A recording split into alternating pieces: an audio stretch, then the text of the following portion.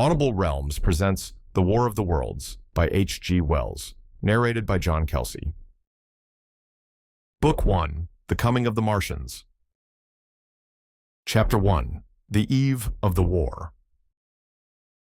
No one would have believed in the last years of the 19th century that this world was being watched keenly and closely by intelligences greater than man's and yet as mortal as his own.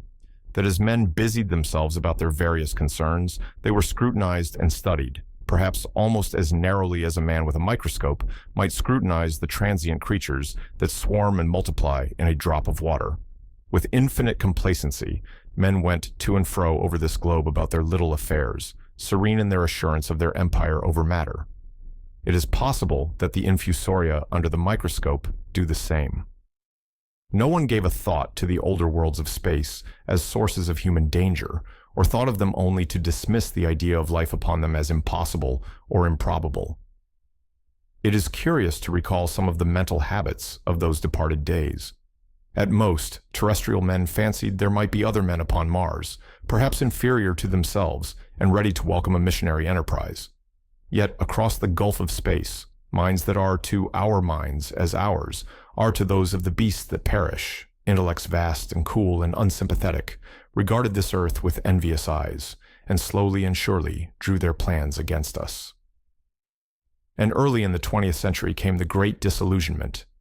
The planet Mars, I scarcely need remind the reader, revolves about the sun at a mean distance of 140 million miles, and the light and heat it receives from the sun is barely half of that received by this world.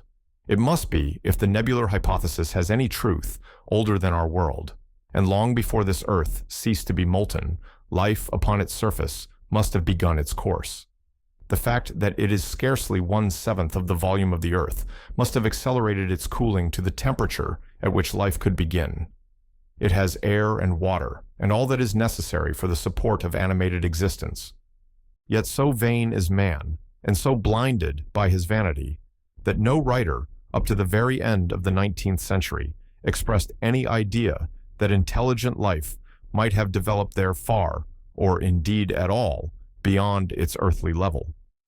Nor was it generally understood that since Mars is older than our Earth, with scarcely a quarter of the superficial area and remoter from the sun, it necessarily follows that it is not only more distant from time's beginning, but nearer its end.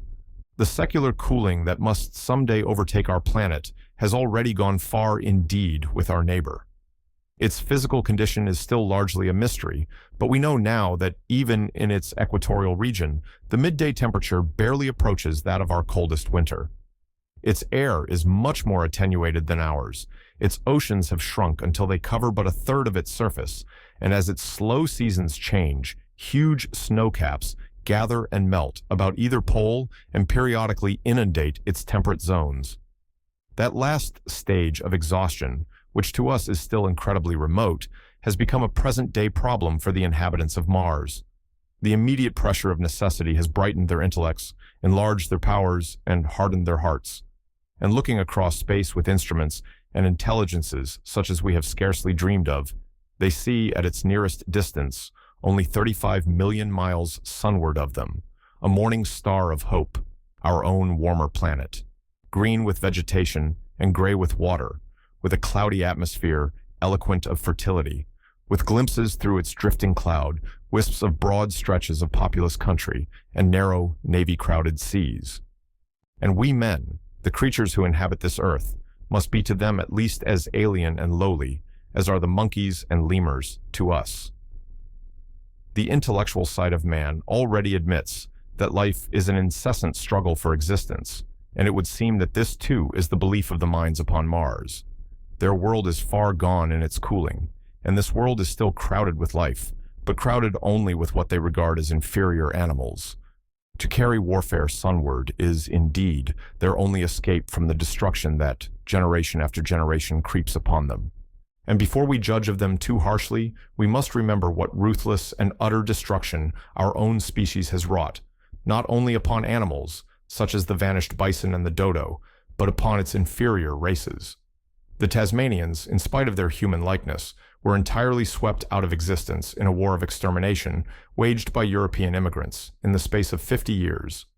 Are we such apostles of mercy as to complain if the Martians warred in the same spirit? The Martians seem to have calculated their descent with amazing subtlety.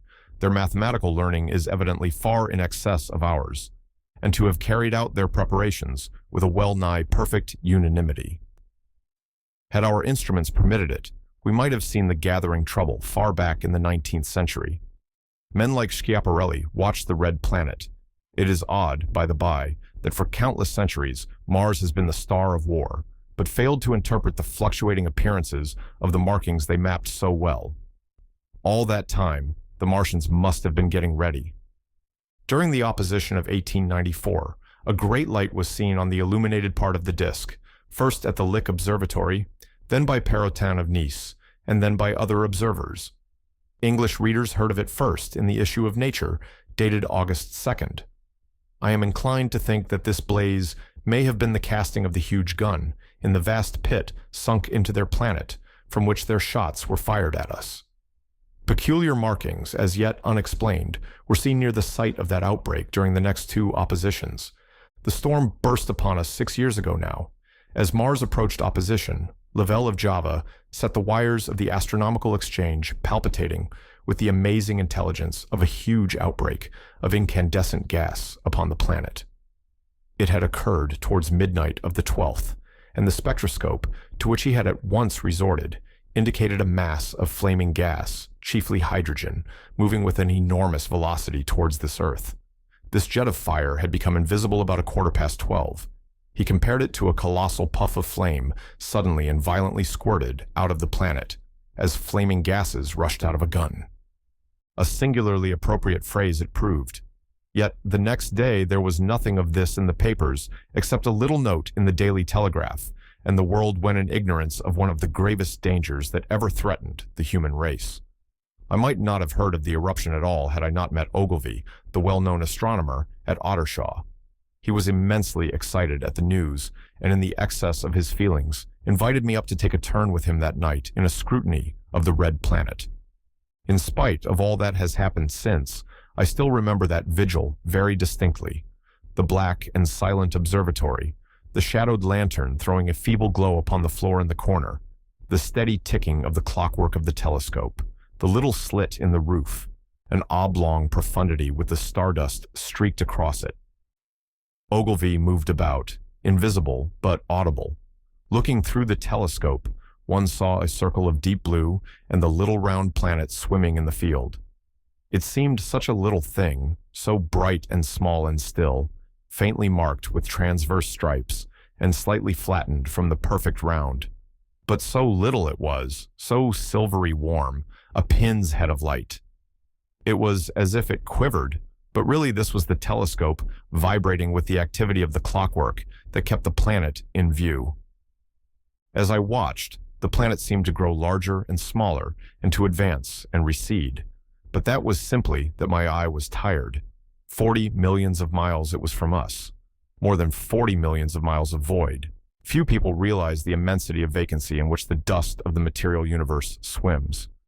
Near it in the field, I remember, were 3 faint points of light, 3 telescopic stars, infinitely remote, and all around it was the unfathomable darkness of empty space. You know how that blackness looks on a frosty starlight night. In a telescope, it seems far profounder, and invisible to me because it was so remote and small, flying swiftly and steadily towards me across that incredible distance, drawing nearer every minute by so many thousands of miles, came the thing they were sending us, the thing that was to bring so much struggle and calamity and death to the Earth. I never dreamed of it then as I watched. No one on Earth dreamed of that unerring missile. That night, too, there was another jetting out of gas from the distant planet. I saw it. A reddish flash at the edge, the slightest projection of the outline, just as the chronometer struck midnight. And at that, I told Ogilvy, and he took my place. The night was warm, and I was thirsty, and I went stretching my legs clumsily and feeling my way in the darkness, to the little table where the siphon stood, while Ogilvy exclaimed at the streamer of gas that came out towards us.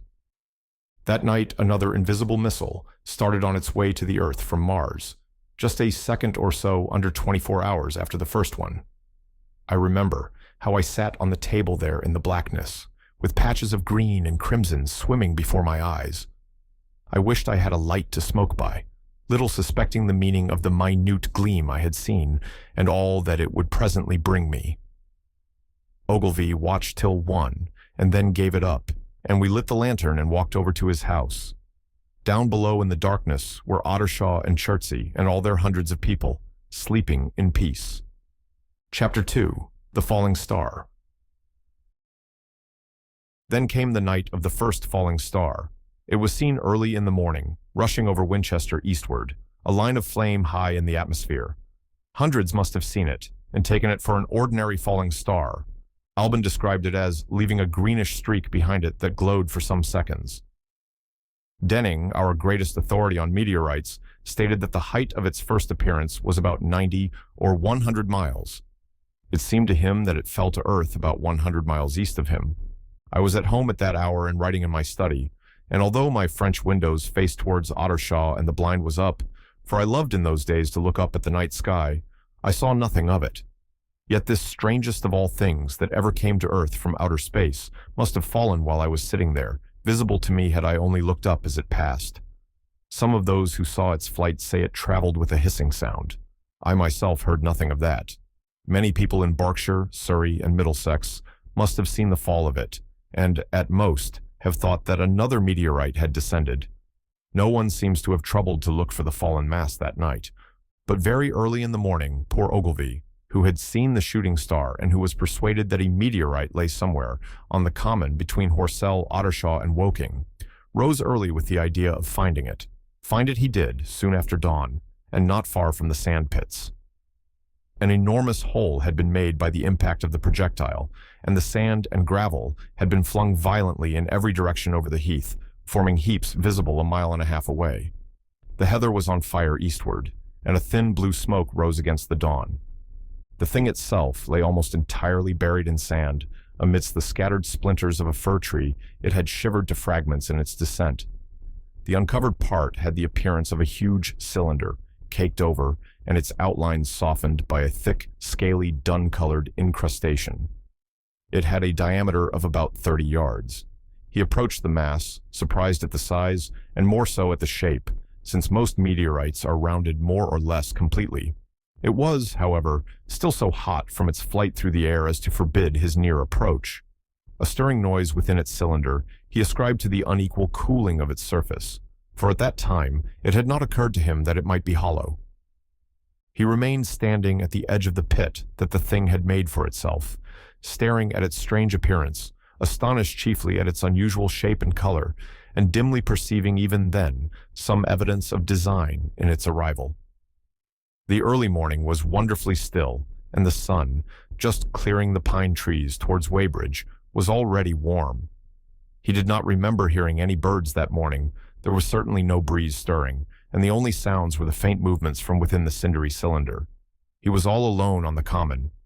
Then suddenly he noticed with a start that some of the gray clinker, the ashy incrustation that covered the meteorite, was falling off the circular edge of the end. It was dropping off in flakes and raining down upon the sand. A large piece suddenly came off and fell with a sharp noise that brought his heart into his mouth. For a minute, he scarcely realized what this meant, and although the heat was excessive, he clambered down into the pit close to the bulk to see the thing more clearly. He fancied even then that the cooling of the body might account for this, but what disturbed that idea was the fact that the ash was falling only from the end of the cylinder. And then he perceived that, very slowly, the circular top of the cylinder was rotating on its body. It was such a gradual movement that he discovered it only through noticing that a black mark that had been near him 5 minutes ago was now at the other side of the circumference. Even then, he scarcely understood what this indicated, until he heard a muffled grating sound and saw the black mark jerk forward an inch or so. Then the thing came upon him in a flash. The cylinder was artificial, hollow, with an end that screwed out. Something within the cylinder was unscrewing the top. "Good heavens," said Ogilvy, "there's a man in it, men in it, half roasted to death, trying to escape." At once, with a quick mental leap, he linked the thing with the flash upon Mars. The thought of the confined creature was so dreadful to him that he forgot the heat and went forward to the cylinder to help turn. But luckily, the dull radiation arrested him before he could burn his hands on the still glowing metal. At that, he stood irresolute for a moment, then turned, scrambled out of the pit, and set off running wildly into Woking.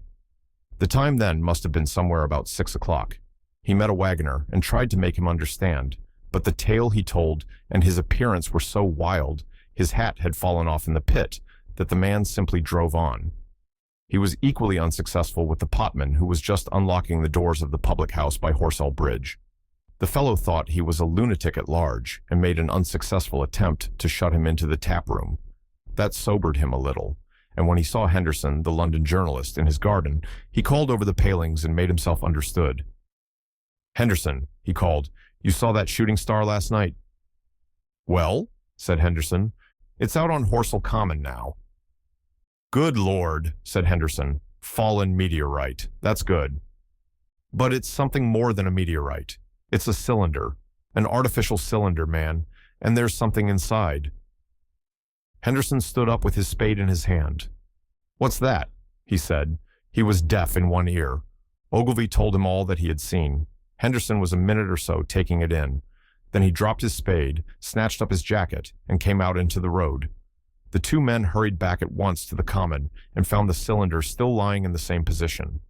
But now the sounds inside had ceased, and a thin circle of bright metal showed between the top and the body of the cylinder. Air was either entering or escaping at the rim with a thin, sizzling sound. They listened, rapped on the scaly burnt metal with a stick, and meeting with no response, they both concluded the man or men inside must be insensible or dead. Of course, the two were quite unable to do anything. They shouted consolation and promises and went off back to the town again to get help. One can imagine them, covered with sand, excited and disordered, running up the little street in the bright sunlight, just as the shop folks were taking down their shutters and people were opening their bedroom windows. Henderson went into the railway station at once in order to telegraph the news to London. The newspaper articles had prepared men's minds for the reception of the idea. By 8 o'clock, a number of boys and unemployed men had already started for the common to see the dead men from Mars. That was the form the story took. I heard of it first from my newspaper boy about 8:45 when I went out to get my daily chronicle. I was naturally startled and lost no time in going out and across the Ottershaw Bridge to the sandpits. Chapter 3, on Horsell Common. I found a little crowd of perhaps 20 people surrounding the huge hole in which the cylinder lay. I have already described the appearance of that colossal bulk, embedded in the ground. The turf and gravel about it seemed charred, as if by a sudden explosion. No doubt its impact had caused a flash of fire. Henderson and Ogilvy were not there. I think they perceived that nothing was to be done for the present, and had gone away to breakfast at Henderson's house. There were 4 or 5 boys sitting on the edge of the pit, with their feet dangling and amusing themselves until I stopped them by throwing stones at the giant mass. After I had spoken to them about it, they began playing at touch in and out of the group of bystanders. Among these were a couple of cyclists, a jobbing gardener I employed sometimes, a girl carrying a baby, Greg the butcher and his little boy, and 2 or 3 loafers and golf caddies who were accustomed to hang about the railway station. There was very little talking. Few of the common people in England had anything but the vaguest astronomical ideas in those days. Most of them were staring quietly at the big table, like end of the cylinder, which was still as Ogilvy and Henderson had left it. I fancy the popular expectation of a heap of charred corpses was disappointed at this inanimate bulk. Some went away while I was there, and other people came. I clambered into the pit, and fancied I heard a faint movement under my feet. The top had certainly ceased to rotate. It was only when I got thus close to it that the strangeness of this object was at all evident to me. At the first glance, it was really no more exciting than an overturned carriage or a tree blown across the road. Not so much so, indeed. It looked like a rusty gas float. It required a certain amount of scientific education to perceive that the gray scale of the thing was no common oxide, that the yellowish-white metal that gleamed in the crack between the lid and the cylinder had an unfamiliar hue. Extraterrestrial had no meaning for most of the onlookers. At that time, it was quite clear in my own mind that the thing had come from the planet Mars, but I judged it improbable that it contained any living creature. I thought the unscrewing might be automatic. In spite of Ogilvy, I still believed that there were men in Mars. My mind ran fancifully on the possibilities of its containing manuscript, on the difficulties in translation that might arise, whether we should find coins and models in it, and so forth. Yet it was a little too large for assurance on this idea. I felt an impatience to see it opened. About 11, as nothing seemed happening, I walked back, full of such thought, to my home in Maybury. But I found it difficult to get to work upon my abstract investigations. In the afternoon, the appearance of the Common had altered very much. The early editions of the evening papers had startled London with enormous headlines. A message received from Mars. Remarkable story from Woking. And so forth. In addition, Ogilvy's wire to the Astronomical Exchange had roused every observatory in the three kingdoms. There were half a dozen flies or more from the Woking station standing in the road by the sand pits, a basket chaise from Chobham, and a rather lordly carriage. Besides that, there was quite a heap of bicycles. In addition, a large number of people must have walked, in spite of the heat of the day, from Woking and Chertsey, so that there was altogether quite a considerable crowd, one or two gaily dressed ladies among the others. It was glaringly hot, not a cloud in the sky, nor a breath of wind, and the only shadow was that of the few scattered pine trees. The burning heather had been extinguished, but the level ground towards Ottershaw was blackened as far as one could see, and still giving off vertical streamers of smoke. An enterprising sweetstuff dealer in the Chobham Road had sent up his son with a barrow-load of green apples and ginger beer. Going to the edge of the pit, I found it occupied by a group of about half a dozen men, Henderson, Ogilvy, and a tall, fair-haired man that I afterwards learned was Stent, the astronomer royal, with several workmen wielding spades and pickaxes. Stent was giving directions in a clear, high-pitched voice. He was standing on the cylinder, which was now evidently much cooler. His face was crimson and streaming with perspiration, and something seemed to have irritated him. A large portion of the cylinder had been uncovered, though its lower end was still embedded. As soon as Ogilvy saw me among the staring crowd on the edge of the pit, he called to me to come down and asked me if I would mind going over to see Lord Hilton, the lord of the manor. The growing crowd, he said, was becoming a serious impediment to their excavations, especially the boys. They wanted a light railing put up and help to keep the people back. He told me that a faint stirring was occasionally still audible within the case, but that the workmen had failed to unscrew the top, as it afforded no grip to them. The case appeared to be enormously thick, and it was possible that the faint sounds we heard represented a noisy tumult in the interior. I was very glad to do as he asked, and so become one of the privileged spectators within the contemplated enclosure. I failed to find Lord Hilton at his house, but I was told he was expected from London by the 6 o'clock train from Waterloo, and as it was then about 5:15, I went home, had some tea, and walked up to the station to waylay him. Chapter 4. The cylinder opens. When I returned to the common, the sun was setting. Scattered groups were hurrying from the direction of Woking, and one or two persons were returning. The crowd about the pit had increased and stood out black against the lemon yellow of the sky, a couple of hundred people perhaps. There were raised voices, and some sort of struggle appeared to be going on about the pit. Strange imaginings passed through my mind. As I drew nearer, I heard Stent's voice. "Keep back, keep back." A boy came running towards me. "It's a movin'," he said to me as he passed. "A screwin' and a screwin' out. I don't like it. I'm a-goin' home, I am." I went on to the crowd. There were really, I should think, 200 or 300 people elbowing and jostling one another, the one or two ladies there being by no means the least active. "He's fallen in the pit," cried someone. "Keep back," said several. The crowd swayed a little, and I elbowed my way through.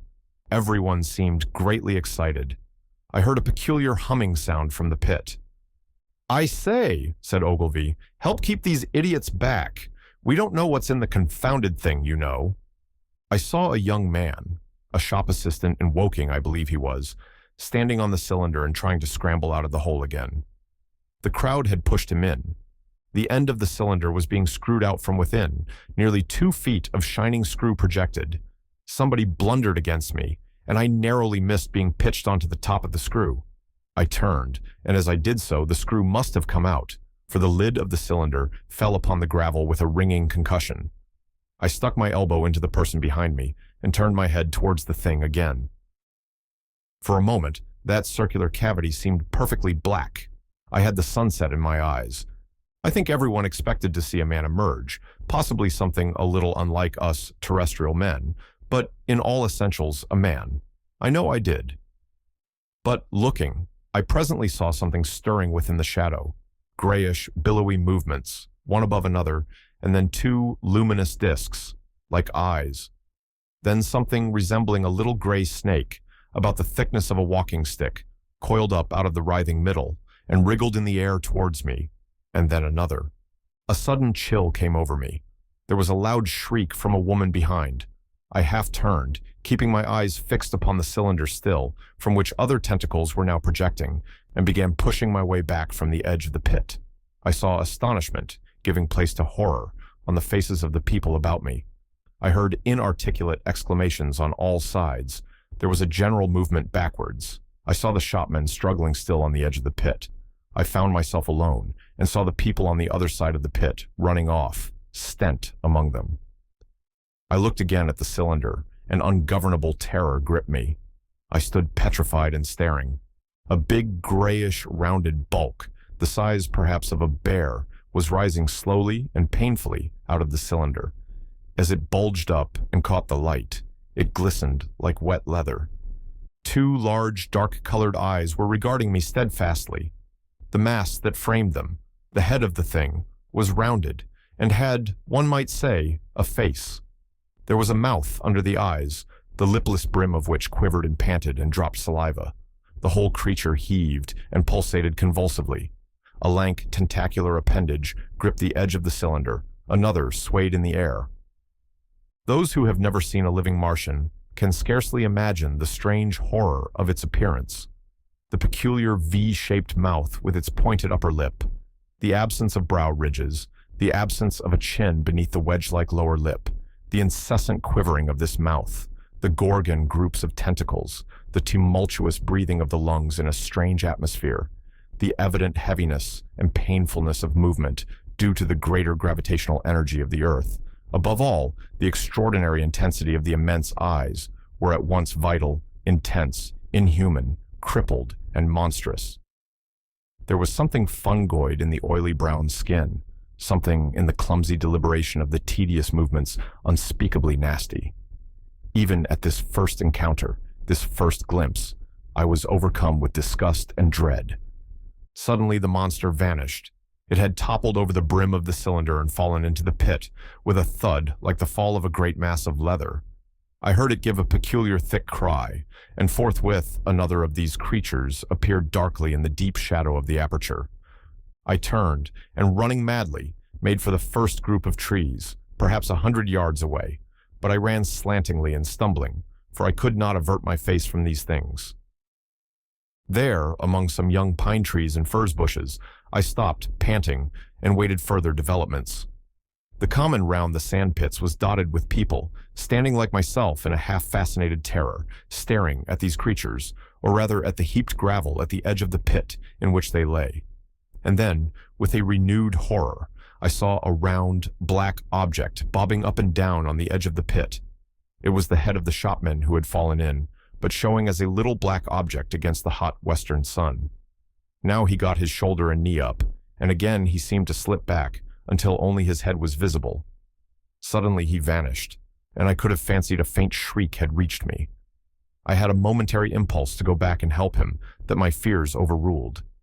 Everything was then quite invisible, hidden by the deep pit and the heap of sand that the fall of the cylinder had made. Anyone coming along the road from Chobham or Woking would have been amazed at the sight. A dwindling multitude of perhaps 100 people or more, standing in a great irregular circle, in ditches, behind bushes, behind gates and hedges, saying little to one another, and that in short, excited shouts, and staring hard at a few heaps of sand. The barrow of ginger beer stood, a queer derelict, black against the burning sky, and in the sand pits was a row of deserted vehicles with their horses feeding out of nosebags or pawing the ground. Chapter 5. The Heat Ray. After the glimpse I had had of the Martians emerging from the cylinder in which they had come to the Earth from their planet, a kind of fascination paralyzed my actions. I remained standing, knee-deep in the heather, staring at the mound that hid them. I was a battleground of fear and curiosity. I did not dare to go back towards the pit, but I felt a passionate longing to peer into it. I began walking, therefore, in a big curve, seeking some point of vantage and continually looking at the sand heaps that hid these newcomers to our Earth. Once, a leash of thin black whips, like the arms of an octopus, flashed across the sunset and was immediately withdrawn, and afterwards a thin rod rose up, joint by joint, bearing at its apex a circular disc that spun with a wobbling motion. What could be going on there? Most of the spectators had gathered in one or two groups, one a little crowd towards Woking, the other a knot of people in the direction of Chobham. Evidently, they shared my mental conflict. There were few near me. One man I approached. He was, I perceived, a neighbor of mine, though I did not know his name, and accosted. But it was scarcely a time for articulate conversation. "What ugly brutes," he said. "Good God, what ugly brutes!" He repeated this over and over again. "Did you see a man in the pit?" I said, but he made no answer to that. We became silent and stood watching for a time side by side, deriving, I fancy, a certain comfort in one another's company. Then I shifted my position to a little knoll that gave me the advantage of a yard or more of elevation, and when I looked for him presently, he was walking towards Woking. The sunset faded to twilight before anything further happened. The crowd far away on the left, towards Woking, seemed to grow, and I heard now a faint murmur from it. The little knot of people towards Chobham dispersed. There was scarcely an intimation of movement from the pit. It was this, as much as anything, that gave people courage, and I suppose the new arrivals from Woking also helped to restore confidence. At any rate, as the dusk came on, a slow, intermittent movement upon the sandpits began, a movement that seemed to gather force as the stillness of the evening about the cylinder remained unbroken. Vertical black figures in twos and threes would advance, stop, watch, and advance again, spreading out as they did so in a thin, irregular crescent that promised to enclose the pit in its attenuated horns. I, too, on my side, began to move towards the pit. Then I saw some cabmen, and others had walked boldly into the sandpits and heard the clatter of hooves and the gride of wheels. I saw a lad trundling off the barrow of apples. And then, within 30 yards of the pit, advancing from the direction of Horsell, I noted a little black knot of men, the foremost of whom was waving a white flag. This was the deputation. There had been a hasty consultation, and since the Martians were evidently, in spite of their repulsive forms, intelligent creatures, it had been resolved to show them, by approaching them with signals, that we too were intelligent. Flutter, flutter, went the flag, first to the right, then to the left. It was too far for me to recognize anyone there, but afterwards I learned that Ogilvy, Stent, and Henderson were with others in this attempt at communication. This little group had in its advance dragged inward, so to speak, the circumference of the now almost complete circle of people, and a number of dim black figures followed it at discrete distances. Suddenly there was a flash of light, and a quantity of luminous greenish smoke came out of the pit in 3 distinct puffs, which drove up, one after the other, straight into the still air. This smoke, or flame perhaps would be the better word for it, was so bright that the deep blue sky overhead and the hazy stretches of brown common towards Chertsey, set with black pine trees, seemed to darken abruptly as these puffs arose, and to remain the darker after their dispersal. At the same time, a faint hissing sound became audible. Beyond the pit stood the little wedge of people with the white flag at its apex, arrested by these phenomena, a little knot of small vertical black shapes upon the black ground. As the green smoke arose, their faces flashed out pallid green and faded again as it vanished. Then slowly, the hissing passed into a humming, into a long, loud, droning noise. Slowly, a humped shape rose out of the pit, and the ghost of a beam of light seemed to flicker out from it. Forthwith, flashes of actual flame, a bright glare leaping from one to another, sprang from the scattered group of men. It was as if some invisible jet impinged upon them and flashed into white flame. It was as if each man were suddenly and momentarily turned to fire. Then, by the light of their own destruction, I saw them staggering and falling, and their supporters turning to run. I stood staring, not as yet realizing that this was death leaping from man to man in that little distant crowd.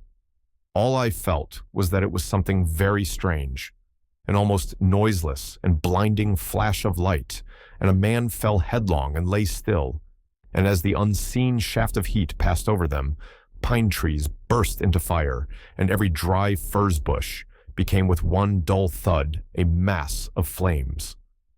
And far away towards Knapp Hill, I saw the flashes of trees and hedges and wooden buildings suddenly set alight. It was sweeping round, swiftly and steadily, this flaming death, this invisible, inevitable sword of heat. I perceived it coming towards me by the flashing bushes it touched, and was too astounded and stupefied to stir. I heard the crackle of fire in the sand pits, and the sudden squeal of a horse that was as suddenly stilled.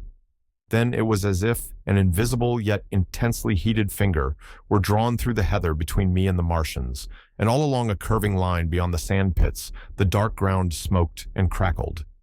Something fell with a crash far away to the left, where the road from Woking Station opens out on the common. Forth, with the hissing and humming ceased, and the black, dome-like object sank slowly out of sight into the pit. All this had happened with such swiftness that I had stood motionless, dumbfounded and dazzled by the flashes of light. Had that death swept through a full circle, it must inevitably have slain me in my surprise. But it passed and spared me, and left the night about me suddenly dark and unfamiliar. The undulating common seemed now dark, almost to blackness, except where its roadways lay gray and pale under the deep blue sky of the early night. It was dark and suddenly void of men. Overhead the stars were mustering, and in the west the sky was still a pale, bright, almost greenish blue. The tops of the pine trees and the roofs of Horsell came out sharp and black against the western afterglow. The Martians and their appliances were altogether invisible, save for that thin mast upon which their restless mirror wobbled. Patches of bush and isolated trees here and there smoked and glowed still, and the houses towards Woking Station were sending up spires of flame into the stillness of the evening air. Nothing was changed, save for that, and a terrible astonishment. The little group of black specks with the flag of white had been swept out of existence, and the stillness of the evening, so it seemed to me, had scarcely been broken. It came to me that I was upon this dark common, helpless, unprotected, and alone.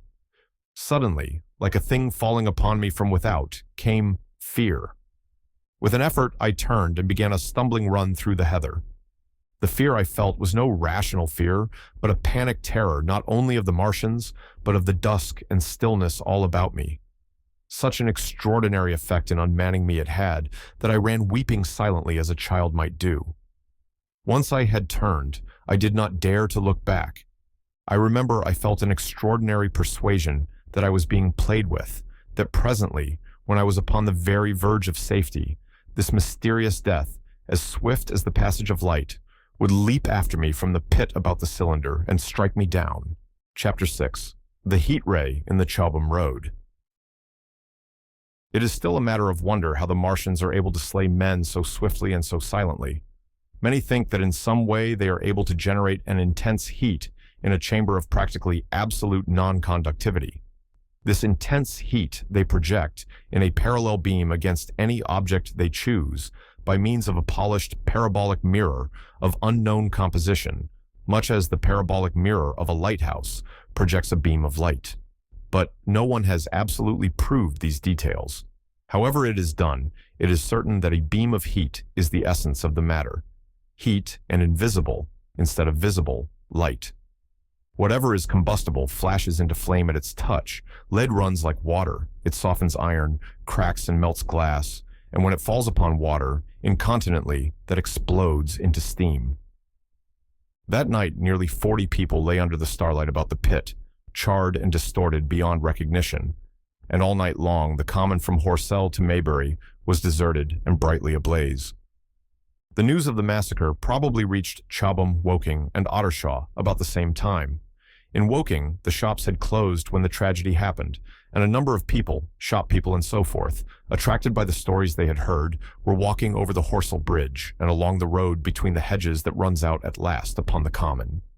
You may imagine the young people brushed up after the labors of the day, and making this novelty, as they would make any novelty, the excuse for walking together and enjoying a trivial flirtation. You may figure to yourself the hum of voices along the road in the gloaming. As yet, of course, few people in Woking even knew that the cylinder had opened, though poor Henderson had sent a messenger on a bicycle to the post office with a special wire to an evening paper. As these folks came out by twos and threes upon the open, they found little knots of people talking excitedly and peering at the spinning mirror over the sand pits, and the newcomers were, no doubt, soon infected by the excitement of the occasion. By 8:30, when the deputation was destroyed, there may have been a crowd of 300 people or more at this place, besides those who had left the road to approach the Martians nearer. There were 3 policemen too, one of whom was mounted, doing their best, under instructions from Stent, to keep the people back and deter them from approaching the cylinder. There was some booing from those more thoughtless and excitable souls, to whom a crowd is always an occasion for noise and horseplay. Stent and Ogilvy, anticipating some possibilities of a collision, had telegraphed from Horsell to the barracks as soon as the Martians emerged for the help of a company of soldiers to protect these strange creatures from violence. After that they returned to lead that ill-fated advance. The description of their death, as it was seen by the crowd, tallies very closely with my own impressions. The 3 puffs of green smoke, the deep humming note, and the flashes of flame. But that crowd of people had a far narrower escape than mine. Only the fact that a hummock of heathery sand intercepted the lower part of the heat ray saved them. Had the elevation of the parabolic mirror been a few yards higher, none could have lived to tell the tale. They saw the flashes and the men falling, and an invisible hand, as it were, lit the bushes as it hurried towards them through the twilight. Then, with a whistling note that rose above the droning of the pit, the beam swung close over their heads, lighting the tops of the beech trees that lined the road, and splitting the bricks, smashing the windows, firing the window frames, and bringing down in crumbling ruin a portion of the gable of the house nearest the corner. In the sudden thud, hiss, and glare of the igniting trees, the panic-stricken crowd seems to have swayed hesitatingly for some moments. Sparks and burning twigs began to fall into the road, and single leaves like puffs of flame. Hats and dresses caught fire. Then came a crying from the common. There were shrieks and shouts, and suddenly a mounted policeman came galloping through the confusion with his hands clasped over his head, screaming, "They're coming!" A woman shrieked, and incontinently everyone was turning and pushing at those behind in order to clear their way to Woking again. They must have bolted as blindly as a flock of sheep. Where the road grows narrow and black between the high banks, the crowd jammed, and a desperate struggle occurred. All that crowd did not escape. 3 persons at least, 2 women and a little boy, were crushed and trampled there, and left to die amid the terror and the darkness. Chapter 7. How I Reached Home. For my own part, I remember nothing of my flight except the stress of blundering against trees and stumbling through the heather. All about me gathered the invisible terrors of the Martians. That pitiless sword of heat seemed whirling to and fro, flourishing overhead before it descended and smote me out of life.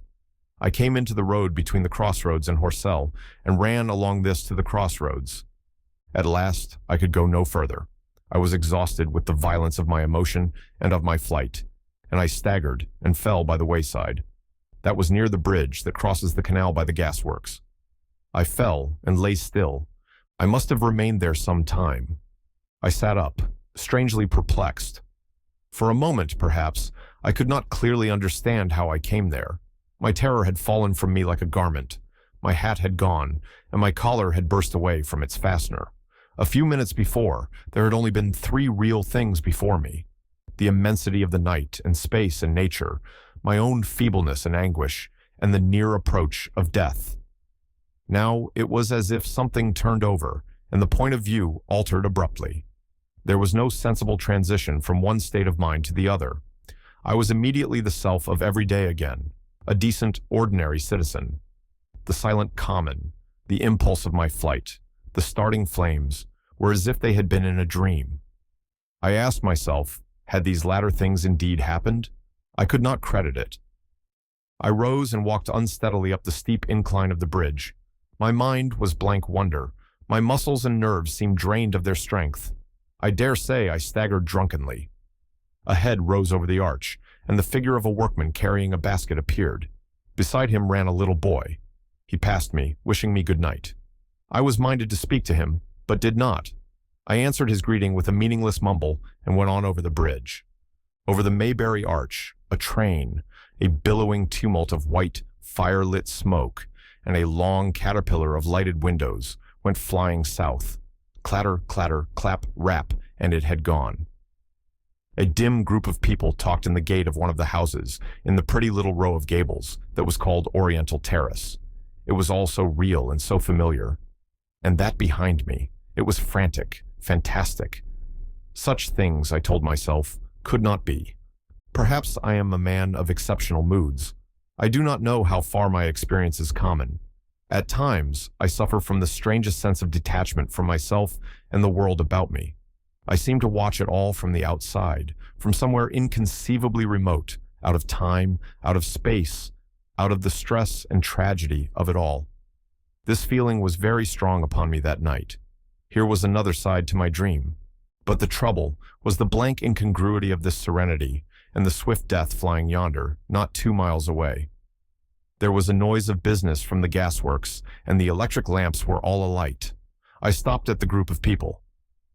"What news from the common?" said I. There were 2 men and a woman at the gate. "Eh?" said one of the men, turning. "What news from the common?" I said. "Ain't you just been there?" asked the men. "People seem fair silly about the common," said the woman over the gate. "What's it all abart?" "Haven't you heard of the men from Mars?" said I. "The creatures from Mars?" "Quite enough," said the woman over the gate. "Thanks." And all 3 of them laughed. I felt foolish and angry. I tried and found I could not tell them what I had seen. They laughed again at my broken sentences. "You'll hear more yet," I said, and went on to my home. I startled my wife at the doorway, so haggard was I. I went into the dining room, sat down, drank some wine, and so soon as I could collect myself sufficiently, I told her the things I had seen. The dinner, which was a cold one, had already been served, and remained neglected on the table while I told my story. "There is one thing," I said, to allay the fears I had aroused. "They are the most sluggish things I ever saw crawl. They may keep the pit and kill people who come near them, but they cannot get out of it. But the horror of them." "Don't, dear," said my wife, knitting her brows and putting her hand on mine. "Poor Ogilvy," I said, "to think he may be lying dead there." My wife, at least, did not find my experience incredible. When I saw how deadly white her face was, I ceased abruptly. "They may come here," she said again and again. I pressed her to take wine and tried to reassure her. "They can scarcely move," I said. I began to comfort her and myself by repeating all that Ogilvy had told me of the impossibility of the Martians establishing themselves on the Earth. In particular, I laid stress on the gravitational difficulty. On the surface of the Earth, the force of gravity is 3 times what it is on the surface of Mars. A Martian, therefore, would weigh 3 times more than on Mars, albeit his muscular strength would be the same. His own body would be a cope of lead to him, therefore. That, indeed, was the general opinion. Both the Times and the Daily Telegraph, for instance, insisted on it the next morning, and both overlooked, just as I did, 2 obvious modifying influences. The atmosphere of the Earth, we now know, contains far more oxygen, or far less argon, whichever way one likes to put it, than does Mars. The invigorating influences of this excess of oxygen upon the Martians indisputably did much to counterbalance the increased weight of their bodies. And, in the second place, we all overlooked the fact that such mechanical intelligence as the Martian possessed was quite able to dispense with muscular exertion at a pinch. But I did not consider these points at the time, and so my reasoning was dead against the chances of the invaders. With wine and food, the confidence of my own table, and the necessity of reassuring my wife, I grew by insensible degrees courageous and secure. "They have done a foolish thing," said I, fingering my wineglass. "They are dangerous because, no doubt, they are mad with terror. Perhaps they expected to find no living things, certainly no intelligent living things." "A shell in the pit," said I. "If the worst comes to the worst, we'll kill them all." The intense excitement of the events had no doubt left my perceptive powers in a state of erethism. I remember that dinner table with extraordinary vividness, even now. My dear wife's sweet, anxious face, peering at me from under the pink lampshade, the white cloth with its silver and glass table furniture. For in those days, even philosophical writers had many little luxuries. The crimson-purple wine in my glass are photographically distinct.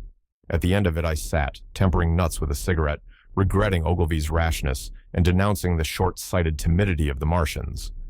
So some respectable dodo in the Mauritius might have lorded it in his nest and discussed the arrival of that shipful of pitiless sailors in want of animal food. "We will peck them to death tomorrow, my dear." I did not know it, but that was the last civilized dinner I was to eat for very many strange and terrible days. Chapter 8, Friday night. The most extraordinary thing to my mind, of all the strange and wonderful things that happened upon that Friday, was the dovetailing of the commonplace habits of our social order with the first beginnings of the series of events that was to topple that social order headlong. If on Friday night you had taken a pair of compasses and drawn a circle with a radius of 5 miles round the Woking sand pits, I doubt if you would have had one human being outside it, unless it were some relation of Stent, or of the 3 or 4 cyclists, or London people lying dead on the common, whose emotions or habits were at all affected by the newcomers. Many people had heard of the cylinder, of course, and talked about it in their leisure, but it certainly did not make the sensation that an ultimatum to Germany would have done. In London that night, poor Henderson's telegram describing the gradual unscrewing of the shot was judged to be a canard, and his evening paper, after wiring for authentication from him and receiving no reply, "The man was killed," decided not to print a special edition. Even within the 5-mile circle, the great majority of people were inert. I have already described the behavior of the men and women to whom I spoke. All over the district, people were dining and supping. Working men were gardening after the labors of the day, children were being put to bed, young people were wandering through the lanes, love-making, students sat over their books. Maybe there was a murmur in the village streets, a novel and dominant topic in the public houses, and here and there a messenger, or even an eyewitness of the later occurrences, caused a whirl of excitement, a shouting, and a running to and fro. But for the most part, the daily routine of working, eating, drinking, sleeping went on as it had done for countless years, as though no planet Mars existed in the sky. Even at Woking Station and Horsell and Chobham, that was the case. In Woking Junction, until a late hour, trains were stopping and going on, others were shunting on the sidings, passengers were alighting and waiting, and everything was proceeding in the most ordinary way. A boy from the town, trenching on Smith's Monopoly, was selling papers with the afternoon's news. The ringing impact of trucks, the sharp whistle of the engines from the junction, mingled with their shouts of "Men from Mars." Excited men came into the station about 9 o'clock with incredible tidings, and caused no more disturbance than drunkards might have done. People rattling Londonwards peered into the darkness outside the carriage windows, and saw only a rare, flickering, vanishing spark dance up from the direction of Horsell, a red glow and a thin veil of smoke driving across the stars, and thought that nothing more serious than a heath fire was happening. It was only round the edge of the common that any disturbance was perceptible. There were 6 villas burning on the Woking border. There were lights in all the houses on the common side of the 3 villages, and the people there kept awake till dawn. A curious crowd lingered restlessly, people coming and going, but the crowd remaining, both on the Chobham and Horsell bridges. 1 or 2 adventurous souls, it was afterwards found, went into the darkness and crawled quite near the Martians, but they never returned, for now and again a light ray, like the beam of a warship's searchlight, swept the common, and the heat ray was ready to follow. Save for such, that big area of common was silent and desolate, and the charred bodies lay about on it all night under the stars, and all the next day. A noise of hammering from the pit was heard by many people. So you have the state of things on Friday night. In the center, sticking into the skin of our old planet Earth like a poisoned dart, was this cylinder. But the poison was scarcely working yet. Around it was a patch of silent common, smoldering in places, and with a few dark, dimly seen objects lying in contorted attitudes here and there. Here and there was a burning bush or tree. Beyond was a fringe of excitement, and farther than that fringe, the inflammation had not crept as yet. In the rest of the world, the stream of life still flowed as it had flowed for immemorial years. The fever of war, that would presently clog vein and artery, deaden nerve, and destroy brain, had still to develop. All night long, the Martians were hammering and stirring, sleepless, indefatigable, at work upon the machines they were making ready, and ever and again, a puff of greenish-white smoke whirled up to the starlit sky. About 11, a company of soldiers came through Horcel and deployed along the edge of the common to form a cordon. Later, a second company marched through Chobham to deploy on the north side of the common. Several officers from the Inkerman barracks had been on the common earlier in the day, and one, Major Eden, was reported to be missing. The colonel of the regiment came to the Chobham Bridge and was busy questioning the crowd at midnight. The military authorities were certainly alive to the seriousness of the business. About 11, the next morning's papers were able to say, a squadron of hussars, 2 Maxims, and about 400 men of the Cardigan Regiment started from Aldershot. A few seconds after midnight, the crowd in the Chertsey Road, Woking, saw a star fall from heaven into the pine woods to the northwest. It had a greenish color and caused a silent brightness like summer lightning. This was the second cylinder. Chapter 9. The Fighting Begins. Saturday lives in my memory as a day of suspense.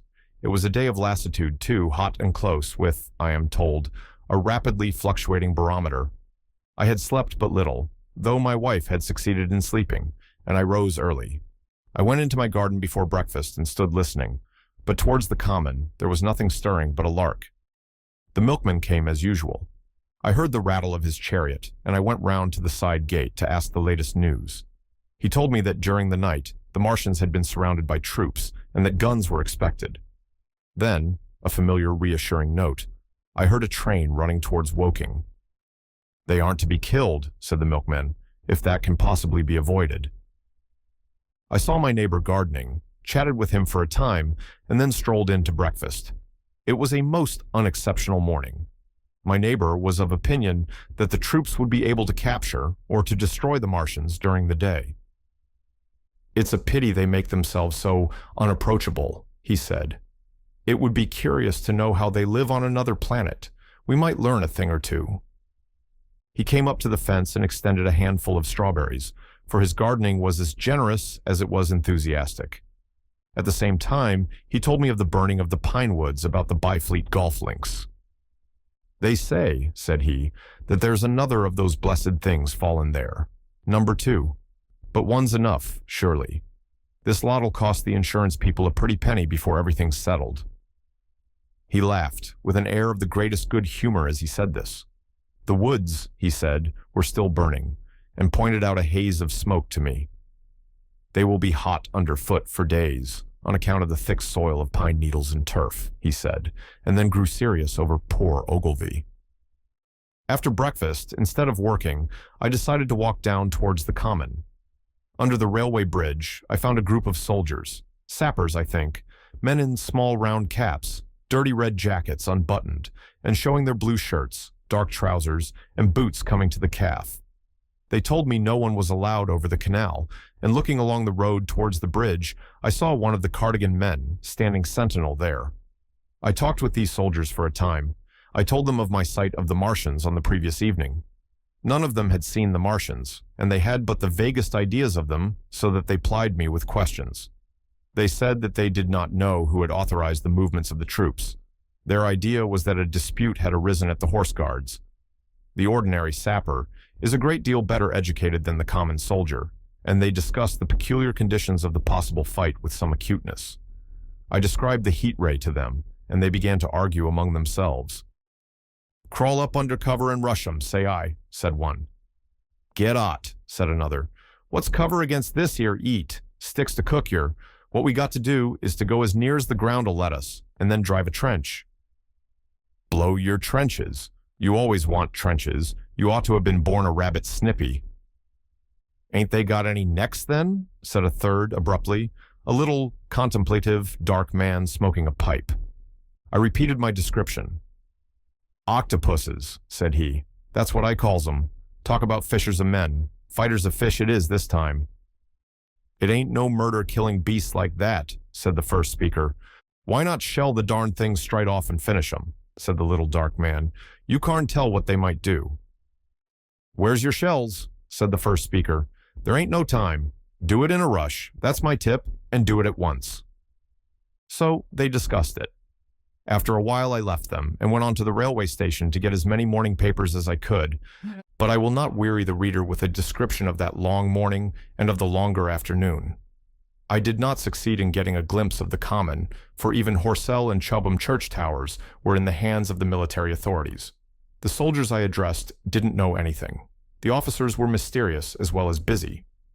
I found people in the town quite secure again in the presence of the military, and I heard for the first time from Marshall, the tobacconist, that his son was among the dead on the common. The soldiers had made the people on the outskirts of Horsell lock up and leave their houses. I got back to lunch about 2, very tired for, as I have said, the day was extremely hot and dull, and in order to refresh myself, I took a cold bath in the afternoon. About 4:30, I went up to the railway station to get an evening paper, for the morning papers had contained only a very inaccurate description of the killing of Stent, Henderson, Ogilvy, and the others. But there was little I didn't know. The Martians did not show an inch of themselves. They seemed busy in their pit, and there was a sound of hammering and an almost continuous streamer of smoke. Apparently, they were busy getting ready for a struggle. Fresh attempts have been made to signal, but without success, was the stereotyped formula of the papers. A sapper told me it was done by a man in a ditch with a flag on a long pole. The Martians took as much notice of such advances as we should of the lowing of a cow.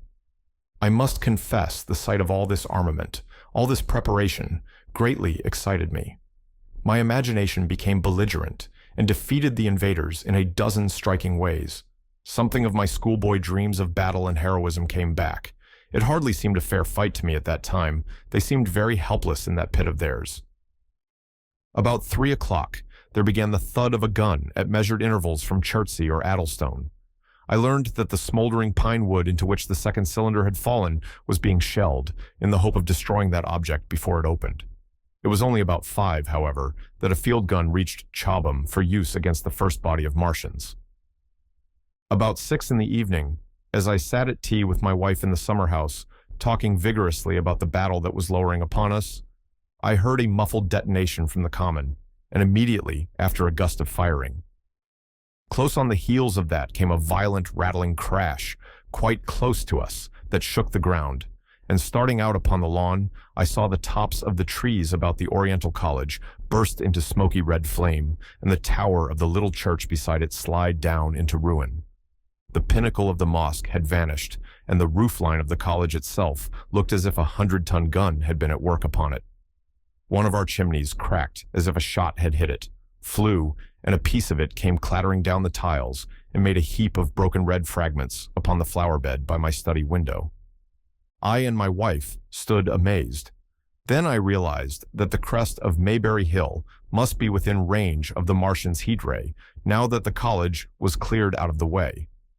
At that, I gripped my wife's arm, and without ceremony ran her out into the road. Then I fetched out the servant, telling her I would go upstairs myself for the box she was clamoring for. "We can't possibly stay here," I said, and as I spoke, the firing reopened for a moment upon the common. "But where are we to go?" said my wife in terror. I thought perplexed. Then I remembered her cousins at Leatherhead. "Leatherhead!" I shouted above the sudden noise. She looked away from me downhill. The people were coming out of their houses, astonished. "How are we to get to Leatherhead?" she said. Down the hill, I saw a bevy of hussars right under the railway bridge. 3 galloped through the open gates of the Oriental College. 2 others dismounted and began running from house to house. The sun, shining through the smoke that drove up from the tops of the trees, seemed blood red and threw an unfamiliar lurid light upon everything. "Stop here," said I. "You are safe here." And I started off at once for the spotted dog, for I knew the landlord had a horse and dog cart. I ran, for I perceived that in a moment everyone upon this side of the hill would be moving. I found him in his bar, quite unaware of what was going on behind his house. A man stood with his back to me, talking to him. "I must have £1," said the landlord, "and I've no one to drive it." "I'll give you 2, said I, over the stranger's shoulder. "What for?" "And I'll bring it back by midnight," I said. "Lord," said the landlord, "what's the hurry?" "I'm selling my bit of a pig. £2, and you bring it back? What's going on now?" I explained hastily that I had to leave my home, and so secured the dog cart. At the time, it did not seem to me nearly so urgent that the landlord should leave his. I took care to have the cart there, and then drove it off down the road, and, leaving it in charge of my wife and servant, rushed into my house and packed a few valuables, such plate as we had, and so forth. The beech trees below the house were burning while I did this, and the palings up the road glowed red. While I was occupied in this way, one of the dismounted hussars came running up. He was going from house to house, warning people to leave. He was going on as I came out of my front door, lugging my treasures, done up in a tablecloth. I shouted after him, "What news?" He turned, stared, bawled something about crawling out in a thing like a dish cover, and ran on to the gate of the house at the crest. A sudden whirl of black smoke driving across the road hid him for a moment. I ran to my neighbor's door, and rapped to satisfy myself of what I already knew, that his wife had gone to London with him and had locked up their house. I went in again, according to my promise, to get my servant's box, lugged it out, clapped it beside her on the tail of the dog cart, and then caught the reins and jumped up into the driver's seat beside my wife.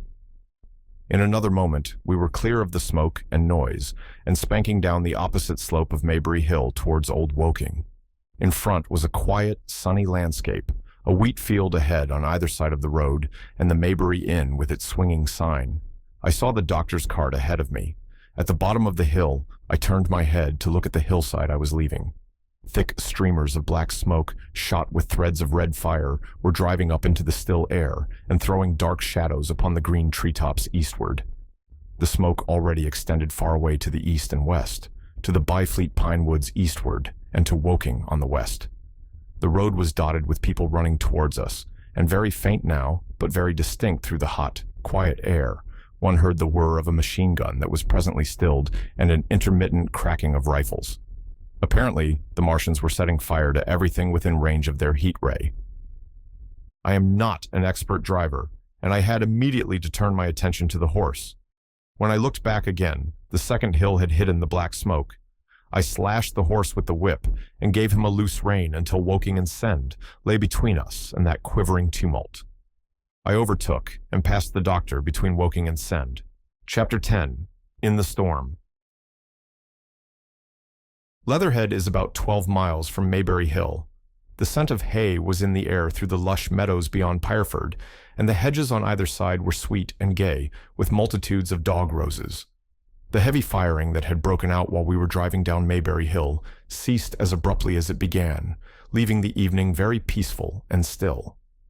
We got to Leatherhead without misadventure about 9 o'clock, and the horse had an hour's rest while I took supper with my cousins and commended my wife to their care.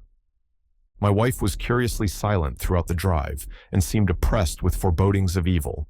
I talked to her reassuringly, pointing out that the Martians were tied to the pit by sheer heaviness, and at the utmost could but crawl a little out of it, but she answered only in monosyllables.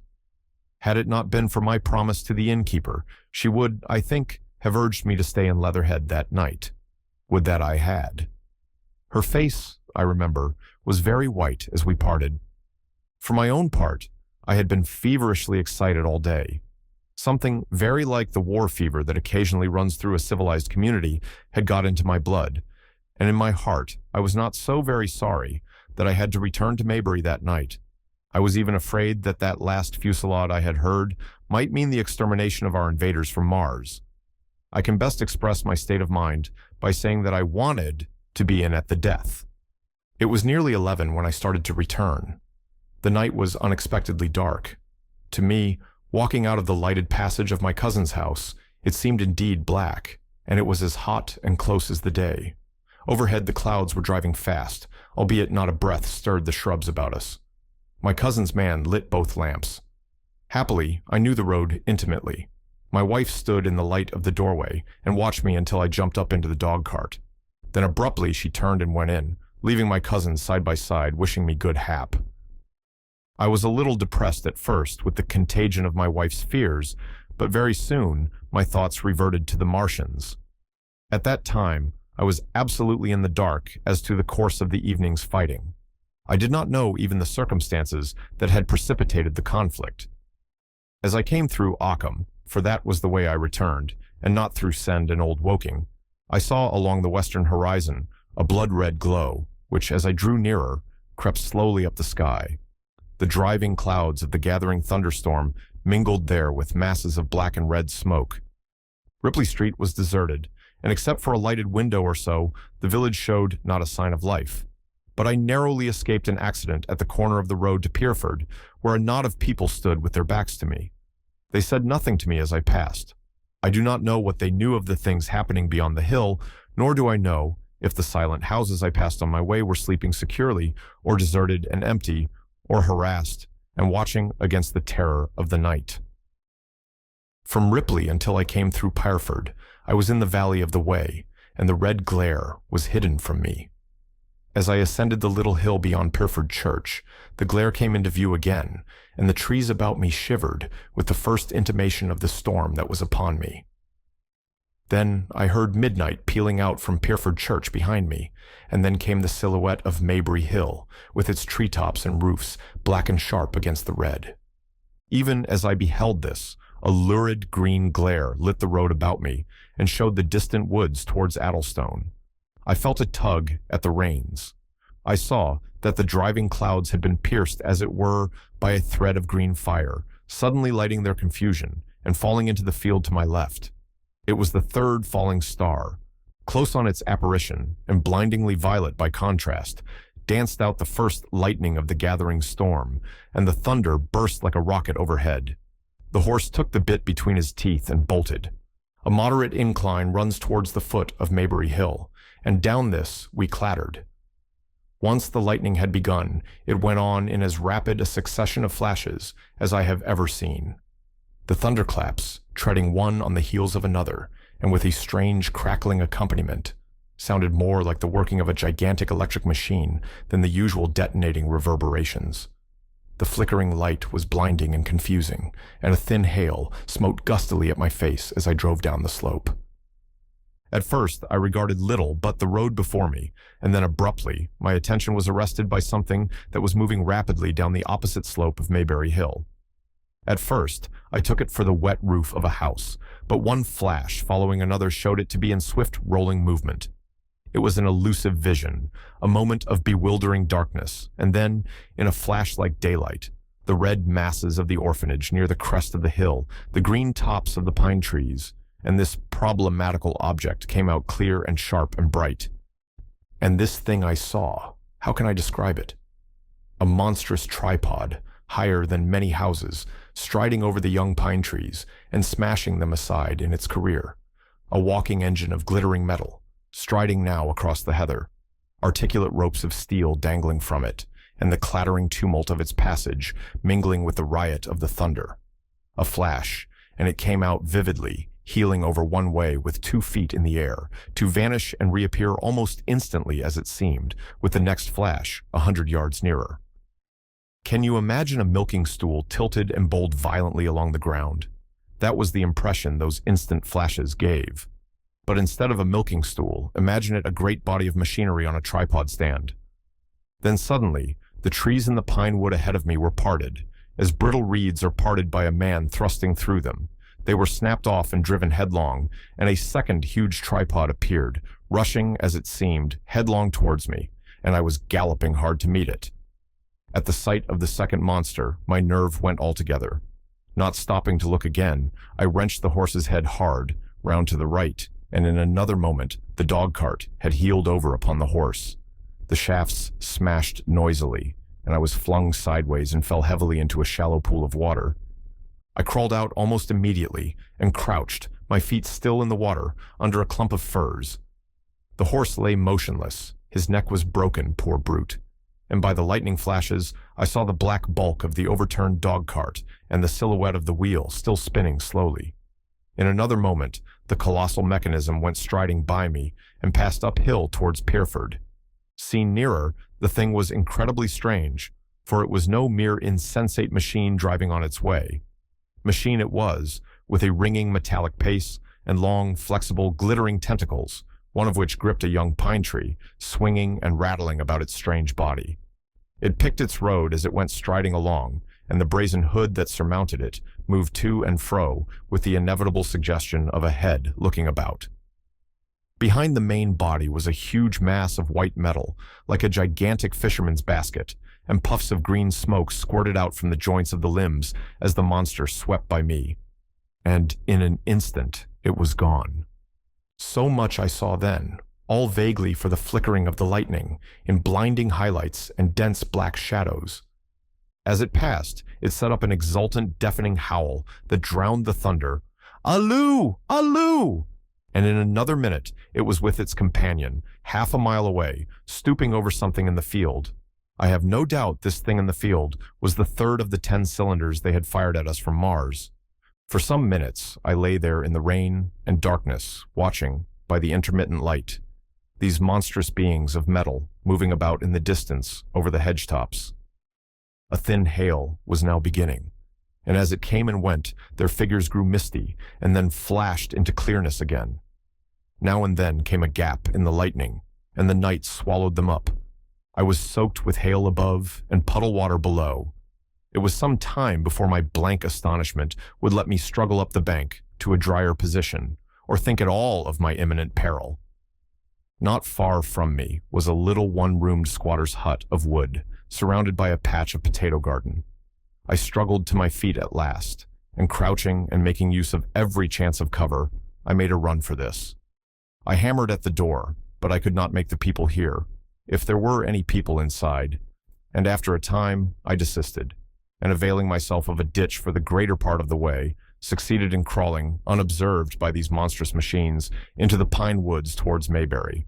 Under cover of this, I pushed on, wet and shivering now, towards my own house. I walked among the trees, trying to find the footpath. It was very dark indeed in the wood, for the lightning was now becoming infrequent, and the hail, which was pouring down in a torrent, fell in columns through the gaps in the heavy foliage. If I had fully realized the meaning of all the things I had seen, I should have immediately worked my way round through Byfleet to Street Cobham, and so gone back to rejoin my wife at Leatherhead.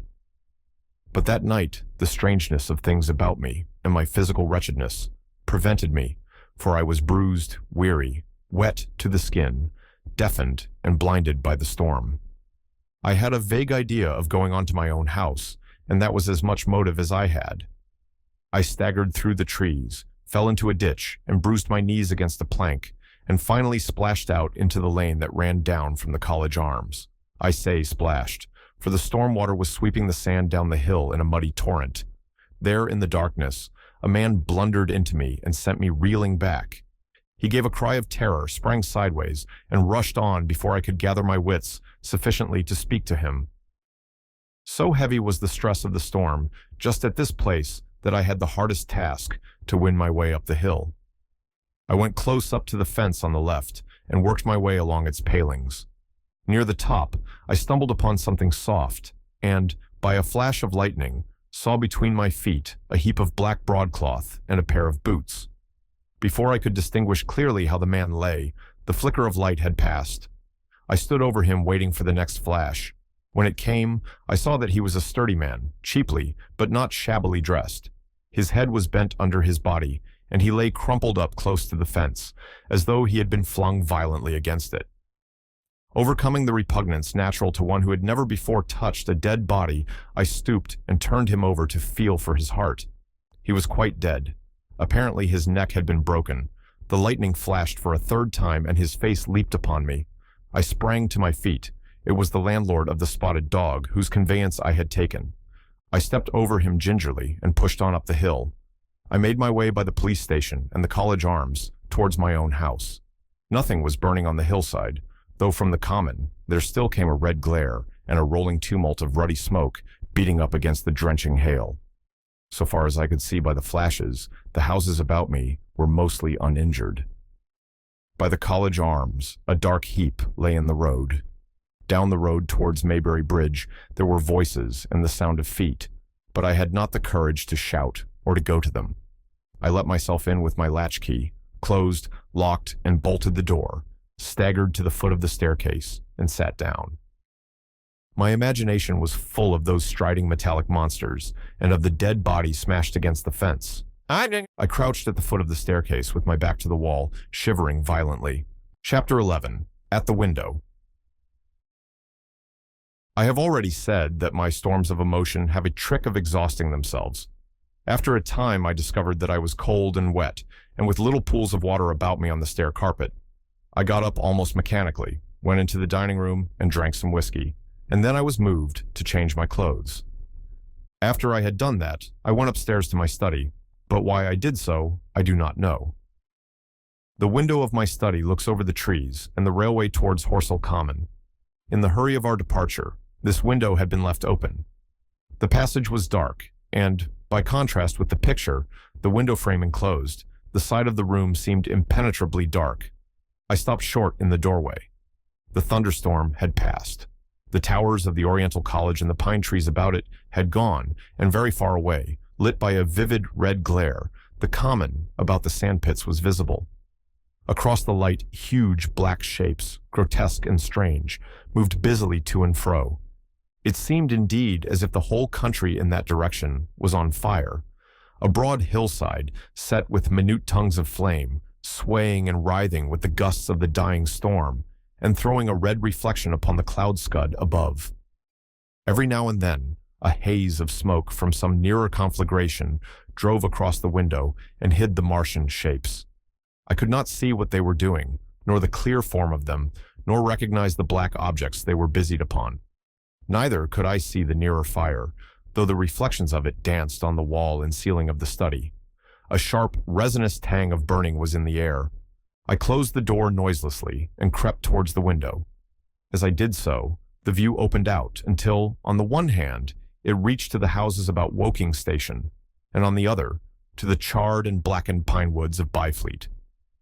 There was a light down below the hill, on the railway, near the arch, and several of the houses along the Maybury Road and the streets near the station were glowing ruins. The light upon the railway puzzled me at first.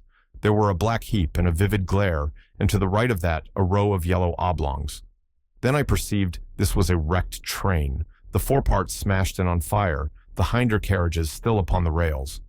Between these three main centers of light, the houses, the train, and the burning county towards Chobham, stretched irregular patches of dark country, broken here and there by intervals of dimly glowing and smoking ground. It was the strangest spectacle, that black expanse, set with fire. It reminded me, more than anything else, of the potteries at night. At first, I could distinguish no people at all, though I peered intently for them. Later, I saw against the light of Woking Station a number of black figures, hurrying one after the other across the line. And this was the little world in which I had been living securely for years, this fiery chaos. What had happened in the last 7 hours I still did not know, nor did I know, though I was beginning to guess, the relation between these mechanical colossi and the sluggish lumps I had seen disgorged from the cylinder. With a queer feeling of impersonal interest, I turned my desk chair to the window, sat down, and stared at the blackened country, and particularly at the three gigantic black things that were going to and fro in the glare about the sand pits. They seemed amazingly busy. I began to ask myself what they could be. Were they intelligent mechanisms? Such a thing I felt was impossible. Or did a Martian sit within each, ruling, directing, using, much as a man's brain sits and rules in his body? I began to compare the things to human machines, to ask myself for the first time in my life how an ironclad or a steam engine would seem to an intelligent lower animal. The storm had left the sky clear, and over the smoke of the burning land, the little fading pinpoint of Mars was dropping into the west, when a soldier came into my garden. I heard a slight scraping at the fence, and rousing myself from the lethargy that had fallen upon me, I looked down and saw him dimly, clambering over the palings. At the sight of another human being, my torpor passed, and I leaned out of the window eagerly. "Hist," said I in a whisper. He stopped astride of the fence in doubt. Then he came over and across the lawn to the corner of the house. He bent down and stepped softly. "Who's there?" he said, also whispering, standing under the window and peering up. "Where are you going?" I asked. "God knows." "Are you trying to hide?" "That's it." "Come into the house," I said. I went down, unfastened the door, and let him in, and locked the door again. I could not see his face. He was hatless, and his coat was unbuttoned. "My God," he said as I drew him in. "What has happened?" I asked. "What hasn't?" In the obscurity, I could see he made a gesture of despair. "They wiped us out, simply wiped us out," he repeated again and again. He followed me, almost mechanically, into the dining room. "Take some whiskey," I said, pouring out a stiff dose. He drank it. Then abruptly, he sat down before the table, put his head on his arms, and began to sob and weep like a little boy, in a perfect passion of emotion, while I, with a curious forgetfulness of my own recent despair, stood beside him, wondering. It was a long time before he could steady his nerves to answer my questions, and then he answered, perplexingly and brokenly. He was a driver in the artillery, and had only come into action about 7. At that time, firing was going on across the common, and it was said the first party of Martians were crawling slowly towards their second cylinder under cover of a metal shield. Later, this shield staggered up on tripod legs and became the first of the fighting machines I had seen. The gun he drove had been unlimbered near Horsell in order to command the sand pits, and its arrival it was that had precipitated the action. As the limber gunners went to the rear, his horse trod in a rabbit hole and came down, throwing him into a depression of the ground. At the same moment, the gun exploded behind him. The ammunition blew up. There was fire all about him, and he found himself lying under a heap of charred dead men and dead horses.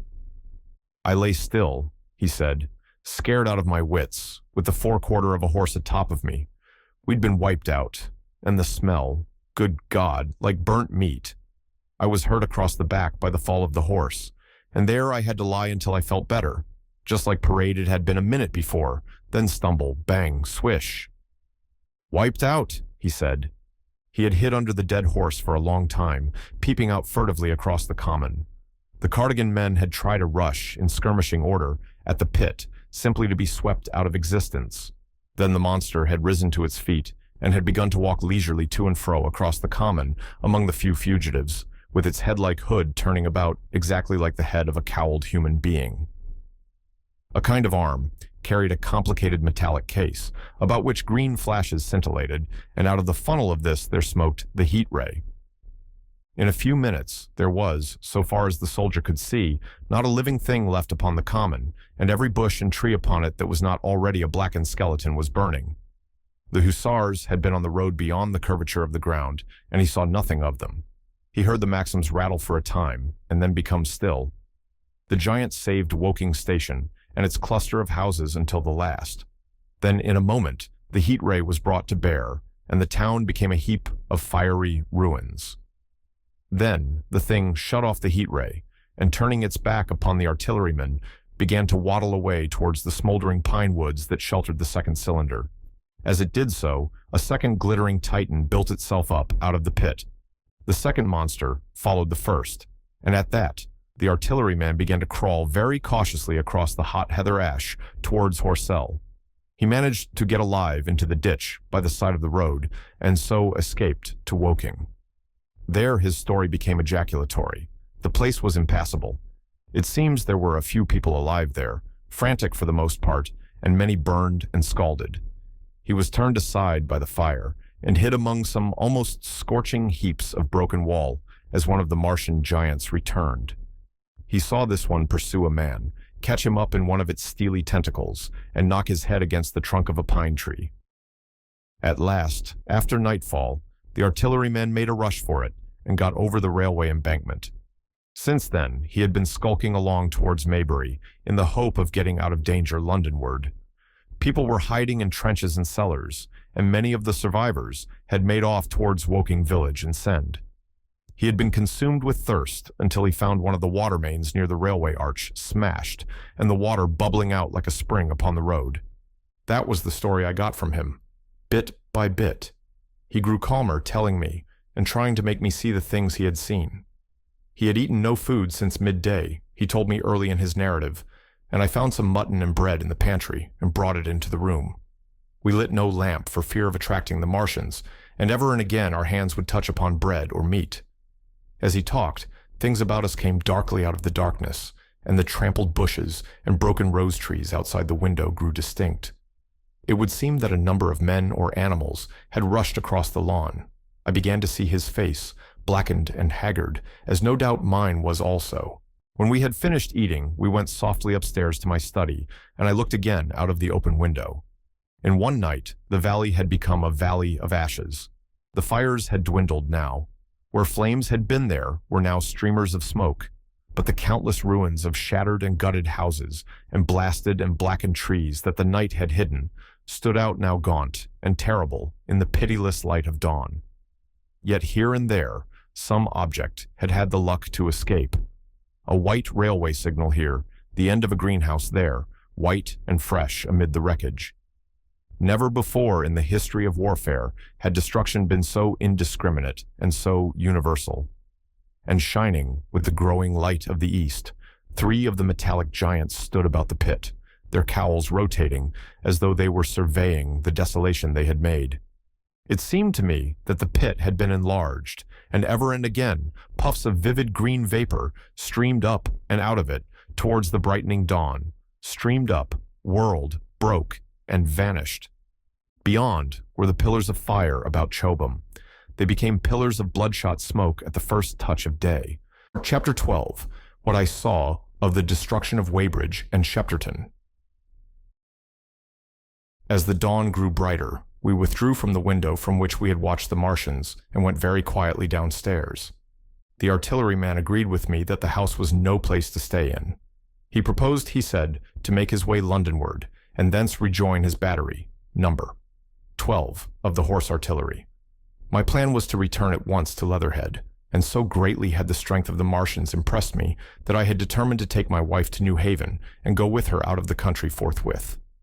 For I already perceived clearly that the country about London must inevitably be the scene of a disastrous struggle before such creatures as these could be destroyed.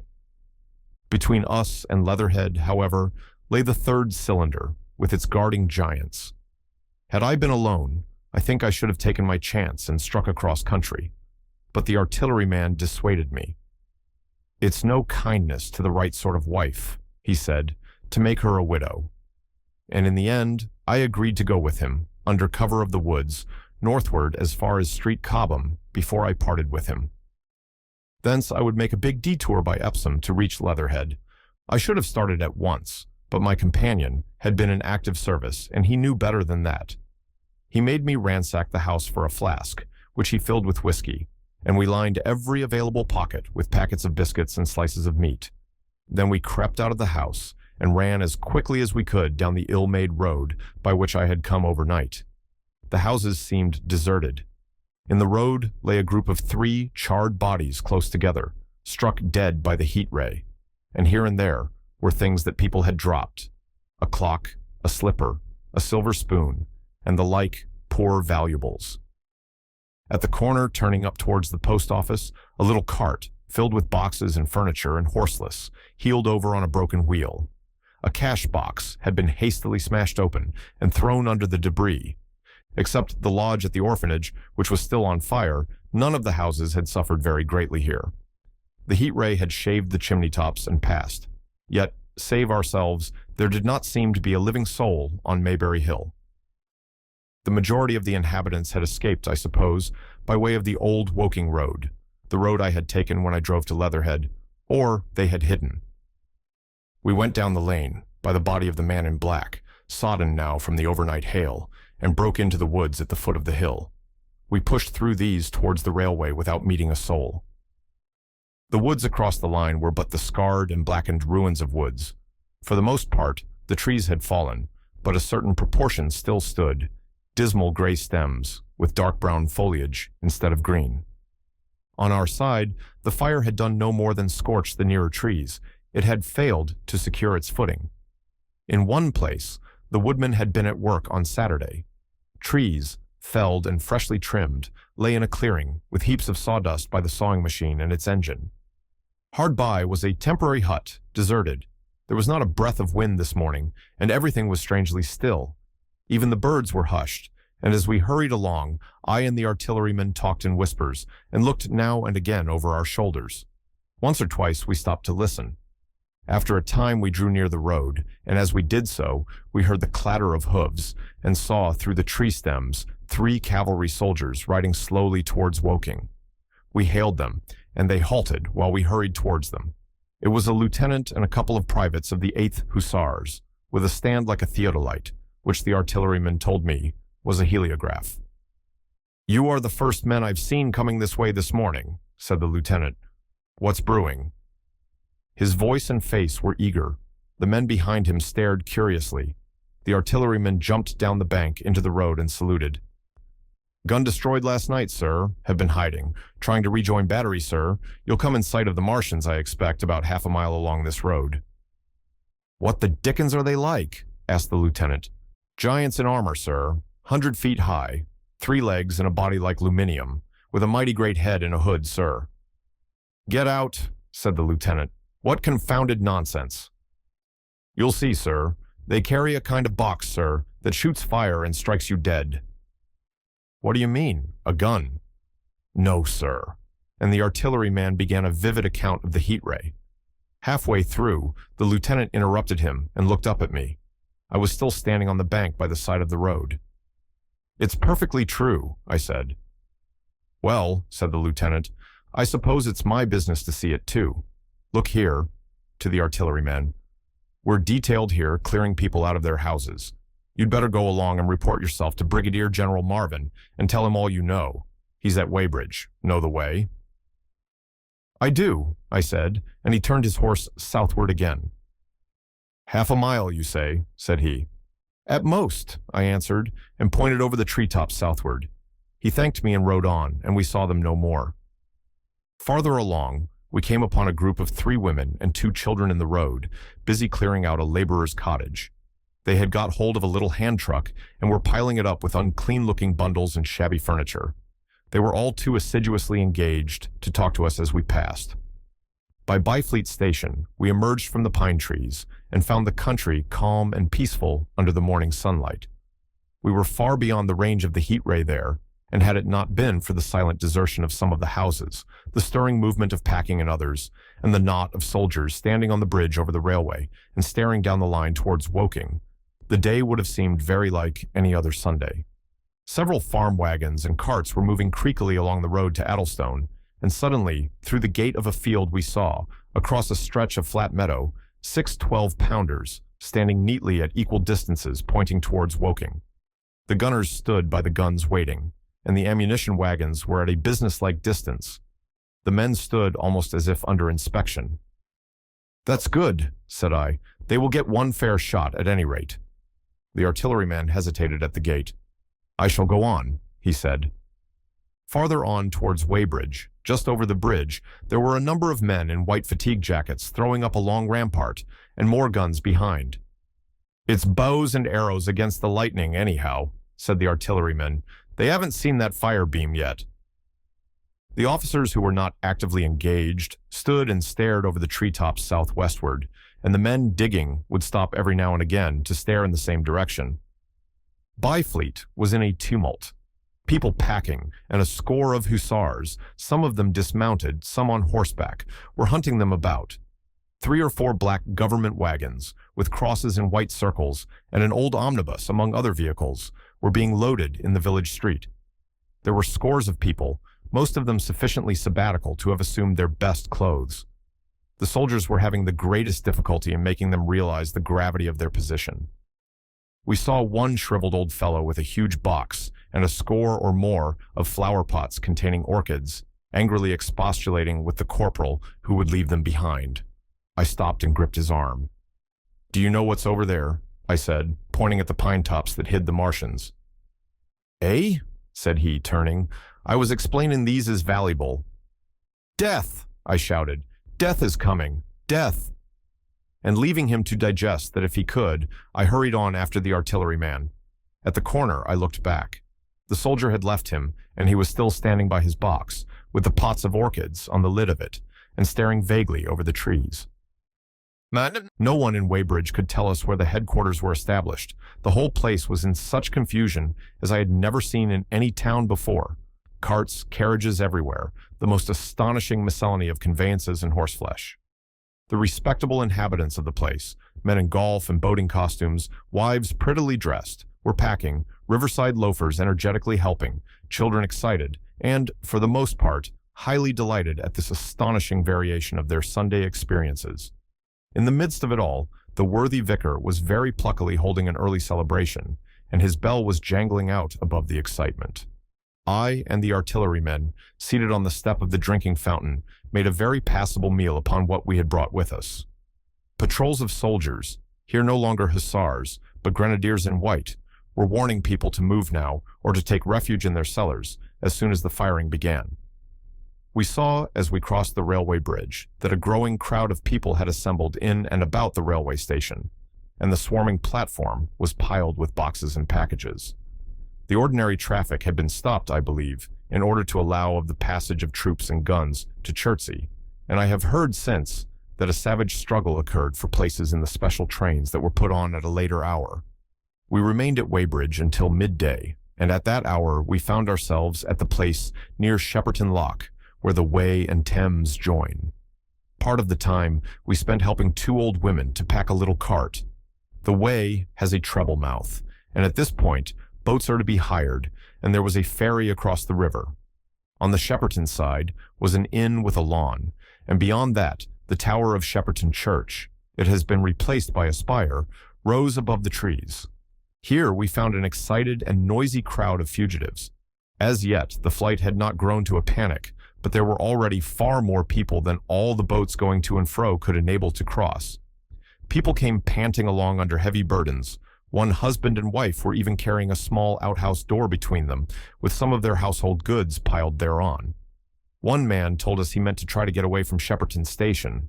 There was a lot of shouting, and one man was even jesting.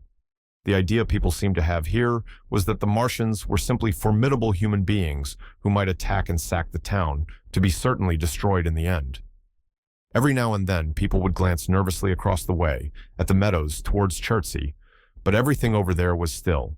Across the Thames, except just where the boats landed, everything was quiet, in vivid contrast with the Surrey side. The people who landed there from the boats went tramping off down the lane. The big ferry boat had just made a journey. 3 or 4 soldiers stood on the lawn of the inn, staring and jesting at the fugitives, without offering to help. The inn was closed, as it was now within prohibited hours. "What's that?" cried a boatman, and "Shut up, you fool," said a man near me to a yelping dog. Then the sound came again, this time from the direction of Chertsey, a muffled thud, the sound of a gun. The fighting was beginning. Almost immediately unseen batteries across the river to our right, unseen because of the trees, took up the chorus, firing heavily one after the other. A woman screamed. Everyone stood arrested by the sudden stir of battle, near us and yet invisible to us. Nothing was to be seen save flat meadows, cows feeding unconcernedly for the most part, and silvery pollard willows, motionless in the warm sunlight. "The soldiers'll stop 'em," said a woman beside me doubtfully. "A homali emelkadet, a fakat borito felhok felot." Then suddenly we saw a rush of smoke far away up the river, a puff of smoke that jerked up into the air and hung, and forthwith the ground heaved underfoot, and a heavy explosion shook the air, smashing 2 or 3 windows in the houses near and leaving us astonished. "Here they are," shouted a man in a blue jersey. "Yonder! Do you see them? Yonder!" Quickly, one after the other, 1, 2, 3, 4 of the armored Martians appeared, far away over the little trees, across the flat meadows that stretched towards Chertsey, and striding hurriedly towards the river.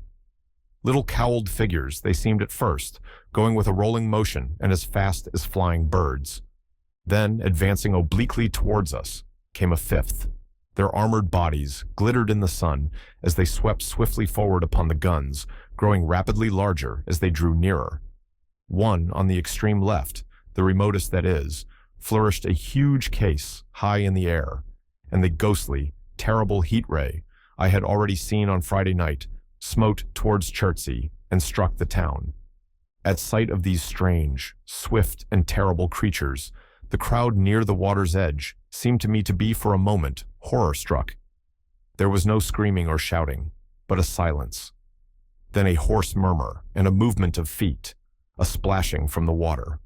A man, too frightened to drop the portmanteau he carried on his shoulder, swung round and sent me staggering with a blow from the corner of his burden. A woman thrust at me with her hand and rushed past me. I turned with the rush of the people, but I was not too terrified for thought. The terrible heat ray was in my mind. To get under water, that was it. "Get under water," I shouted, unheeded. I faced about again and rushed towards the approaching Martian, rushed right down the gravelly beach and headlong into the water. Others did the same. A boatload of people putting back came leaping out as I rushed past. The stones under my feet were muddy and slippery, and the river was so low that I ran perhaps 20 feet, scarcely waist deep.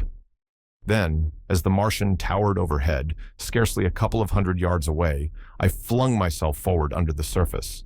The splashes of the people in the boats, leaping into the river, sounded like thunderclaps in my ears. People were landing hastily on both sides of the river, but the Martian machine took no more notice for the moment of the people running this way and that than a man would of the confusion of ants in a nest against which his foot has kicked. When, half suffocated, I raised my head above water, the Martian's hood pointed at the batteries that were still firing across the river, and as it advanced, it swung loose what must have been the generator of the heat ray.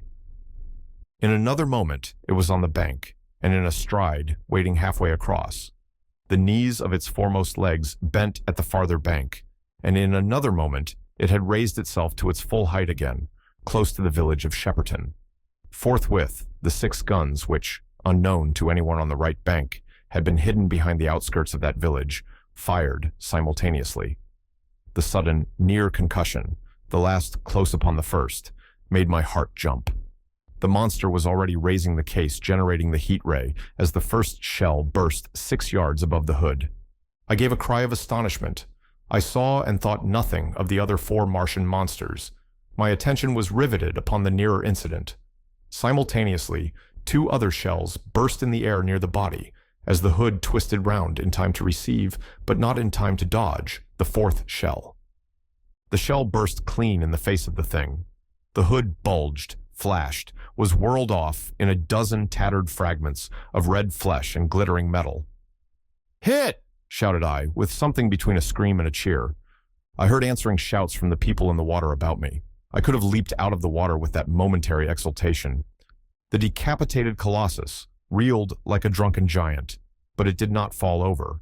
It recovered its balance by a miracle, and, no longer heeding its steps, and with the camera that fired the heat ray now rigidly upheld, it reeled swiftly upon Shepperton. The living intelligence, the Martian within the hood, was slain and splashed to the 4 winds of heaven, and the thing was now but a mere intricate device of metal, whirling to destruction. It drove along in a straight line, incapable of guidance. It struck the tower of Shepperton Church, smashing it down as the impact of a battering ram might have done, swerved aside, blundered on and collapsed with tremendous force into the river out of my sight. A violent explosion shook the air, and a spout of water, steam, mud, and shattered metal shot far up into the sky. As the camera of the heat ray hit the water, the latter had immediately flashed into steam. In another moment, a huge wave, like a muddy tidal bore, but almost scaldingly hot, came sweeping round the bend upstream. I saw people struggling shorewards and heard their screaming and shouting faintly above the seething and roar of the Martian's collapse. For a moment, I heeded nothing of the heat, forgot the patent need of self-preservation. I splashed through the tumultuous water, pushing aside a man in black to do so, until I could see round the bend. Half a dozen deserted boats pitched aimlessly upon the confusion of the waves. The fallen Martian came into sight downstream, lying across the river, and for the most part submerged. Thick clouds of steam were pouring off the wreckage, and through the tumultuously whirling wisps, I could see, intermittently and vaguely, the gigantic limbs churning the water and flinging a splash and spray of mud and froth into the air. The tentacles swayed and struck like living arms, and, save for the helpless purposelessness of these movements, it was as if some wounded thing were struggling for its life amid the waves. Enormous quantities of a ruddy brown fluid were spurting up in noisy jets out of the machine. My attention was diverted from this death flurry by a furious yelling, like that of the thing called a siren in our manufacturing towns. A man, knee-deep near the towing path, shouted inaudibly to me and pointed. Looking back, I saw the other Martians advancing with gigantic strides down the riverbank from the direction of Chertsey. The Shepperton guns spoke this time unavailingly. At that, I ducked at once underwater, and holding my breath until movement was an agony, blundered painfully ahead under the surface as long as I could. The water was in a tumult about me, and rapidly growing hotter. When for a moment I raised my head to take breath and throw the hair and water from my eyes, the steam was rising in a whirling white fog that at first hid the Martians altogether. The noise was deafening. Then I saw them dimly, colossal figures of gray, magnified by the mist. They had passed by me, and two were stooping over the frothing, tumultuous ruins of their comrade. The third and fourth stood beside him in the water, one perhaps 200 yards from me, the other towards Laleham. The generators of the heat rays waved high, and the hissing beams smote down this way and that. The air was full of sound, a deafening and confusing conflict of noises. The clangorous din of the Martians, the crash of falling houses, the thud of trees, fences, sheds flashing into flame, and the crackling and roaring of fire. Dense black smoke was leaping up to mingle with the steam from the river, and as the heat ray went to and fro over Weybridge, its impact was marked by flashes of incandescent white that gave place at once to a smoky dance of lurid flames. The nearer houses still stood intact, awaiting their fate, shadowy, faint, and pallid in the steam, with the fire behind them going to and fro. For a moment, perhaps, I stood there, breast high in the almost boiling water, dumbfounded at my position, hopeless of escape. Through the reek, I could see the people who had been with me in the river, scrambling out of the water through the reeds, like little frogs, hurrying through grass from the advance of a man, or running to and fro in utter dismay on the towing path. Then suddenly, the white flashes of the heat ray came leaping towards me. The houses caved in as they dissolved at its touch and darted out flames. The trees changed to fire with a roar. The ray flickered up and down the towing path, licking off the people who ran this way and that, and came down to the water's edge not 50 yards from where I stood. It swept across the river to Shepperton, and the water in its track rose in a boiling wheel crested with steam. I turned shoreward. In another moment, the huge wave, well nigh at the boiling point, had rushed upon me. I screamed aloud and scalded, half-blinded, agonized. I staggered through the leaping, hissing water towards the shore. Had my foot stumbled, it would have been the end. I fell helplessly, in full sight of the Martians, upon the broad, bare, gravelly spit that runs down to mark the angle of the Wey and Thames. I expected nothing but death. I have a dim memory of the foot of a Martian coming down within a score of yards of my head, driving straight into the loose gravel, whirling it this way and that, and lifting again, of a long suspense, and then of the four, carrying the debris of their comrade between them, now clear and then presently faint, through a veil of smoke, receding interminably, as it seemed to me, across a vast space of river and meadow. And then, very slowly, I realized that by a miracle I had escaped. Chapter 13. How I Fell In with the Curate. After getting this sudden lesson in the power of terrestrial weapons, the Martians retreated to their original position upon Horsell Common, and in their haste, and encumbered with the debris of their smashed companion, they no doubt overlooked many such a stray and negligible victim as myself. Had they left their comrade and pushed on forthwith, there was nothing at that time between them and London but batteries of 12-pounder guns, and they would certainly have reached the capital in advance of the tidings of their approach. As sudden, dreadful, and destructive their advent would have been as the earthquake that destroyed Lisbon a century ago. But they were in no hurry. Cylinder followed cylinder on its interplanetary flight. Every 24 hours brought them reinforcement. And meanwhile, the military and naval authorities, now fully alive to the tremendous power of their antagonists, worked with furious energy. Every minute a fresh gun came into position until, before twilight, every copse, every row of suburban villas on the hilly slopes about Kingston and Richmond masked an expectant black muzzle. And through the charred and desolated area, perhaps 20 square miles altogether, that encircled the Martian encampment on Horsell Common, through charred and ruined villages among the green trees, through the blackened and smoking arcades that had been but a day ago pine spinneys, crawled the devoted scouts with the heliographs that were presently to warn the gunners of the Martian approach. But the Martians now understood our command of artillery and the danger of human proximity, and not a man ventured within a mile of either cylinder, save at the price of his life. It would seem that these giants spent the earlier part of the afternoon in going to and fro, transferring everything from the second and third cylinders, the second in Addlestone golf links and the third at Pireford, to their original pit on Horsell Common. Over that, above the blackened heather and ruined buildings that stretched far and wide, stood one as sentinel, while the rest abandoned their vast fighting machines and descended into the pit. They were hard at work there far into the night, and the towering pillar of dense green smoke that rose therefrom could be seen from the hills about Marrow, and even, it is said, from Banstead and Epsom Downs. And while the Martians behind me were thus preparing for their next sally, and in front of me humanity gathered for the battle, I made my way with infinite pains and labor from the fire and smoke of burning Weybridge towards London. I saw an abandoned boat, very small and remote, drifting downstream, and throwing off the most of my sodden clothes, I went after it, gained it, and so escaped out of that destruction. There were no oars in the boat, but I contrived to paddle, as well as my parboiled hands would allow, down the river towards Halliford and Walton, going very tediously and continually looking behind me, as you may well understand. I followed the river, because I considered that the water gave me my best chance of escape should these giants return. The hot water from the Martians' overthrow drifted downstream with me, so that for the best part of a mile I could see little of either bank. Once, however, I made out a string of black figures hurrying across the meadows from the direction of Weybridge. Halliford, it seemed, was deserted, and several of the houses facing the river were on fire. It was strange to see the place quite tranquil, quite desolate under the hot blue sky, with the smoke and little threads of flame going straight up into the heat of the afternoon. Never before had I seen houses burning without the accompaniment of an obstructive crowd. A little farther on, the dry reeds up the bank were smoking and glowing, and a line of fire inland was marching steadily across a late field of hay.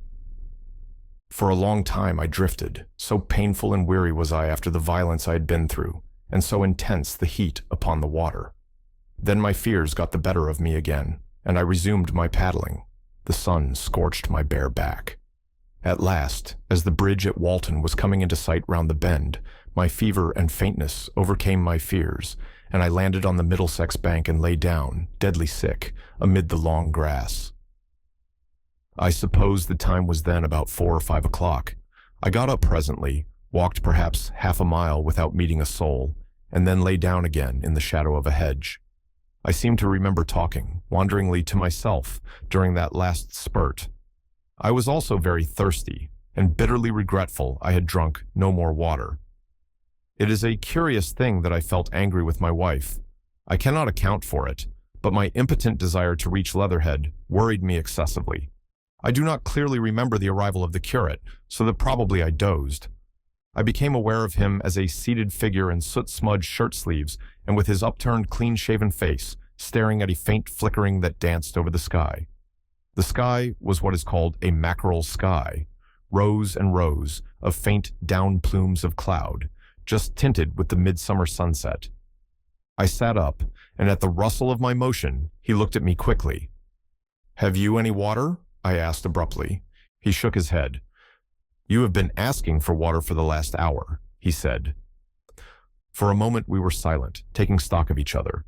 I dare say he found me a strange enough figure, naked, save for my water-soaked trousers and socks, scalded, and my face and shoulders blackened by the smoke. His face was a fair weakness, his chin retreated, and his hair lay in crisp, almost flaxen curls on his low forehead. His eyes were rather large, pale blue, and blankly staring. He spoke abruptly, looking vacantly away from me. "What does it mean?" he said. "What do these things mean?" I stared at him and made no answer. He extended a thin white hand and spoke in almost a complaining tone. "Why are these things permitted? What sins have we done?" The morning service was over. I was walking through the roads to clear my brain for the afternoon, and then fire, earthquake, death. As if it were Sodom and Gomorrah. All our work undone, all the work. What are these Martians? "What are we?" I answered, clearing my throat. He gripped his knees and turned to look at me again. For half a minute, perhaps, he stared silently. "I was walking through the roads to clear my brain," he said, and suddenly, fire, earthquake, death. He relapsed into silence, with his chin now sunken almost to his knees. Presently, he began waving his hand. "All the work, all the Sunday schools. What have we done? What has Weybridge done? Everything gone, everything destroyed. The church, we rebuilt it only 3 years ago, gone, swept out of existence. Why?" Another pause, and he broke out again like one demented. "The smoke of her burning goeth up forever and ever," he shouted. His eyes flamed, and he pointed a lean finger in the direction of Weybridge. By this time, I was beginning to take his measure. The tremendous tragedy in which he had been involved, it was evident he was a fugitive from Weybridge, had driven him to the very verge of his reason. "Are we far from Sunbury?" I said, in a matter-of-fact tone. "What are we to do?" he asked. "Are these creatures everywhere? Has the earth been given over to them? Are we far from Sunbury?" "Only this morning I officiated at early celebration." "Things have changed," I said quietly. "You must keep your head. There is still hope." "Hope?" "Yes, plentiful hope, for all this destruction." I began to explain my view of our position. He listened at first, but as I went on, the interest dawning in his eyes gave place to their former stare, and his regard wandered from me. "This must be the beginning of the end," he said, interrupting me.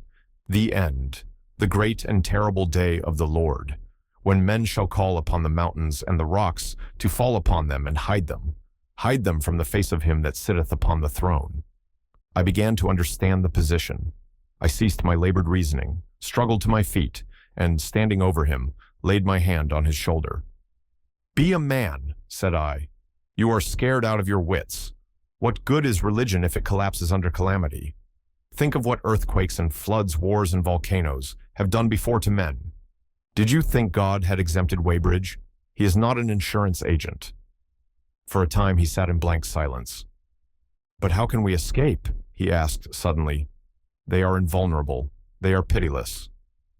"Neither the one nor, perhaps, the other," I answered. "And the mightier they are, the more sane and wary should we be. One of them was killed yonder not 3 hours ago." "Killed," he said, staring about him. "How can God's ministers be killed?" "I saw it happen," I proceeded to tell him. "We have chanced to come in for the thick of it," said I, "and that is all." "What is that flicker in the sky?" he asked abruptly.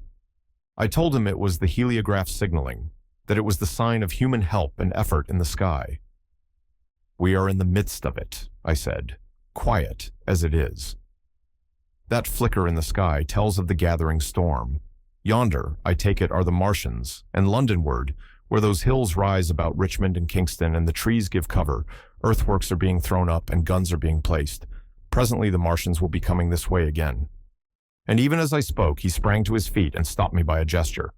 "Listen," he said.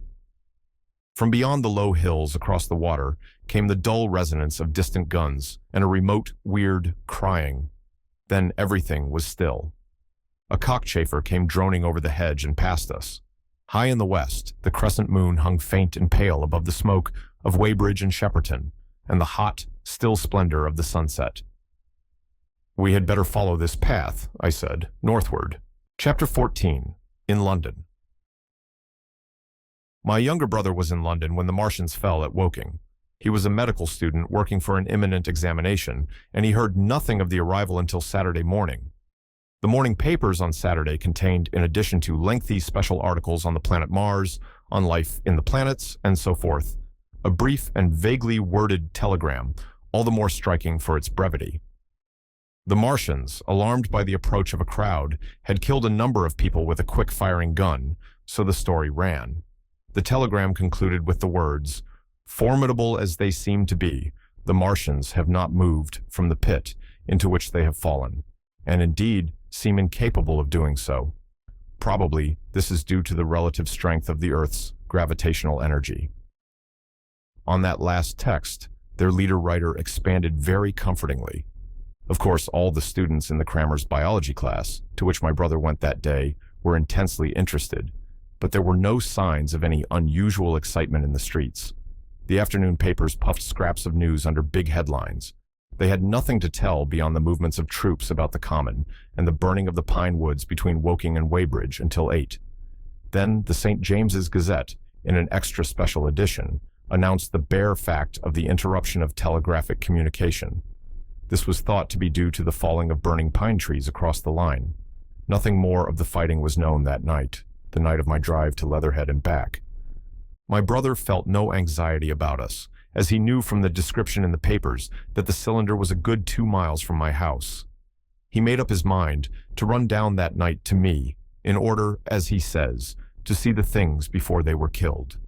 He dispatched a telegram which never reached me about 4 o'clock, and spent the evening at a music hall. In London also, on Saturday night, there was a thunderstorm, and my brother reached Waterloo in a cab. On the platform from which the midnight train usually starts, he learned, after some waiting, that an accident prevented trains from reaching Woking that night. The nature of the accident he could not ascertain. Indeed, the railway authorities did not clearly know at that time. There was very little excitement in the station, as the officials, failing to realize that anything further than a breakdown between Byfleet and Woking Junction had occurred, were running the theater trains, which usually passed through Woking round by Virginia Water or Guildford. They were busy making the necessary arrangements to alter the route of the Southampton and Portsmouth Sunday League excursions. A nocturnal newspaper reporter, mistaking my brother for the traffic manager, to whom he bears a slight resemblance, waylaid and tried to interview him. Few people, excepting the railway officials, connected the breakdown with the Martians. I have read, in another account of these events, that on Sunday morning, all London was electrified by the news from Woking. As a matter of fact, there was nothing to justify that very extravagant phrase. Plenty of Londoners did not hear of the Martians until the panic of Monday morning. Those who did took some time to realize all that the hastily worded telegrams in the Sunday papers conveyed. The majority of people in London do not read Sunday papers.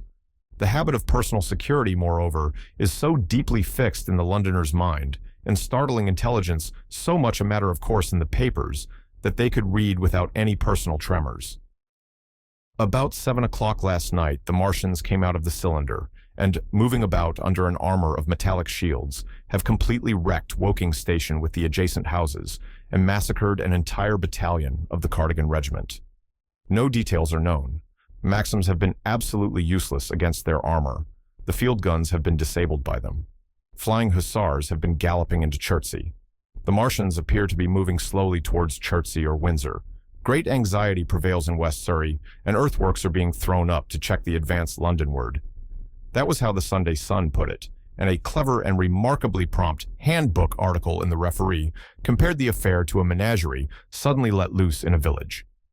No one in London knew positively of the nature of the armored Martians, and there was still a fixed idea that these monsters must be sluggish, crawling, creeping painfully. Such expressions occurred in almost all the earlier reports. None of the telegrams could have been written by an eyewitness of their advance. The Sunday papers printed separate editions as further news came to hand, some even in default of it. But there was practically nothing more to tell people until late in the afternoon, when the authorities gave the press agencies the news in their possession.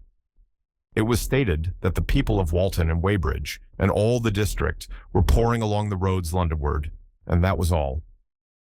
My brother went to church at the Foundling Hospital in the morning, still in ignorance of what had happened on the previous night. There, he heard allusions made to the invasion and a special prayer for peace. Coming out, he bought a referee. He became alarmed at the news in this and went again to Waterloo Station to find out if communication were restored. The omnibuses, carriages, cyclists, and innumerable people walking in their best clothes seemed scarcely affected by the strange intelligence that the news vendors were disseminating. People were interested, or, if alarmed, alarmed only on account of the local residents. At the station, he heard for the first time that the Windsor and Chertsey lines were now interrupted. The porters told him that several remarkable telegrams had been received in the morning from Byfleet and Chertsey stations, but that these had abruptly ceased. My brother could get very little precise detail out of them. "There's fighting going on about Weybridge," was the extent of their information. The train service was now very much disorganized. Quite a number of people who had been expecting friends from places on the Southwestern network were standing about the station. One gray-headed old gentleman came and abused the Southwestern Company bitterly to my brother. "It wants showing up," he said. One or two trains came in from Richmond, Putney, and Kingston, containing people who had gone out for a day's boating and found the locks closed and a feeling of panic in the air. A man in a blue and white blazer addressed my brother, full of strange tidings. "There's hosts of people driving into Kingston in traps and carts and things, with boxes of valuables and all that," he said. "They come from Molesey and Weybridge and Walton, and they say there's been guns heard at Chertsey, heavy firing, and that mounted soldiers have told them to get off at once because the Martians are coming. We heard guns firing at Hampton Court Station, but we thought it was thunder. What the dickens does it all mean? The Martians can't get out of their pit, can they?" My brother could not tell him. Afterwards, he found that the vague feeling of alarm had spread to the clients of the Underground Railway, and that the Sunday excursionists began to return from all over the southwestern lung, Barnes, Wimbledon, Richmond Park, Kew, and so forth, at unnaturally early hours, but not a soul had anything more than vague hearsay to tell of. Everyone connected with the terminus seemed ill-tempered. About 5 o'clock, the gathering crowd in the station was immensely excited by the opening of the line of communication, which is almost invariably closed, between the southeastern and the southwestern stations, and the passage of carriage trucks bearing huge guns and carriages crammed with soldiers. These were the guns that were brought up from Woolwich and Chatham to cover Kingston. There was an exchange of pleasantries. "You'll get eaten," "We're the beast tamers," and so forth. A little while after that, a squad of police came into the station and began to clear the public off the platforms, and my brother went out into the street again. The church bells were ringing for evensong, and a squad of Salvation Army lassies came singing down Waterloo Road. On the bridge, a number of loafers were watching a curious brown scum that came drifting down the stream in patches. The sun was just setting, and the clock tower and the Houses of Parliament rose against one of the most peaceful skies it is possible to imagine, a sky of gold, barred with long transverse stripes of reddish-purple cloud. There was talk of a floating body. One of the men there, a reservist he said he was, told my brother he had seen the heliograph flickering in the west. In Wellington Street, my brother met a couple of sturdy roughs who had just been rushed out of Fleet Street with still wet newspapers and staring placards. "Dreadful catastrophe," they bawled one to the other down Wellington Street. "Fighting at Weybridge, full description, repulse of the Martians, London in danger." He had to give 3d for a copy of that paper. Then it was, and then only, that he realized something of the full power and terror of these monsters. He learned that they were not merely a handful of small sluggish creatures, but that they were minds swaying vast mechanical bodies, and that they could move swiftly and smite with such power that even the mightiest guns could not stand against them. They were described as vast spider-like machines, nearly 100 feet high, capable of the speed of an express train, and able to shoot out a beam of intense heat. Masked batteries, chiefly of field guns, had been planted in the country about Horsell Common, and especially between the Woking district and London. 5 of the machines had been seen moving towards the Thames, and one, by a happy chance, had been destroyed. In the other cases, the shells had missed, and the batteries had been at once annihilated by the heat rays. Heavy losses of soldiers were mentioned, but the tone of the dispatch was optimistic. The Martians had been repulsed. They were not invulnerable. They had retreated to their triangle of cylinders again, in the circle about Woking. Signalers with heliographs were pushing forward upon them from all sides. Guns were in rapid transit from Windsor, Portsmouth, Aldershot, Woolwich, even from the north. Among others, long wire guns of 95 tons from Woolwich. Altogether, 116 were in position or being hastily placed, chiefly covering London. Never before in England had there been such a vast or rapid concentration of military material. Any further cylinders that fell, it was hoped, could be destroyed at once by high explosives, which were being rapidly manufactured and distributed. No doubt, ran the report, the situation was of the strangest and gravest description, but the public was exhorted to avoid and discourage panic. No doubt the Martians were strange and terrible in the extreme, but at the outside, there could not be more than 20 of them against our millions. The authorities had reason to suppose, from the size of the cylinders, that at the outside, there could not be more than 5 in each cylinder, 15 altogether, and one, at least, was disposed of, perhaps more. The public would be fairly warned of the approach of danger, and elaborate measures were being taken for the protection of the people in the threatened southwestern suburbs. And so, with reiterated assurances of the safety of London and the ability of the authorities to cope with the difficulty, this quasi-proclamation closed. This was printed in enormous type on paper, so fresh that it was still wet, and there had been no time to add a word of comment. It was curious, my brother said, to see how ruthlessly the usual contents of the paper had been hacked and taken out to give this place. All down Wellington Street, people could be seen fluttering out the pink sheets and reading, and the Strand was suddenly noisy with the voices of an army of hawkers following these pioneers. Men came scrambling off buses to secure copies. Certainly this news excited people intensely, whatever their previous apathy. The shutters of a map shop in the Strand were being taken down, my brother said, and a man in his Sunday raiment, lemon-yellow gloves even, was visible inside the window hastily fastening maps of Surrey to the glass. Going on along the Strand to Trafalgar Square, the paper in his hand, my brother saw some of the fugitives from West Surrey. There was a man with his wife and 2 boys, and some articles of furniture in a cart such as greengrocers use. He was driving from the direction of Westminster Bridge, and close behind him came a hay wagon with 5 or 6 respectable-looking people in it, and some boxes and bundles. The faces of these people were haggard, and their entire appearance contrasted conspicuously with the Sabbath-best appearance of the people on the omnibuses. People in fashionable clothing peeped at them out of cabs. They stopped at the square as if undecided which way to take, and finally turned eastward along the Strand.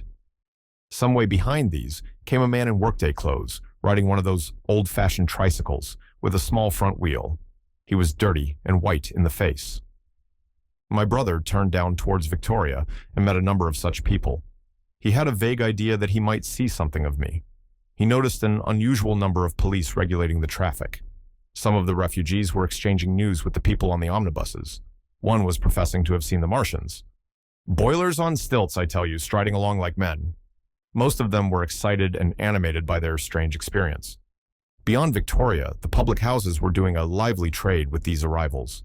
At all, the street corners, groups of people were reading papers, talking excitedly, or staring at these unusual Sunday visitors. They seemed to increase as night drew on, until at last the roads, my brother said, were like Epsom High Street on a Derby day. My brother addressed several of these fugitives and got unsatisfactory answers from most. None of them could tell him any news of Woking, except one man who assured him that Woking had been entirely destroyed on the previous night. "I come from Byfleet," he said. "A man on a bicycle came through the place in the early morning and ran from door to door warning us to come away. Then came soldiers. We went out to look, and there were clouds of smoke to the south. Nothing but smoke, and not a soul coming that way. Then we heard the guns at Chertsey, and folks coming from Weybridge. So I've locked up my house and come on." At that time, there was a strong feeling in the streets that the authorities were to blame for their incapacity to dispose of the invaders without all this inconvenience. About 8 o'clock, a noise of heavy firing was distinctly audible all over the south of London. My brother could not hear it for the traffic in the main thoroughfares, but by striking through the quiet back streets to the river, he was able to distinguish it quite plainly. He walked from Westminster to his apartments near Regent's Park, about 2. He was now very anxious on my account, and disturbed at the evident magnitude of the trouble. His mind was inclined to run, even as mine had run on Saturday on military details, He thought of all those silent, expectant guns, of the suddenly nomadic countryside. He tried to imagine boilers on stilts, 100 feet high. There were 1 or 2 cartloads of refugees passing along Oxford Street and several in the Marylebone Road, but so slowly was the news spreading that Regent Street and Portland Place were full of their usual Sunday night promenaders, albeit they talked in groups, and along the edge of Regent's Park there were as many silent couples walking out together under the scattered gas lamps as ever there had been. The night was warm and still, and a little oppressive. The sound of guns continued intermittently, and after midnight there seemed to be sheet lightning in the south. He read and reread the paper, fearing the worst had happened to me. He was restless, and after supper prowled out again aimlessly. He returned, and tried in vain to divert his attention to his examination notes. He went to bed a little after midnight, and was awakened from lurid dreams in the small hours of Monday by the sound of door knockers, feet running in the street, distant drumming, and a clamor of bells. Red reflections danced on the ceiling.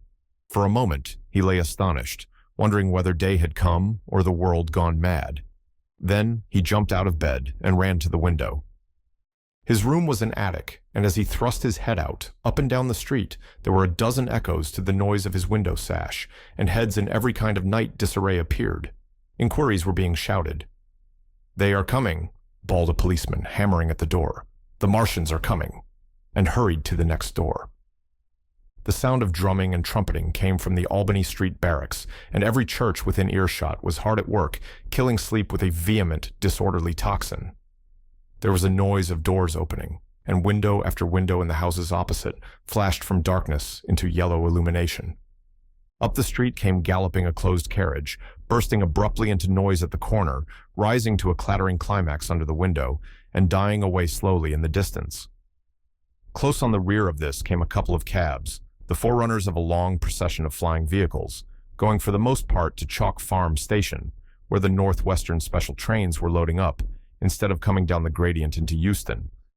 For a long time, my brother stared out of the window in blank astonishment, watching the policemen hammering at door after door and delivering their incomprehensible message. Then the door behind him opened, and the man who lodged across the landing came in, dressed only in shirt, trousers, and slippers, his braces loose about his waist, his hair disordered from his pillow. "What the devil is it?" he asked. "A fire? What a devil of a row!" They both craned their heads out of the window, straining to hear what the policemen were shouting. People were coming out of the side streets and standing in groups at the corners talking. "What the devil is it all about?" said my brother's fellow lodger. My brother answered him vaguely and began to dress, running with each garment to the window in order to miss nothing of the growing excitement. And presently, men selling unnaturally early newspapers came bawling into the street. "London in danger of suffocation. The Kingston and Richmond defenses forced. Fearful massacres in the Thames Valley."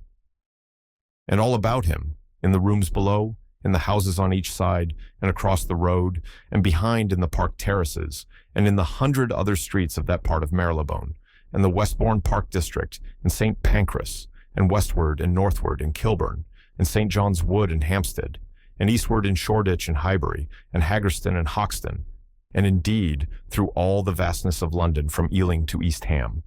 People were rubbing their eyes and opening windows to stare out and ask aimless questions, dressing hastily as the first breath of the coming storm of fear blew through the streets.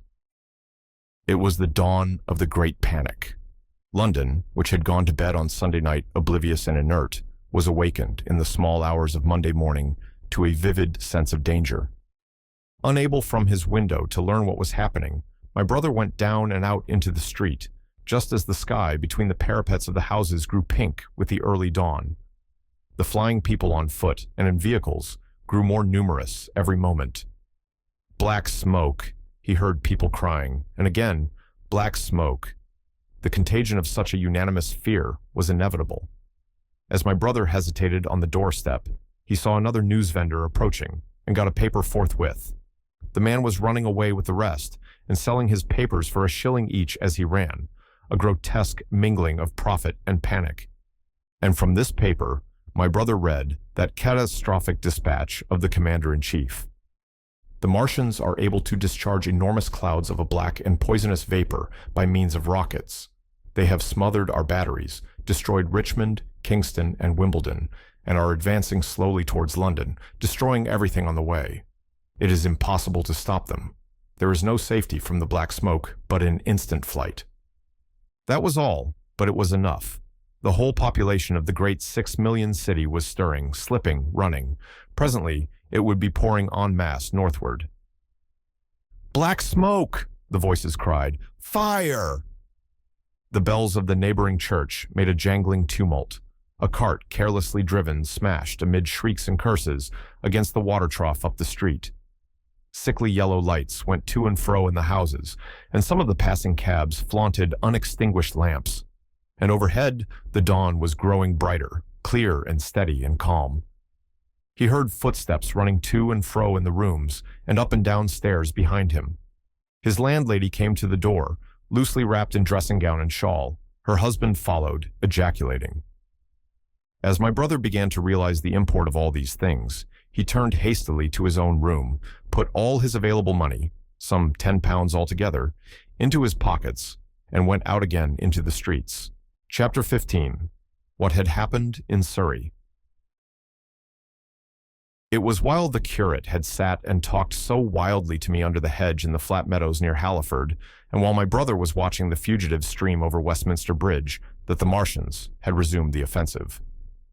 So far as one can ascertain from the conflicting accounts that have been put forth, the majority of them remained busied with preparations in the Horsell pit until 9 that night, hurrying on some operation that disengaged huge volumes of green smoke. But 3 certainly came out about 8 o'clock, and advancing slowly and cautiously, made their way through Byfleet and Pierford towards Ripley and Weybridge, and so came in sight of the expectant batteries against the setting sun. These Martians did not advance in a body, but in a line, each perhaps a mile and a half from his nearest fellow. They communicated with one another by means of siren-like howls, running up and down the scale from one note to another. It was this howling and firing of the guns at Ripley and St. George's Hill that we had heard at Upper Halliford. The Ripley gunners, unseasoned artillery volunteers who ought never to have been placed in such a position, fired one wild, premature, ineffectual volley and bolted on horse and foot through the deserted village, while the Martian, without using his heat ray, walked serenely over their guns, stepped gingerly among them, passed in front of them, and so came unexpectedly upon the guns in Painshill Park, which he destroyed. The St. George's Hill men, however, were better led or of a better mettle. Hidden by a pine wood as they were, they seemed to have been quite unsuspected by the Martian nearest to them. They laid their guns as deliberately as if they had been on parade, and fired at about 1,000 yards range. The shells flashed all round him, and he was seen to advance a few paces, stagger, and go down. Everybody yelled together, and the guns were reloaded in frantic haste. The overthrown Martian set up a prolonged ululation, and immediately a second glittering giant, answering him, appeared over the trees to the south.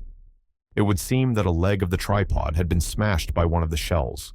The whole of the second volley flew wide of the Martian.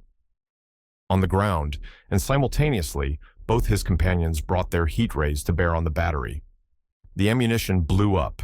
The pine trees all about the guns flashed into fire, and only 1 or 2 of the men who were already running over the crest of the hill escaped. After this, it would seem that the 3 took counsel together and halted, and the scouts who were watching them report that they remained absolutely stationary for the next half hour. The Martian who had been overthrown crawled tediously out of his hood, a small brown figure, oddly suggestive from that distance of a speck of blight, and apparently engaged in the repair of his support. About 9 he had finished, for his cowl was then seen above the trees again. It was a few minutes past 9 that night when these 3 sentinels were joined by 4 other Martians, each carrying a thick black tube. A similar tube was handed to each of the 3, and the 7 proceeded to distribute themselves at equal distances along a curved line between St. George's Hill, Weybridge, and the village of Send, southwest of Ripley. A dozen rockets sprang out of the hills before them so soon as they began to move, and warned the waiting batteries about Ditton and Esher. At the same time, 4 of their fighting machines, similarly armed with tubes, crossed the river, and 2 of them, black against the western sky, came into sight of myself and the curate, as we hurried wearily and painfully along the road that runs northward out of Halliford. They moved, as it seemed to us, upon a cloud, for a milky mist covered the fields and rose to a third of their height. At this sight, the curate cried faintly in his throat and began running, but I knew it was no good running from a Martian, and I turned aside and crawled through dewy nettles and brambles into the broad ditch by the side of the road. He looked back, saw what I was doing, and turned to join me. The two halted, the nearer to us standing and facing Sunbury, the remoter being a gray indistinctness towards the evening star, away towards Staines. The occasional howling of the Martians had ceased. They took up their positions in the huge crescent about their cylinders in absolute silence. It was a crescent with 12 miles between its horns. Never since the devising of gunpowder was the beginning of a battle so still. To us, and to an observer about Ripley, it would have had precisely the same effect. The Martians seemed in solitary possession of the darkling night, lit only as it was by the slender moon, the stars, the afterglow of the daylight, and the ruddy glare from St. George's Hill and the woods of Payne's Hill. But facing that crescent everywhere, at Staines, Hounslow, Ditton, Esher, Ockham, behind hills and woods south of the river, and across the flat grass meadows to the north of it, wherever a cluster of trees or village houses gave sufficient cover, the guns were waiting. The signal rockets burst and rained their sparks through the night and vanished, and the spirit of all those watching batteries rose to a tense expectation. The Martians had but to advance into the line of fire, and instantly those motionless black forms of men, those guns glittering so darkly in the early night, would explode into a thunderous fury of battle. No doubt the thought that was uppermost in 1,000 of those vigilant minds, even as it was uppermost in mine, was the riddle: how much they understood of us. Did they grasp that we in our millions were organized, disciplined, working together? Or did they interpret our spurts of fire, the sudden stinging of our shells, our steady investment of their encampment, as we should the furious unanimity of onslaught in a disturbed hive of bees? Did they dream they might exterminate us? At that time, no one knew what food they needed. 100 such questions struggled together in my mind as I watched that vast sentinel shape. And in the back of my mind was the sense of all the huge, unknown, and hidden forces Londonward. Had they prepared pitfalls? Were the powder mills at Hounslow ready as a snare? Would the Londoners have the heart and courage to make a greater Moscow of their mighty province of houses? Then, after an interminable time, as it seemed to us, crouching and peering through the hedge, came a sound like the distant concussion of a gun. Another nearer, and then another, and then the Martian beside us raised his tube on high and discharged it, gunwise, with a heavy report that made the ground heave. The one towards Staines answered him. There was no flash, no smoke, simply that loaded detonation. I was so excited by these heavy minute guns following one another that I so far forgot my personal safety and my scalded hands as to clamber up into the hedge and stare towards Sunbury.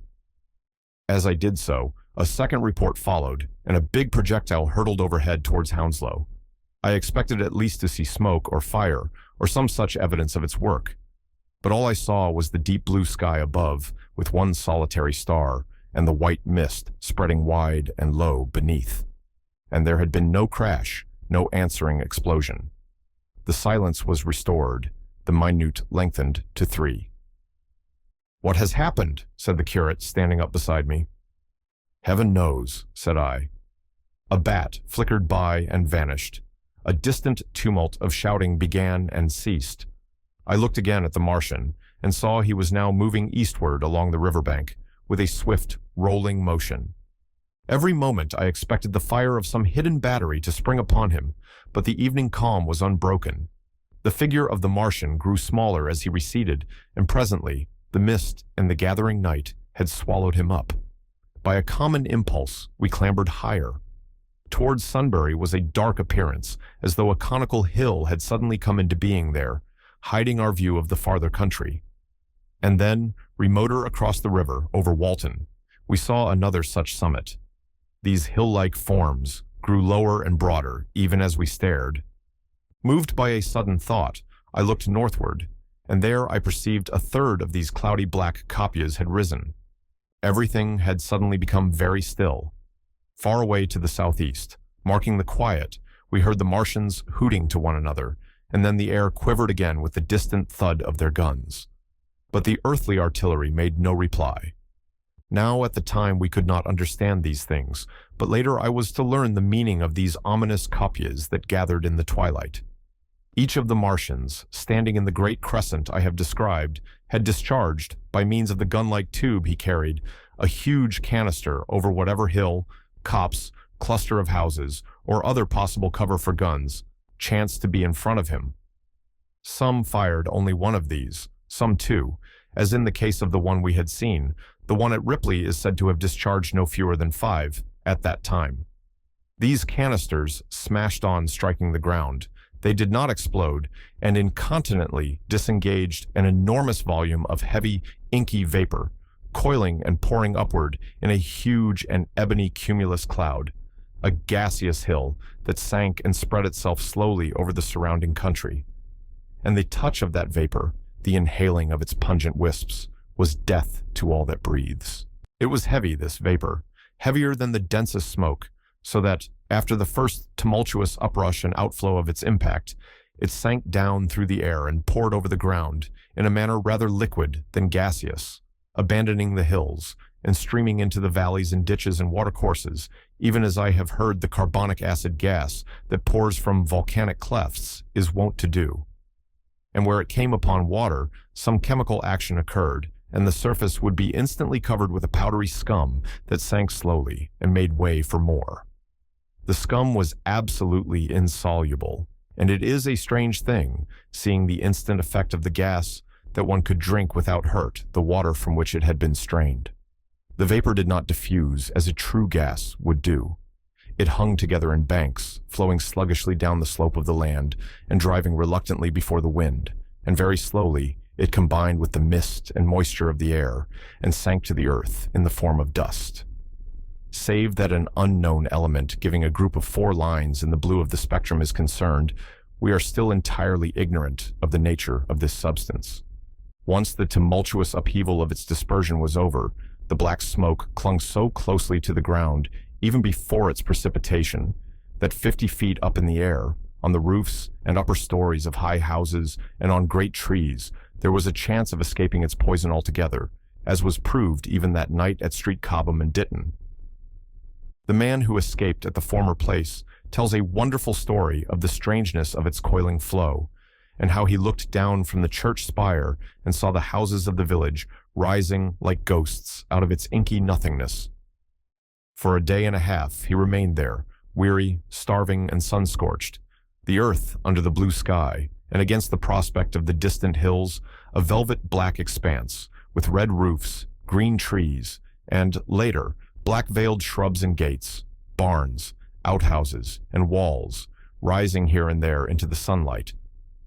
But that was at Street Cobham, where the black vapor was allowed to remain until it sank of its own accord into the ground.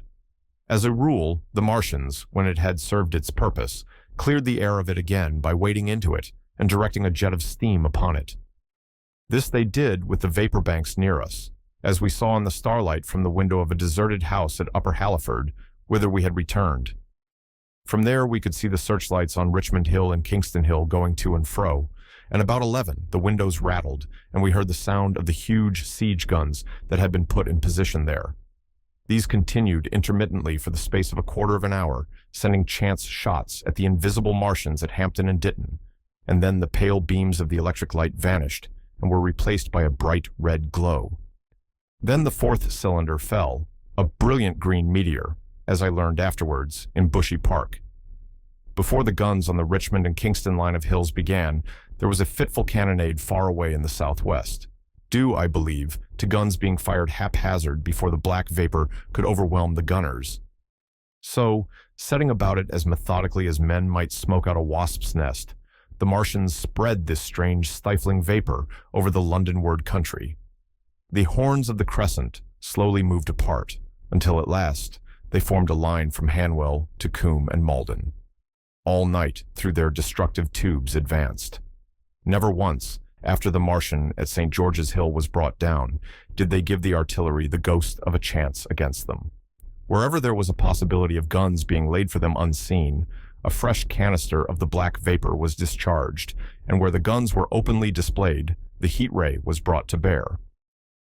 By midnight, the blazing trees along the slopes of Richmond Park and the glare of Kingston Hill threw their light upon a network of black smoke, blotting out the whole valley of the Thames and extending as far as the eye could reach.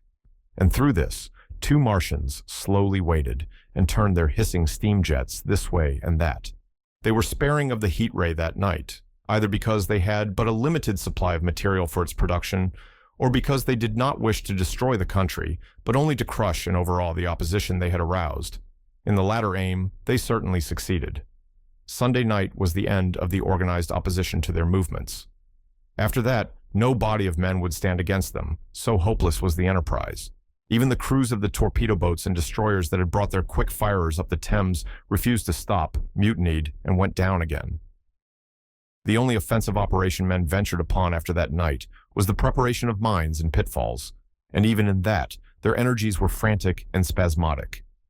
One has to imagine, as well as one may, the fate of those batteries towards Esher, waiting so tensely in the twilight. Survivors there were none. One may picture the orderly expectation, the officers alert and watchful, the gunners ready, the ammunition piled to hand, the limber gunners with their horses and wagons, the groups of civilian spectators standing as near as they were permitted, the evening stillness, the ambulances and hospital tents with the burned and wounded from Weybridge, then the dull resonance of the shots the Martians fired, and the clumsy projectile whirling over the trees and houses and smashing amid the neighboring fields. One may picture, too, the sudden shifting of the attention, the swiftly spreading coils and bellyings of that blackness, advancing headlong, towering heavenward, turning the twilight to a palpable darkness, a strange and horrible antagonist of vapor striding upon its victims. Men and horses near it seen dimly, running, shrieking, falling headlong, shouts of dismay, the guns suddenly abandoned, men choking and writhing on the ground, and the swift broadening out of the opaque cone of smoke. And then night and extinction, nothing but a silent mass of impenetrable vapor hiding its dead. Before dawn, the black vapor was pouring through the streets of Richmond, and the disintegrating organism of government was, with a last expiring effort, rousing the population of London to the necessity of flight. Chapter 16. The Exodus from London. So you understand the roaring wave of fear that swept through the greatest city in the world just as Monday was dawning, the stream of flight rising swiftly to a torrent, lashing in a foaming tumult round the railway stations, banked up into a horrible struggle about the shipping in the Thames, and hurrying by every available channel northward and eastward.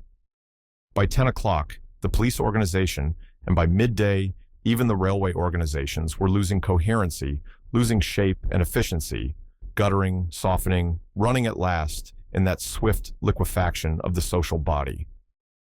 All the railway lines north of the Thames and the southeastern people at Cannon Street had been warned by midnight on Sunday, and trains were being filled. People were fighting savagely for standing room in the carriages even at 2 o'clock. By 3, people were being trampled and crushed even in Bishopsgate Street, a couple of 100 yards or more from Liverpool Street Station.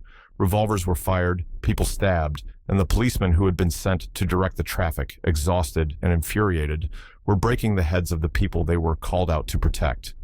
And as the day advanced, and the engine drivers and stokers refused to return to London, the pressure of the flight drove the people in an ever-thickening multitude away from the stations and along the northward running roads. By midday, a Martian had been seen at Barnes, and a cloud of slowly sinking black vapor drove along the Thames and across the flats of Lambeth, cutting off all escape over the bridges in its sluggish advance. Another bank drove over Ealing and surrounded a little island of survivors on Castle Hill, alive, but unable to escape. After a fruitless struggle to get aboard a northwestern train at Chalk Farm, the engines of the trains that had loaded in the goods yard there plowed through shrieking people, and a dozen stalwart men fought to keep the crowd from crushing the driver against his furnace. My brother emerged upon the Chalk Farm road, dodged across through a hurrying swarm of vehicles, and had the luck to be foremost in the sack of a cycle shop. The front tire of the machine he got was punctured in dragging it through the window, but he got up and off, notwithstanding, with no further injury than a cut wrist. The steep foot of Haverstock Hill was impassable, owing to several overturned horses, and my brother struck into Belsize Road. So he got out of the fury of the panic, and skirting the Edgware Road, reached Edgware about 7, fasting and wearied, but well ahead of the crowd. Along the road, people were standing in the roadway, curious, wondering. He was passed by a number of cyclists, some horsemen, and 2 motor cars. A mile from Edgware, the rim of the wheel broke, and the machine became unrideable. He left it by the roadside and trudged through the village. There were shops half opened in the main street of the place, and people crowded on the pavement and in the doorways and windows, staring astonished at this extraordinary procession of fugitives that was beginning. He succeeded in getting some food at an inn. For a time, he remained in Edgware not knowing what next to do. The flying people increased in number. Many of them, like my brother, seemed inclined to loiter in the place. There was no fresh news of the invaders from Mars.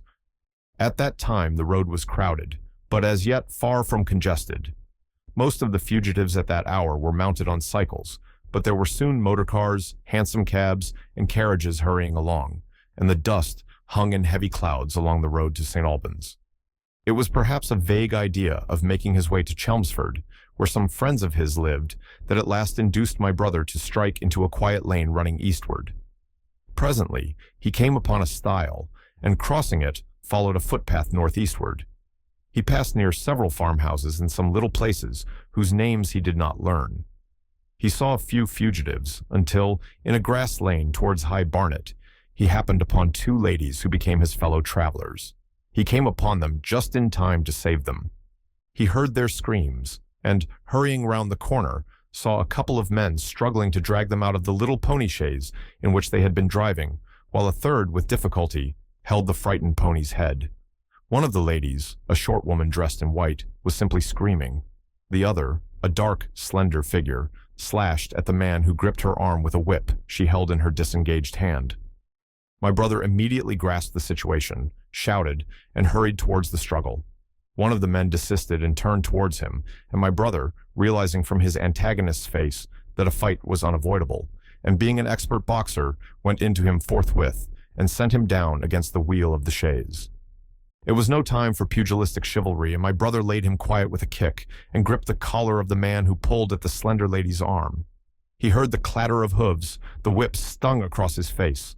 A third antagonist struck him between the eyes, and the man he held wrenched himself free and made off down the lane in the direction from which he had come. Partly stunned, he found himself facing the man who had held the horse's head, and became aware of the chaise receding from him down the lane, swaying from side to side, and with the women in it looking back. The man before him, a burly rough, tried to close, and he stopped him with a blow in the face. Then, realizing that he was deserted, he dodged round and made off down the lane after the chaise, with the sturdy man close behind him, and the fugitive, who had turned now, following remotely. Suddenly he stumbled and fell. His immediate pursuer went headlong, and he rose to his feet to find himself with a couple of antagonists again. He would have had little chance against them, had not the slender lady very pluckily pulled up and returned to his help. It seems she had had a revolver all this time, but it had been under the seat when she and her companion were attacked. She fired at 6 yards distance, narrowly missing my brother. The less courageous of the robbers made off, and his companion followed him, cursing his cowardice. They both stopped in sight down the lane, where the third man lay insensible. "Take this," said the slender lady, and she gave my brother her revolver. "Go back to the chaise," said my brother, wiping the blood from his split lip. She turned without a word. They were both panting, and they went back to where the lady in white struggled to hold back the frightened pony. The robbers had evidently had enough of it. When my brother looked again, they were retreating. "I'll sit here," said my brother, "if I may." And he got upon the empty front seat. The lady looked over her shoulder. "Give me the reins," she said, and laid the whip along the pony's side. In another moment, a bend in the road hid the 3 men from my brother's eyes. So, quite unexpectedly, my brother found himself, panting, with a cut mouth, a bruised jaw, and blood-stained knuckles, driving along an unknown lane with these 2 women. He learned they were the wife and the younger sister of a surgeon living at Stanmore, who had come in the small hours from a dangerous case at Pinner and heard at some railway station on his way of the Martian advance. He had hurried home, roused the women. Their servant had left them 2 days before, packed some provisions, put his revolver under the seat, luckily for my brother, and told them to drive on to Edgware, with the idea of getting a train there. He stopped behind to tell the neighbors. He would overtake them, he said, at about 4:30 in the morning, and now it was nearly 9, and they had seen nothing of him. They could not stop in Edgware because of the growing traffic through the place, and so they had come into this side lane. That was the story they told my brother in fragments when presently they stopped again, nearer to New Barnet. He promised to stay with them, at least until they could determine what to do, or until the missing man arrived, and professed to be an expert shot with the revolver, a weapon strange to him, in order to give them confidence. They made a sort of encampment by the wayside, and the pony became happy in the hedge. He told them of his own escape out of London, and all that he knew of these Martians and their ways. The sun crept higher in the sky, and after a time their talk died out and gave place to an uneasy state of anticipation. Several wayfarers came along the lane, and of these my brother gathered such news as he could. Every broken answer he had deepened his impression of the great disaster that had come on humanity, deepened his persuasion of the immediate necessity for prosecuting this flight. He urged the matter upon them. "We have money," said the slender woman, and hesitated. Her eyes met my brother's, and her hesitation ended. "So have I," said my brother. She explained that they had as much as 30 pounds in gold, besides a 5-pound note, and suggested that with that they might get upon a train at St. Albans or New Barnet. My brother thought that was hopeless, seeing the fury of the Londoners to crowd upon the trains, and broached his own idea of striking across Essex towards Harwich and thence escaping from the country altogether. Mrs. Elphinstone, that was the name of the woman in white, would listen to no reasoning and kept calling upon George. But her sister-in-law was astonishingly quiet and deliberate, and at last agreed to my brother's suggestion. So, designing to cross the Great North Road, they went on towards Barnet, my brother leading the pony to save it as much as possible. As the sun crept up the sky, the day became excessively hot, and underfoot a thick, whitish sand grew burning and blinding, so that they traveled only very slowly. The hedges were gray with dust, and as they advanced towards Barnet, a tumultuous murmuring grew stronger. They began to meet more people. For the most part, these were staring before them, murmuring indistinct questions, jaded, haggard, unclean. One man in evening dress passed them on foot, his eyes on the ground. They heard his voice, and, looking back at him, saw one hand clutched in his hair and the other beating invisible things. His paroxysm of rage over, he went on his way without once looking back. As my brother's party went on towards the crossroads to the south of Barnet, they saw a woman approaching the road across some fields on their left, carrying a child and with 2 other children, and then passed a man in dirty black, with a thick stick in one hand and a small portmanteau in the other. Then, round the corner of the lane, from between the villas that guarded it at its confluence with the high road, came a little cart drawn by a sweating black pony and driven by a sallow youth in a bowler hat, gray with dust.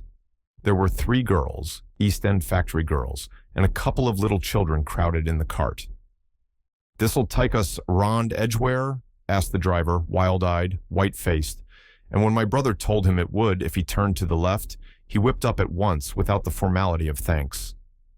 My brother noticed a pale gray smoke, or haze, rising among the houses in front of them, and veiling the white facade of a terrace beyond the road that appeared between the backs of the villas.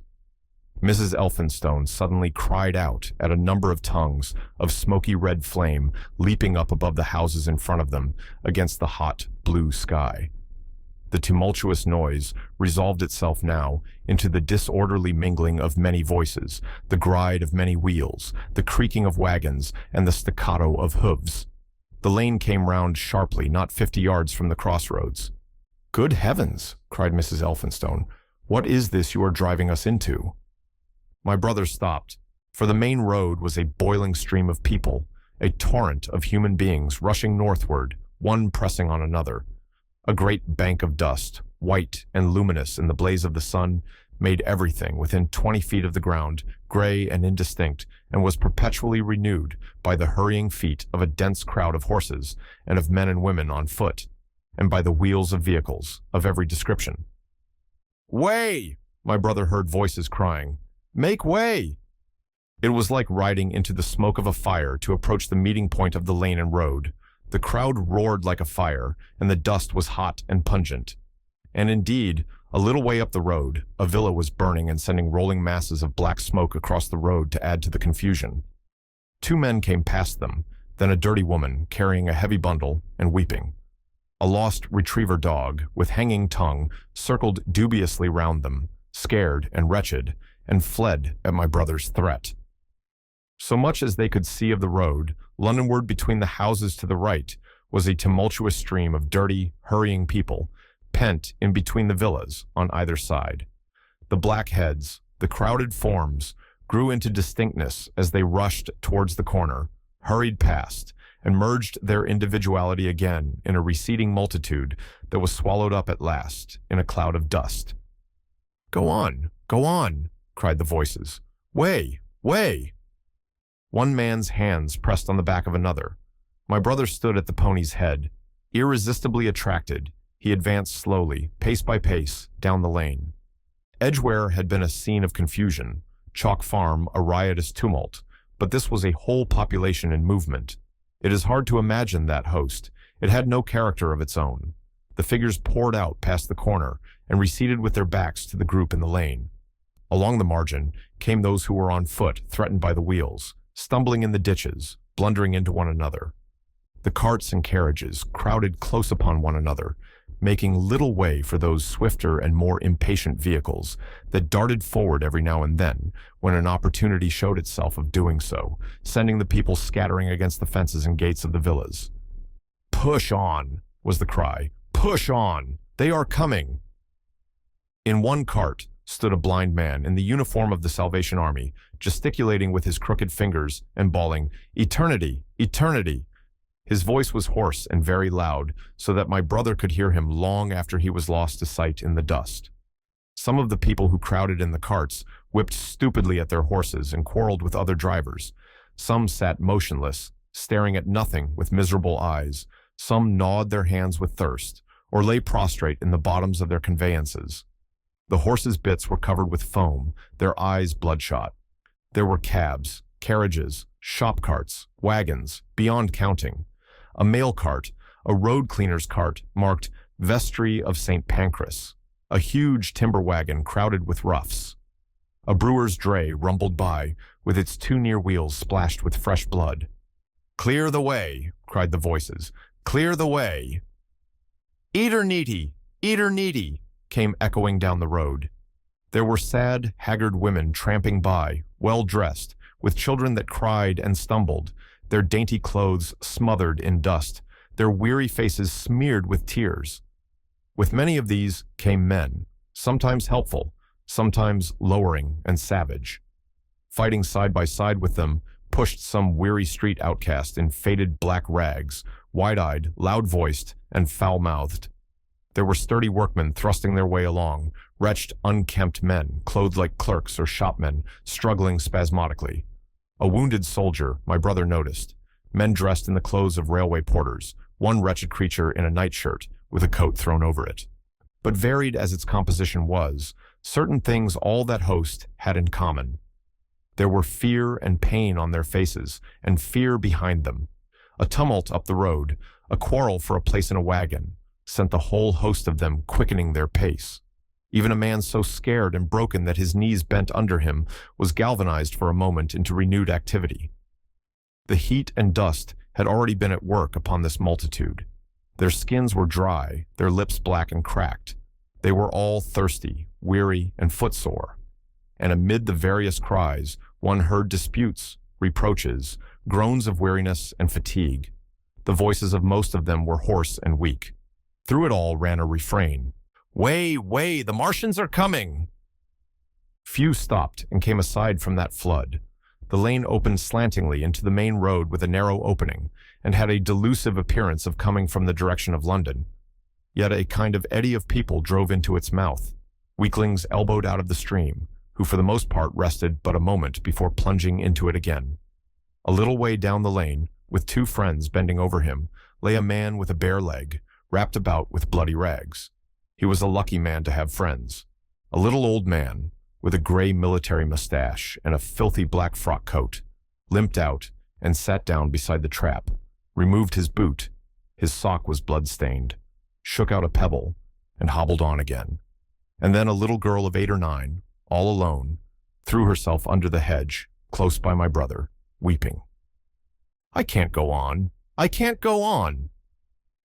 My brother woke from his torpor of astonishment and lifted her up, speaking gently to her, and carried her to Miss Elphinstone.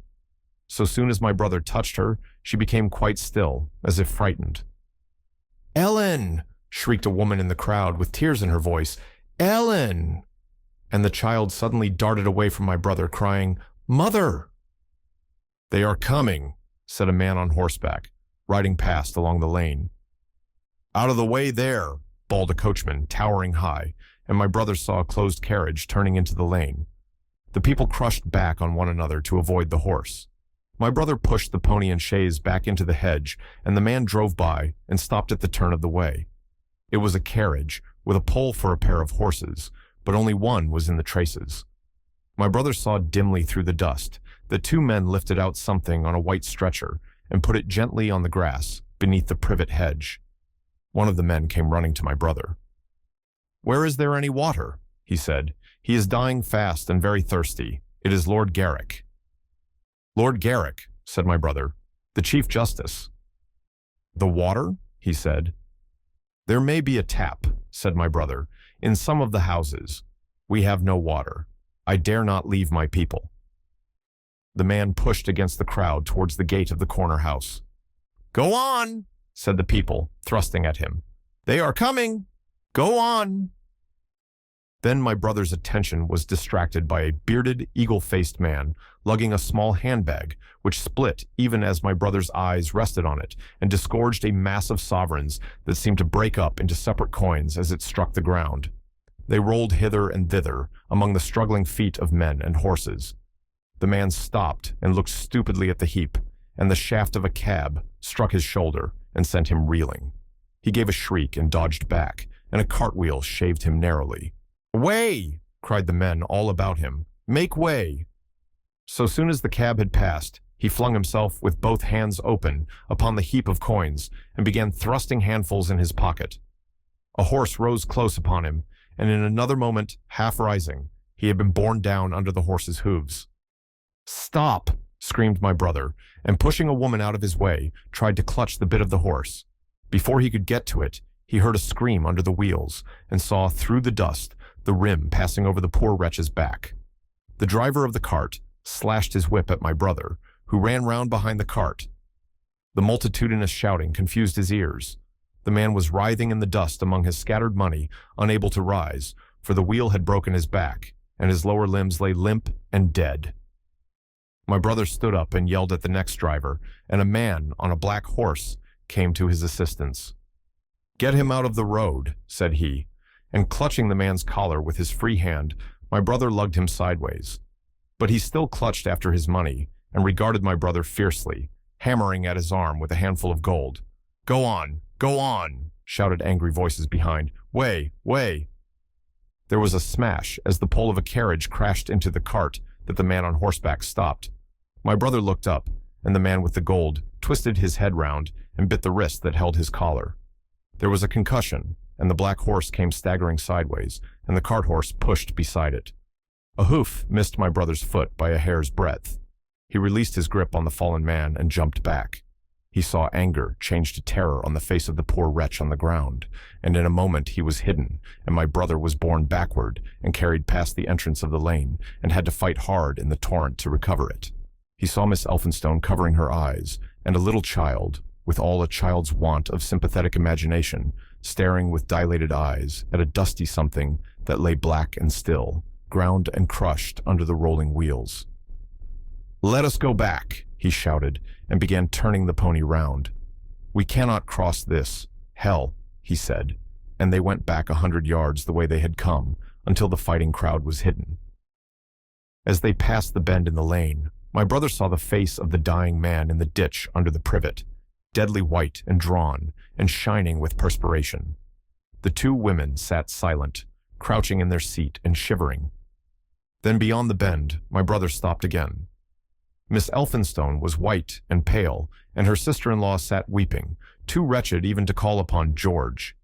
My brother was horrified and perplexed. So soon as they had retreated, he realized how urgent and unavoidable it was to attempt this crossing. He turned to Miss Elphinstone, suddenly resolute. "We must go that way," he said, and led the pony round again. For the second time that day, this girl proved her quality. To force their way into the torrent of people, my brother plunged into the traffic and held back a cab horse while she drove the pony across its head. A wagon locked wheels for a moment and ripped a long splinter from the chaise. In another moment, they were caught and swept forward by the stream. My brother, with the cabman's whip marks red across his face and hands, scrambled into the chaise and took the reins from her. "Point the revolver at the man behind," he said, giving it to her. "If he presses us too hard—" "No, point it at his horse." Then he began to look out for a chance of edging to the right across the road, but once in the stream he seemed to lose volition, to become a part of that dusty route. They swept through Chipping Barnet with the torrent. They were nearly a mile beyond the center of the town before they had fought across to the opposite side of the way. It was din and confusion indescribable, but in and beyond the town, the road forks repeatedly, and this to some extent relieved the stress. They struck eastward through Hadley, and there on either side of the road, and at another place farther on, they came upon a great multitude of people drinking at the stream, some fighting to come at the water. And farther on, from a lull near East Barnet, they saw two trains running slowly one after the other, without signal or order, trains swarming with people, with men even among the coals behind the engines, going northward along the Great Northern Railway. My brother supposes they must have filled outside London, for at that time, the furious terror of the people had rendered the central termini impossible. Near this place, they halted for the rest of the afternoon, for the violence of the day had already utterly exhausted all three of them. They began to suffer the beginnings of hunger. The night was cold, and none of them dared to sleep. And in the evening, many people came hurrying along the road nearby their stopping place, fleeing from unknown dangers before them and going in the direction from which my brother had come. Chapter 17. The Thunder Child. Had the Martians aimed only at destruction, they might on Monday have annihilated the entire population of London as it spread itself slowly through the home counties. Not only along the road through Barnet, but also through Edgware and Waltham Abbey, and along the roads eastward to Southend and Shoeburyness, and south of the Thames to Deal and Broadstairs, poured the same frantic rout. If one could have hung that June morning in a balloon in the blazing blue above London, every northward and eastward road running out of the tangled maze of streets would have seemed stippled black with the streaming fugitives, each dot a human agony of terror and physical distress. I have set forth at length in the last chapter my brother's account of the road through Chipping Barnet, in order that my readers may realize how that swarming of black dots appeared to one of those concerned. Never before in the history of the world had such a mass of human beings moved and suffered together. The legendary hosts of Goths and Huns, the hugest armies Asia has ever seen, would have been but a drop in that current. And this was no disciplined march. It was a stampede gigantic and terrible, without order and without a goal. 6 million people unarmed and unprovisioned, driving headlong. It was the beginning of the rout of civilization, of the massacre of mankind. Directly below him, the balloonist would have seen the network of streets far and wide, houses, churches, squares, crescents, gardens, already derelict, spread out like a huge map, and in the southward blotted. Over Ealing, Richmond, Wimbledon, it would have seemed as if some monstrous pen had flung ink upon the chart. Steadily, incessantly, each black splash grew and spread, shooting out ramifications this way and that, now banking itself against rising ground, now pouring swiftly over a crest into a newfound valley, exactly as a gout of ink would spread itself upon blotting paper. And beyond, over the blue hills that rise southward of the river, the glittering Martians went to and fro, calmly and methodically, spreading their poison cloud over this patch of country, and then over that, laying it again with their steam jets when it had served its purpose, and taking possession of the conquered country. They do not seem to have aimed at extermination so much as at complete demoralization and the destruction of any opposition. They exploded any stores of powder they came upon, cut every telegraph, and wrecked the railways here and there. They were hamstringing mankind. They seemed in no hurry to extend the field of their operations, and did not come beyond the central part of London all that day. It is possible that a very considerable number of people in London stuck to their houses through Monday morning. Certain it is that many died at home, suffocated by the black smoke. Until about midday, the Pool of London was an astonishing scene. Steamboats and shipping of all sorts lay there, tempted by the enormous sums of money offered by fugitives, and it is said that many who swam out to these vessels were thrust off with boat hooks and drowned. About 1 o'clock in the afternoon, the thinning remnant of a cloud of the black vapor appeared between the arches of Blackfriars Bridge. At that, the pool became a scene of mad confusion, fighting and collision, and for some time a multitude of boats and barges jammed in the northern arch of the Tower Bridge, and the sailors and lightermen had to fight savagely against the people who swarmed upon them from the riverfront. People were actually clambering down the piers of the bridge from above. When, an hour later, a Martian appeared beyond the clock tower and waded down the river, nothing but wreckage floated above Limehouse. Of the falling of the 5th cylinder I have presently to tell. The 6th star fell at Wimbledon. My brother, keeping watch beside the women in the chaise in a meadow, saw the green flash of it far beyond the hills. On Tuesday the little party, still set upon getting across the sea, made its way through the swarming country towards Colchester.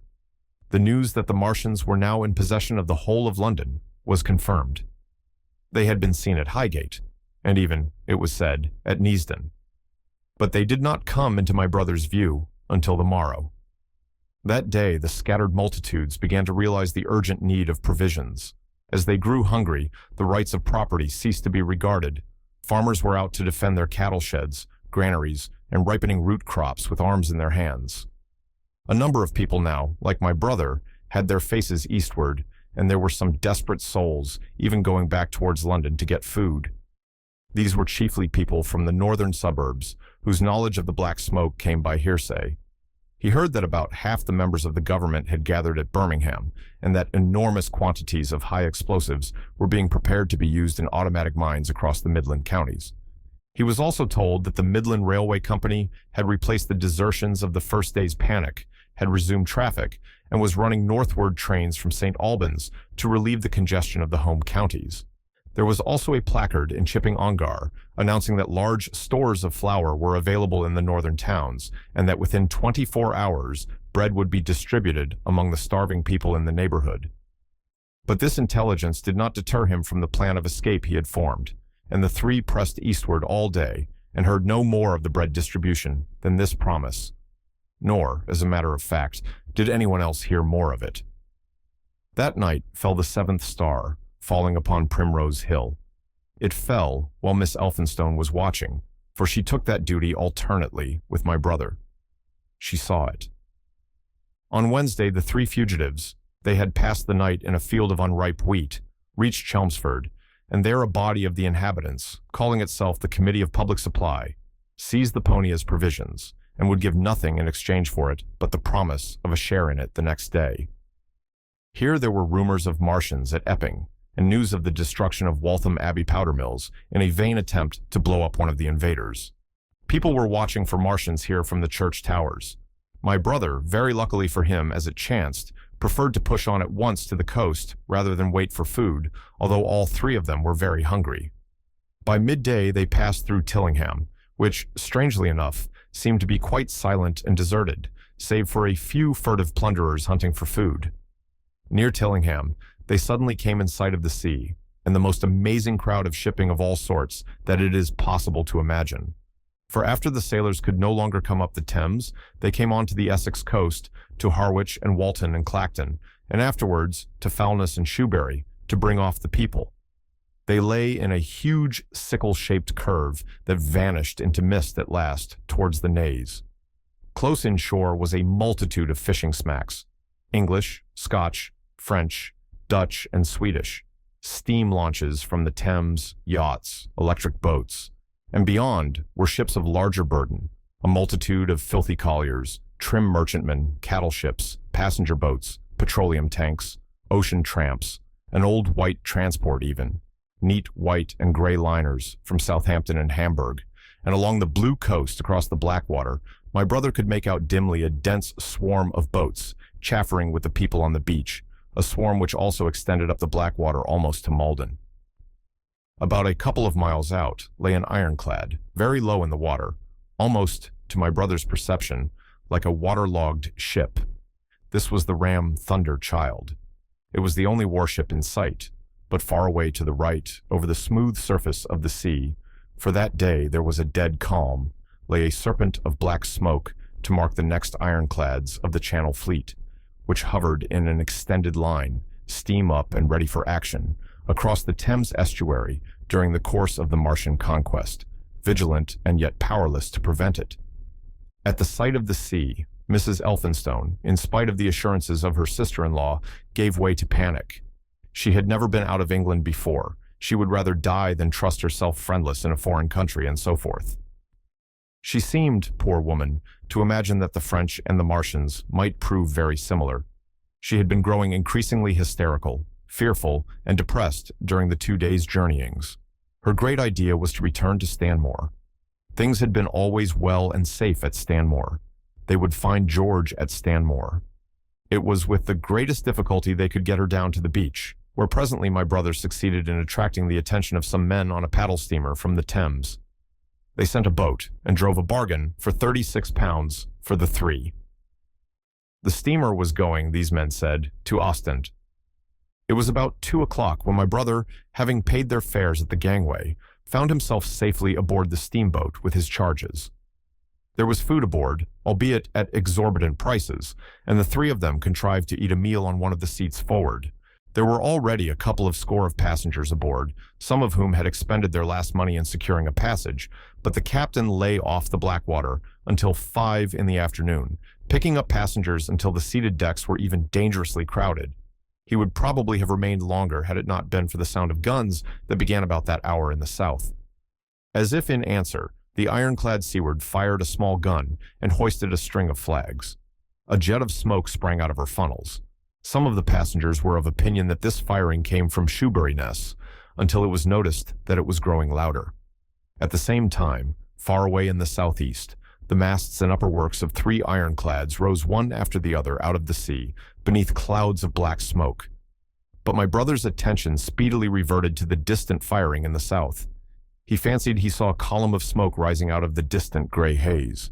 The little steamer was already flapping her way eastward of the big crescent of shipping, and the low Essex coast was growing blue and hazy when a Martian appeared, small and faint in the remote distance, advancing along the muddy coast from the direction of foulness. At that, the captain on the bridge swore at the top of his voice with fear and anger at his own delay, and the paddles seemed infected with his terror. Every soul aboard stood at the bulwarks or on the seats of the steamer and stared at that distant shape higher than the trees or church towers inland and advancing with a leisurely parody of a human stride. It was the first Martian my brother had seen, and he stood, more amazed than terrified, watching this Titan advancing deliberately towards the shipping, wading farther and farther into the water as the coast fell away. Then, far away beyond the crouch, came another, striding over some stunted trees, and then yet another, still farther off, wading deeply through a shiny mudflat that seemed to hang halfway up between sea and sky. They were all stalking seaward, as if to intercept the escape of the multitudinous vessels that were crowded between Foulness and the Naze. In spite of the throbbing exertions of the engines of the little paddle boat and the pouring foam that her wheels flung behind her, she receded with terrifying slowness from this ominous advance. Glancing northwestward, my brother saw the large crescent of shipping already writhing with the approaching terror, one ship passing behind another coming round from broadside to end on, steamships whistling and giving off volumes of steam, sails being let out, launches rushing hither and thither. He was so fascinated by this, and by the creeping danger away to the left, that he had no eyes for anything seaward. And then, a swift movement of the steamboat, she had suddenly come round to avoid being run down, flung him headlong from the seat upon which he was standing. There was a shouting all about him, a trampling of feet, and a cheer that seemed to be answered faintly. The steamboat lurched and rolled him over upon his hands. He sprang to his feet and saw to starboard, and not 100 yards from their heeling, pitching boat, a vast iron bulk like the blade of a plow, tearing through the water, tossing it on either side in huge waves of foam that leaped towards the steamer, flinging her paddles helplessly in the air, and then sucking her deck down almost to the waterline. A douche of spray blinded my brother for a moment. When his eyes were clear again, he saw the monster had passed and was rushing landward. Big iron upperworks rose out of this headlong structure, and from that twin funnels projected and spat a smoking blast shot with fire. It was the torpedo ram, Thunderchild, steaming headlong, coming to the rescue of the threatened shipping. Keeping his footing on the heaving deck by clutching the bulwarks, my brother looked past this charging Leviathan at the Martians again, and he saw the three of them now close together, and standing so far out to sea that their tripod supports were almost entirely submerged. Thus sunken and seen in remote perspective, they appeared far less formidable than the huge iron bulk in whose wake the steamer was pitching so helplessly. It would seem they were regarding this new antagonist with astonishment. To their intelligence, it may be, the giant was even such another as themselves. The Thunderchild fired no gun, but simply drove full speed towards them. It was probably her not firing that enabled her to get so near the enemy as she did. They did not know what to make of her. One shell, and they would have sent her to the bottom forthwith with the heat ray. She was steaming at such a pace that in a minute she seemed halfway between the steamboat and the Martians, a diminishing black bulk against the receding horizontal expanse of the Essex coast. Suddenly, the foremost Martian lowered his tube and discharged a canister of the black gas at the ironclad. It hit her larboard side and glanced off in an inky jet that rolled away to seaward, an unfolding torrent of black smoke, from which the ironclad drove clear.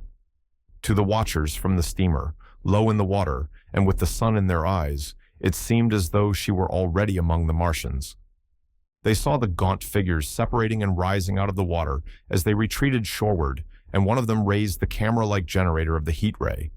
He held it pointing obliquely downward, and a bank of steam sprang from the water at its touch. It must have driven through the iron of the ship's side like a white-hot iron rod through paper. A flicker of flame went up through the rising steam, and then the Martian reeled and staggered.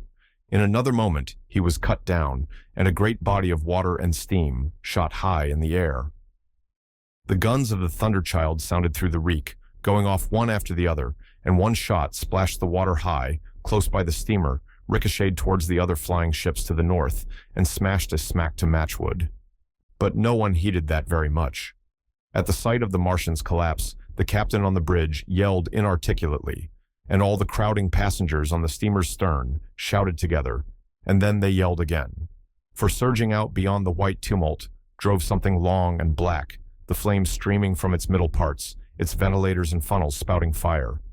She was alive still. The steering gear, it seems, was intact and her engines working. She headed straight for a second Martian, and was within 100 yards of him when the heat ray came to bear. Then with a violent thud, a blinding flash, her decks, her funnels, leaped upward. The Martian staggered with the violence of her explosion, and in another moment the flaming wreckage, still driving forward with the impetus of its pace, had struck him and crumpled him up like a thing of cardboard. My brother shouted involuntarily. A boiling tumult of steam hid everything again. "Two!" yelled the captain. Everyone was shouting. The whole steamer, from end to end, rang with frantic cheering that was taken up first by one and then by all in the crowding multitude of ships and boats that was driving out to sea. The steam hung upon the water for many minutes, hiding the third Martian and the coast altogether. And all this time, the boat was paddling steadily out to sea and away from the fight. And when at last the confusion cleared, the drifting bank of black vapor intervened, and nothing of the Thunderchild could be made out, nor could the third Martian be seen. But the ironclads to seaward were now quite close, and standing in towards shore past the steamboat. The little vessel continued to beat its way seaward, and the ironclads receded slowly towards the coast, which was hidden still by a marbled bank of vapor, part steam, part black gas, eddying and combining in the strangest way. The fleet of refugees was scattering to the northeast. Several smacks were sailing between the ironclads and the steamboat. After a time, and before they reached the sinking cloud bank, the warships turned northward and then abruptly went about and passed into the thickening haze of evening southward. The coast grew faint and at last indistinguishable amid the low banks of clouds that were gathering about the sinking sun. Then suddenly, out of the golden haze of the sunset, came the vibration of guns and a form of black shadows moving. Everyone struggled to the rail of the steamer and peered into the blinding furnace of the west, but nothing was to be distinguished clearly. A mass of smoke rose slanting and barred the face of the sun. The steamboat throbbed on its way through an interminable suspense. The sun sank into gray clouds, the sky flushed and darkened, the evening star trembled into sight. It was deep twilight when the captain cried out and pointed. My brother strained his eyes. Something rushed up into the sky out of the grayness, rushed slantingly upward and very swiftly into the luminous clearness above the clouds in the western sky.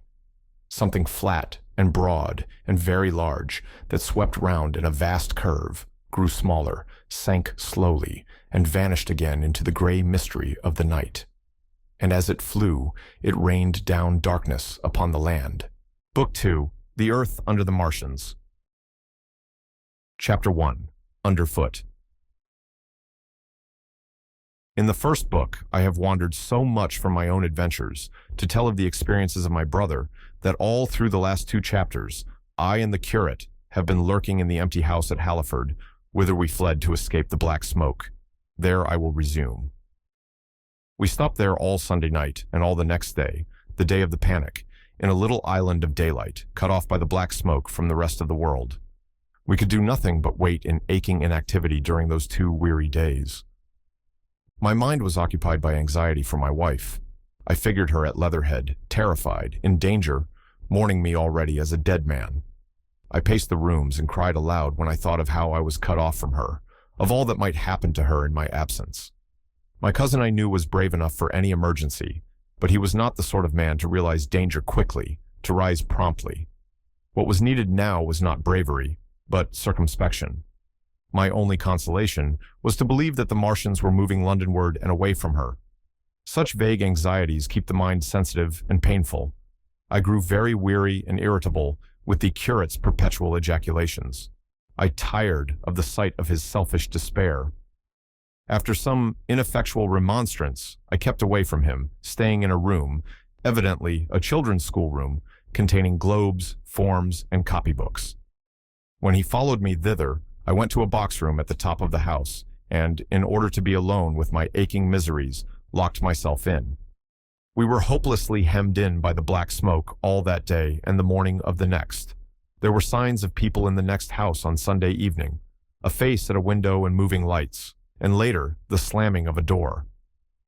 But I do not know who these people were, nor what became of them. We saw nothing of them next day. The black smoke drifted slowly riverward all through Monday morning, creeping nearer and nearer to us, driving at last along the roadway outside the house that hid us. A Martian came across the fields about midday, laying the stuff with a jet of superheated steam that hissed against the walls, smashed all the windows it touched, and scalded the curate's hand as he fled out of the front room. When at last we crept across the sodden rooms and looked out again, the country northward was as though a black snowstorm had passed over it. Looking towards the river, we were astonished to see an unaccountable redness mingling with the black of the scorched meadows. For a time, we did not see how this change affected our position, save that we were relieved of our fear of the black smoke. But later I perceived that we were no longer hemmed in, that now we might get away. So soon as I realized that the way of escape was open, my dream of action returned. But the curate was lethargic, unreasonable. "We are safe here," he repeated, "safe here." I resolved to leave him. Would that I had. Wiser now for the artilleryman's teaching, I sought out food and drink. I had found oil and rags for my burns, and I also took a hat and a flannel shirt that I found in one of the bedrooms. When it was clear to him that I meant to go alone, had reconciled myself to going alone, he suddenly roused himself to come. And all being quiet throughout the afternoon, we started about 5 o'clock, as I should judge, along the blackened road to Sunbury. In Sunbury, and at intervals along the road, were dead bodies lying in contorted attitudes, horses as well as men, overturned carts and luggage, all covered thickly with black dust. That pall of cindery powder made me think of what I had read of the destruction of Pompeii. We got to Hampton Court without misadventure, our minds full of strange and unfamiliar appearances, and at Hampton Court our eyes were relieved to find a patch of green that had escaped the suffocating drift. We went through Bushy Park, with its deer going to and fro under the chestnuts, and some men and women hurrying in the distance towards Hampton, and so we came to Twickenham. These were the first people we saw. Away across the road, the woods beyond Ham and Petersham were still afire. Twickenham was uninjured by either heat ray or black smoke, and there were more people about here, though none could give us news. For the most part, they were like ourselves, taking advantage of a lull to shift their quarters. I have an impression that many of the houses here were still occupied by scared inhabitants, too frightened even for flight. Here, too, the evidence of a hasty rout was abundant along the road. I remember most vividly 3 smashed bicycles in a heap, pounded into the road by the wheels of subsequent carts. We crossed Richmond Bridge about 8:30. We hurried across the exposed bridge, of course, but I noticed floating down the stream a number of red masses, some many feet across. I did not know what these were. There was no time for scrutiny, and I put a more horrible interpretation on them than they deserved. Here again on the Surrey side were black dust that had once been smoke, and dead bodies, a heap near the approach to the station. But we had no glimpse of the Martians until we were some way towards Barnes. We saw in the blackened distance a group of 3 people running down a side street towards the river, but otherwise it seemed deserted. Up the hill, Richmond town was burning briskly. Outside the town of Richmond, there was no trace of the black smoke.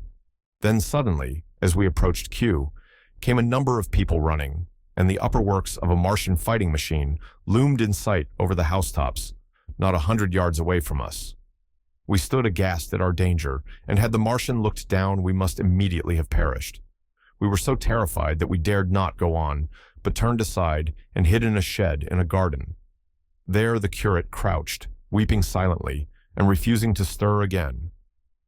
But my fixed idea of reaching Leatherhead would not let me rest, and in the twilight I ventured out again. I went through a shrubbery, and along a passage beside a big house, standing in its own grounds, and so emerged upon the road towards Kew. The curate I left in the shed, but he came hurrying after me. That second start was the most foolhardy thing I ever did, for it was manifest the Martians were about us. No sooner had the curate overtaken me than we saw either the fighting machine we had seen before or another, far away across the meadows in the direction of Kew Lodge.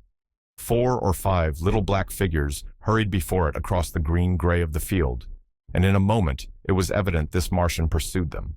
In 3 strides he was among them, and they ran radiating from his feet in all directions. He used no heat ray to destroy them, but picked them up one by one. Apparently, he tossed them into the great metallic carrier which projected behind him, much as a workman's basket hangs over his shoulder. It was the first time I realized that the Martians might have any other purpose than destruction with defeated humanity. We stood for a moment petrified, then turned and fled through a gate behind us into a walled garden, fell into, rather than found, a fortunate ditch, and lay there, scarce daring to whisper to each other until the stars were out. I suppose it was nearly 11 o'clock before we gathered courage to start again, no longer venturing into the road, but sneaking along hedgerows and through plantations, and watching keenly through the darkness, he on the right and I on the left, for the Martians, who seemed to be all about us. In one place, we blundered upon a scorched and blackened area, now cooling and ashen, and a number of scattered dead bodies of men, burned horribly about the heads and trunks, but with their legs and boots mostly intact, and of dead horses, 50 feet perhaps, behind a line of 4 ripped guns and smashed gun carriages. Sheen, it seemed, had escaped destruction, but the place was silent and deserted, Here we happened on no dead, though the night was too dark for us to see into the side roads of the place. In Sheen, my companion suddenly complained of faintness and thirst, and we decided to try one of the houses. The first house we entered, after a little difficulty with the window, was a small semi-detached villa, and I found nothing eatable left in the place but some moldy cheese. There was, however, water to drink, and I took a hatchet, which promised to be useful in our next housebreaking. We then crossed to a place where the road turns towards Mortlake. Here there stood a white house within a walled garden, and in the pantry of this domicile we found a store of food, 2 loaves of bread in a pan, an uncooked steak, and the half of a ham. I give this catalogue so precisely because, as it happened, we were destined to subsist upon this store for the next fortnight. Bottled beer stood under a shelf, and there were 2 bags of haricot beans and some limp lettuces. This pantry opened into a kind of wash-up kitchen, and in this was firewood. There was also a cupboard in which we found nearly a dozen of Burgundy tinned soups and salmon, and 2 tins of biscuits. We sat in the adjacent kitchen in the dark, for we dared not strike a light, and ate bread and ham, and drank beer out of the same bottle. The curate, who was still timorous and restless, was now, oddly enough, for pushing on, and I was urging him to keep up his strength by eating when the thing happened that was to imprison us. "It can't be midnight yet," I said, and then came a blinding glare of vivid green light. Everything in the kitchen leaped out, clearly visible in green and black, and vanished again. And then followed such a concussion as I have never heard before or since. So close on the heels of this as to seem instantaneous came a thud behind me, a clash of glass, a crash and rattle of falling masonry all about us, and the plaster of the ceiling came down upon us, smashing into a multitude of fragments upon our heads. I was knocked headlong across the floor against the oven handle and stunned. I was insensible for a long time, the curate told me, and when I came to, we were in darkness again, and he, with a face wet, as I found afterwards, with blood from a cut forehead, was dabbing water over me. For some time I could not recollect what had happened. Then things came to me slowly. A bruise on my temple asserted itself. "Are you better?" asked the curate in a whisper. At last I answered him. I sat up. "Don't move," he said. "The floor is covered with smashed crockery from the dresser. You can't possibly move without making a noise, and I fancy they are outside." We both sat quite silent, so that we could scarcely hear each other breathing. Everything seemed deadly still, but once something near us, some plaster or broken brickwork, slid down with a rumbling sound.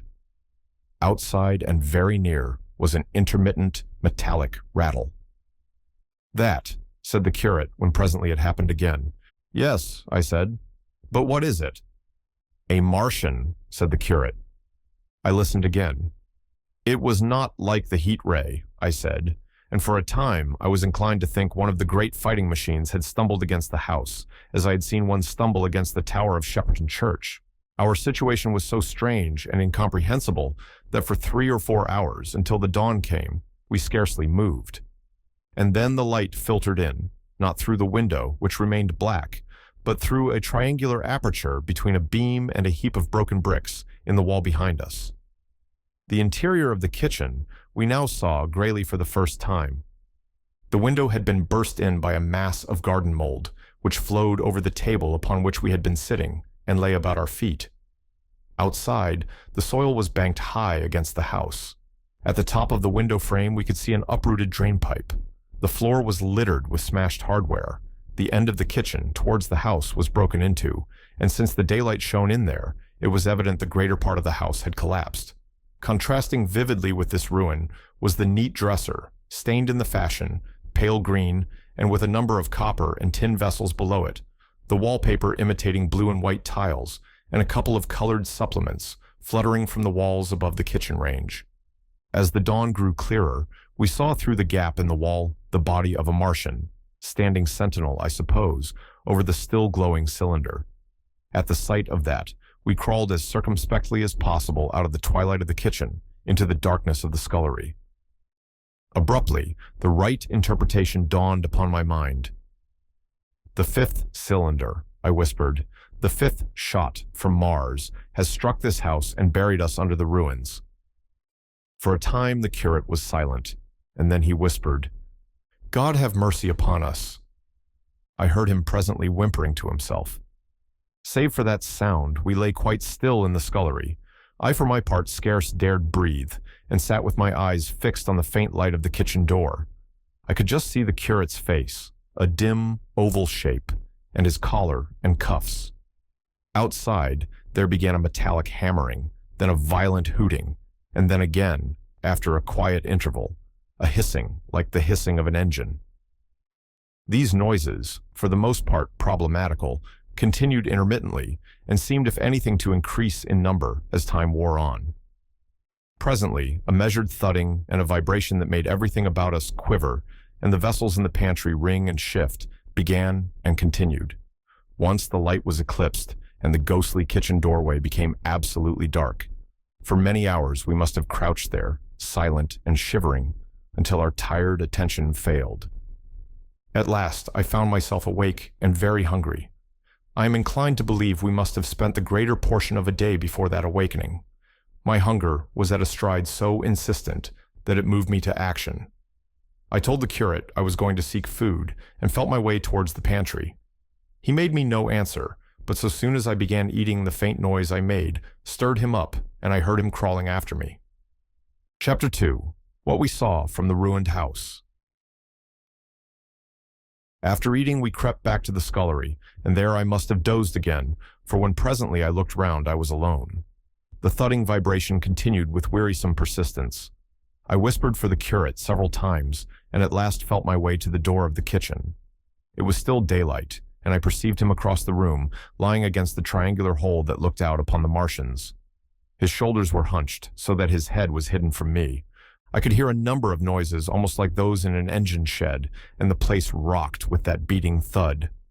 Through the aperture in the wall, I could see the top of a tree touched with gold and the warm blue of a tranquil evening sky. For a minute or so, I remained watching the curate, and then I advanced, crouching and stepping with extreme care amid the broken crockery that littered the floor.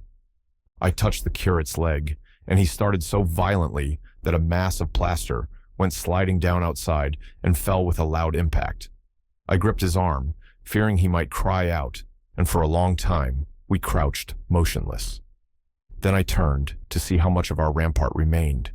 The detachment of the plaster had left a vertical slit open in the debris, and by raising myself cautiously across a beam, I was able to see out of this gap into what had been overnight a quiet suburban roadway.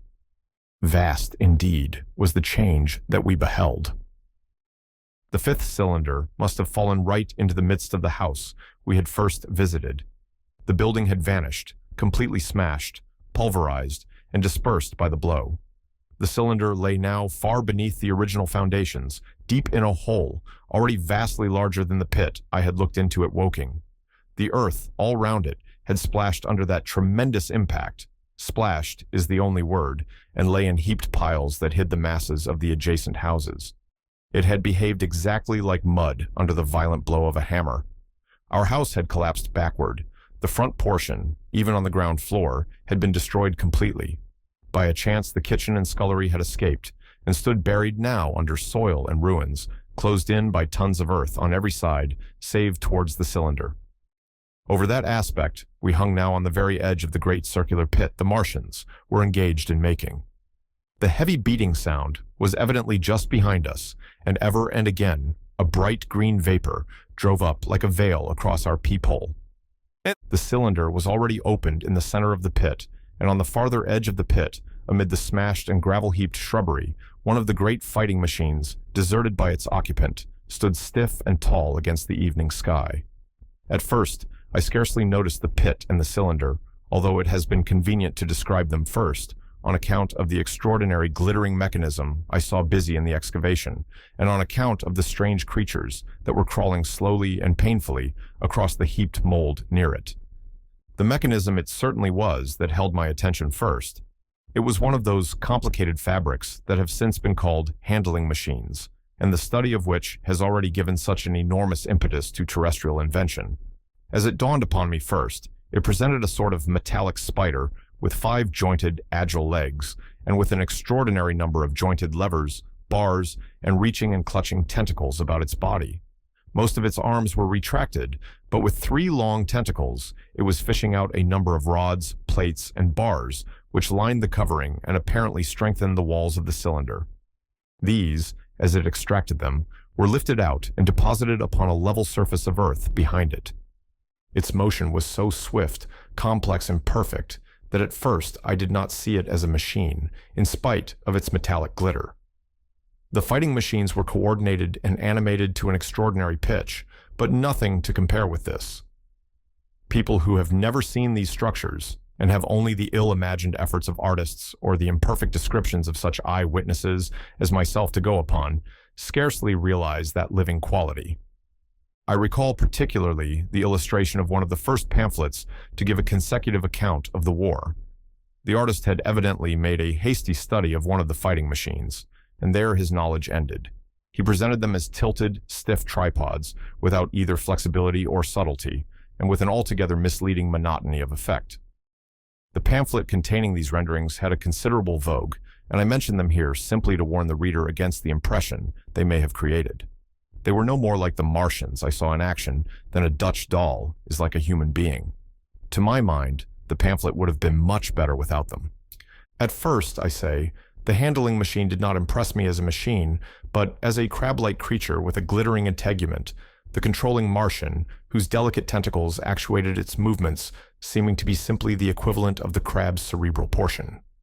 But then I perceived the resemblance of its gray-brown, shiny, leathery integument to that of the other sprawling bodies beyond, and the true nature of this dexterous workman dawned upon me. With that realization, my interest shifted to those other creatures, the real Martians. Already I had had a transient impression of these, and the first nausea no longer obscured my observation. Moreover, I was concealed and motionless, and under no urgency of action. They were, I now saw, the most unearthly creatures it is possible to conceive. They were huge, round bodies, or rather, heads, about 4 feet in diameter, each body having in front of it a face. This face had no nostrils. Indeed, the Martians do not seem to have had any sense of smell, but it had a pair of very large, dark-colored eyes, and just beneath this, a kind of fleshy beak. In the back of this head or body, I scarcely know how to speak of it, was the single tight tympanic surface, since known to be anatomically an ear, though it must have been almost useless in our dense air. In a group round the mouth were 16 slender, almost whip-like tentacles, arranged in 2 bunches of 8 each. These bunches have since been named rather aptly by that distinguished anatomist, Professor Howe's, the hands. Even as I saw these Martians for the first time, they seemed to be endeavoring to raise themselves on these hands. But of course, with the increased weight of terrestrial conditions, this was impossible. There is reason to suppose that on Mars, they may have progressed upon them with some facility. The internal anatomy, I may remark here, as dissection has since shown, was almost equally simple. The greater part of the structure was the brain, sending enormous nerves to the eyes, ear, and tactile tentacles. Besides this were the bulky lungs into which the mouth opened, and the heart and its vessels. The pulmonary distress caused by the denser atmosphere and greater gravitational attraction was only too evident in the convulsive movements of the outer skin. And this was the sum of the Martian organs. Strange as it may seem to a human being, all the complex apparatus of digestion, which makes up the bulk of our bodies, did not exist in the Martians. They were heads, merely heads. Entrails they had none. They did not eat, much less digest. Instead, they took the fresh, living blood of other creatures and injected it into their own veins. I have myself seen this being done, as I shall mention in its place. But, squeamish as I may seem, I cannot bring myself to describe what I could not endure even to continue watching. Let it suffice to say, blood obtained from a still living animal, in most cases from a human being, was run directly by means of a little pipette into the recipient canal. The bare idea of this is no doubt horribly repulsive to us, but at the same time, I think that we should remember how repulsive our carnivorous habits would seem to an intelligent rabbit. The physiological advantages of the practice of injection are undeniable if one thinks of the tremendous waste of human time and energy occasioned by eating and the digestive process. Our bodies are half made up of glands and tubes and organs, occupied in turning heterogeneous food into blood. The digestive processes and their reaction upon the nervous system sap our strength and color our minds. Men go happy or miserable as they have healthy or unhealthy livers or sound gastric glands. But the Martians were lifted above all these organic fluctuations of mood and emotion. Their undeniable preference for men as their source of nourishment is partly explained by the nature of the remains of the victims they had brought with them as provisions from Mars. These creatures, to judge from the shriveled remains that have fallen into human hands, were bipeds with flimsy, siliceous skeletons, almost like those of the siliceous sponges, and feeble musculature, standing about 6 feet high and having round, erect heads and large eyes in flinty sockets. 2 or 3 of these seem to have been brought in each cylinder, and all were killed before Earth was reached. It was just as well for them, for the mere attempt to stand upright upon our planet would have broken every bone in their bodies. And while I am engaged in this description, I may add in this place certain further details, which, although they were not all evident to us at the time, will enable the reader who is unacquainted with them to form a clearer picture of these offensive creatures. In 3 other points, their physiology differed strangely from ours. Their organisms did not sleep, any more than the heart of man sleeps. Since they had no extensive muscular mechanism to recuperate, that periodical extinction was unknown to them. They had little or no sense of fatigue, it would seem. On Earth, they could never have moved without effort, yet even to the last, they kept in action. In 24 hours, they did 24 hours of work, as even on Earth is perhaps the case with the ants. In the next place, wonderful as it seems in a sexual world, the Martians were absolutely without sex, and therefore without any of the tumultuous emotions that arise from that difference among men. A young Martian, there can now be no dispute, was really born upon Earth during the war, and it was found attached to its parent, partially budded off, just as young lily bulbs bud off, or like the young animals in the freshwater polyp. In man, in all the higher terrestrial animals, such a method of increase has disappeared, but even on this Earth, it was certainly the primitive method. Among the lower animals, up even to those first cousins of the vertebrated animals, the tunicates, the 2 processes occur side by side, but finally the sexual method superseded its competitor altogether. On Mars, however, just the reverse has apparently been the case. It is worthy of remark that a certain speculative writer of quasi-scientific repute, writing long before the Martian invasion, did forecast for man a final structure not unlike the actual Martian condition. His prophecy, I remember, appeared in November or December 1893 in a long-defunct publication, the Pall Mall Budget, and I recall a caricature of it in a pre-Martian periodical called Punch.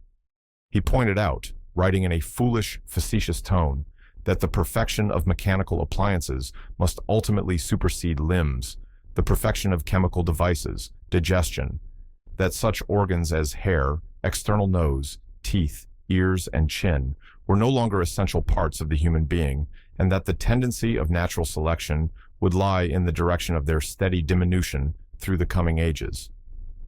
The brain alone remained a cardinal necessity. Only one other part of the body had a strong case for survival, and that was the hand, teacher and agent of the brain. While the rest of the body dwindled, the hands would grow larger. There is many a true word written in jest, and here in the Martians, we have beyond dispute the actual accomplishment of such a suppression of the animal side of the organism by the intelligence.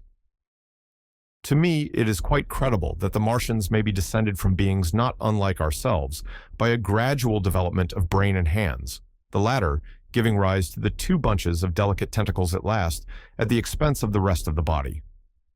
Without the body, the brain would, of course, become a mere selfish intelligence, without any of the emotional substratum of the human being.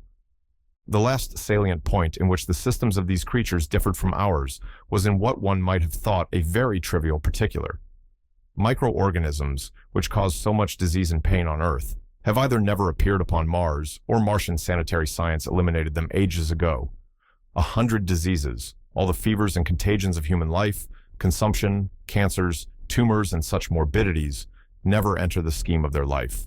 And speaking of the differences between the life on Mars and terrestrial life, I may allude here to the curious suggestions of the red weed. Apparently, the vegetable kingdom in Mars, instead of having green for a dominant color, is of a vivid blood red tint. At any rate, the seeds which the Martians, intentionally or accidentally, brought with them gave rise in all cases to red-colored growths. Only that known popularly as the red weed, however, gained any footing in competition with terrestrial forms. The red creeper was quite a transitory growth, and few people have seen it growing. For a time, however, the red weed grew with astonishing vigor and luxuriance. It spread up the sides of the pit by the third or fourth day of our imprisonment, and its cactus-like branches formed a carmine fringe to the edges of our triangular window, and afterwards I found it broadcast throughout the country, and especially wherever there was a stream of water. The Martians had what appears to have been an auditory organ, a single round drum at the back of the head body, and eyes with a visual range not very different from ours, except that, according to Phillips, blue and violet were as black to them. It is commonly supposed that they communicated by sounds and tentacular gesticulations. This is asserted, for instance, in the able but hastily compiled pamphlet, written evidently by someone not an eyewitness of Martian actions, to which I have already alluded, and which, so far, has been the chief source of information concerning them. Now, no surviving human being saw so much of the Martians in action as I did. I take no credit to myself for an accident, but the fact is so, and I assert that I watched them closely, time after time, and that I have seen 4, 5, and once 6 of them sluggishly performing the most elaborately complicated operations, together without either sound or gesture. Their peculiar hooting invariably preceded feeding. It had no modulation, and was, I believe, in no sense a signal, but merely the expiration of air preparatory to the suctional operation. I have a certain claim to at least an elementary knowledge of psychology, and in this matter I am convinced, as firmly as I am convinced of anything, that the Martians interchanged thoughts without any physical intermediation, and I have been convinced of this in spite of strong preconceptions. Before the Martian invasion, as an occasional reader here or there may remember, I had written with some little vehemence against the telepathic theory. The Martians wore no clothing. Their conceptions of ornament and decorum were necessarily different from ours, and not only were they evidently much less sensible of changes of temperature than we are, but changes of pressure do not seem to have affected their health at all seriously. Yet, though they wore no clothing, it was in the other artificial additions to their bodily resources that their great superiority over man lay. We men, with our bicycles and road skates, our Lilienthal soaring machines, our guns and sticks and so forth, are just in the beginning of the evolution that the Martians have worked out. They have become practically mere brains, wearing different bodies, according to their needs, just as men wear suits of clothes and take a bicycle in a hurry or an umbrella in the wet. And of their appliances, perhaps nothing is more wonderful to a man than the curious fact that what is the dominant feature of almost all human devices and mechanism is absent. The wheel is absent. Among all the things they brought to earth, there is no trace or suggestion of their use of wheels. One would have at least expected it in locomotion, and in this connection, it is curious to remark that even on this earth, nature has never hit upon the wheel, or has preferred other expedients to its development.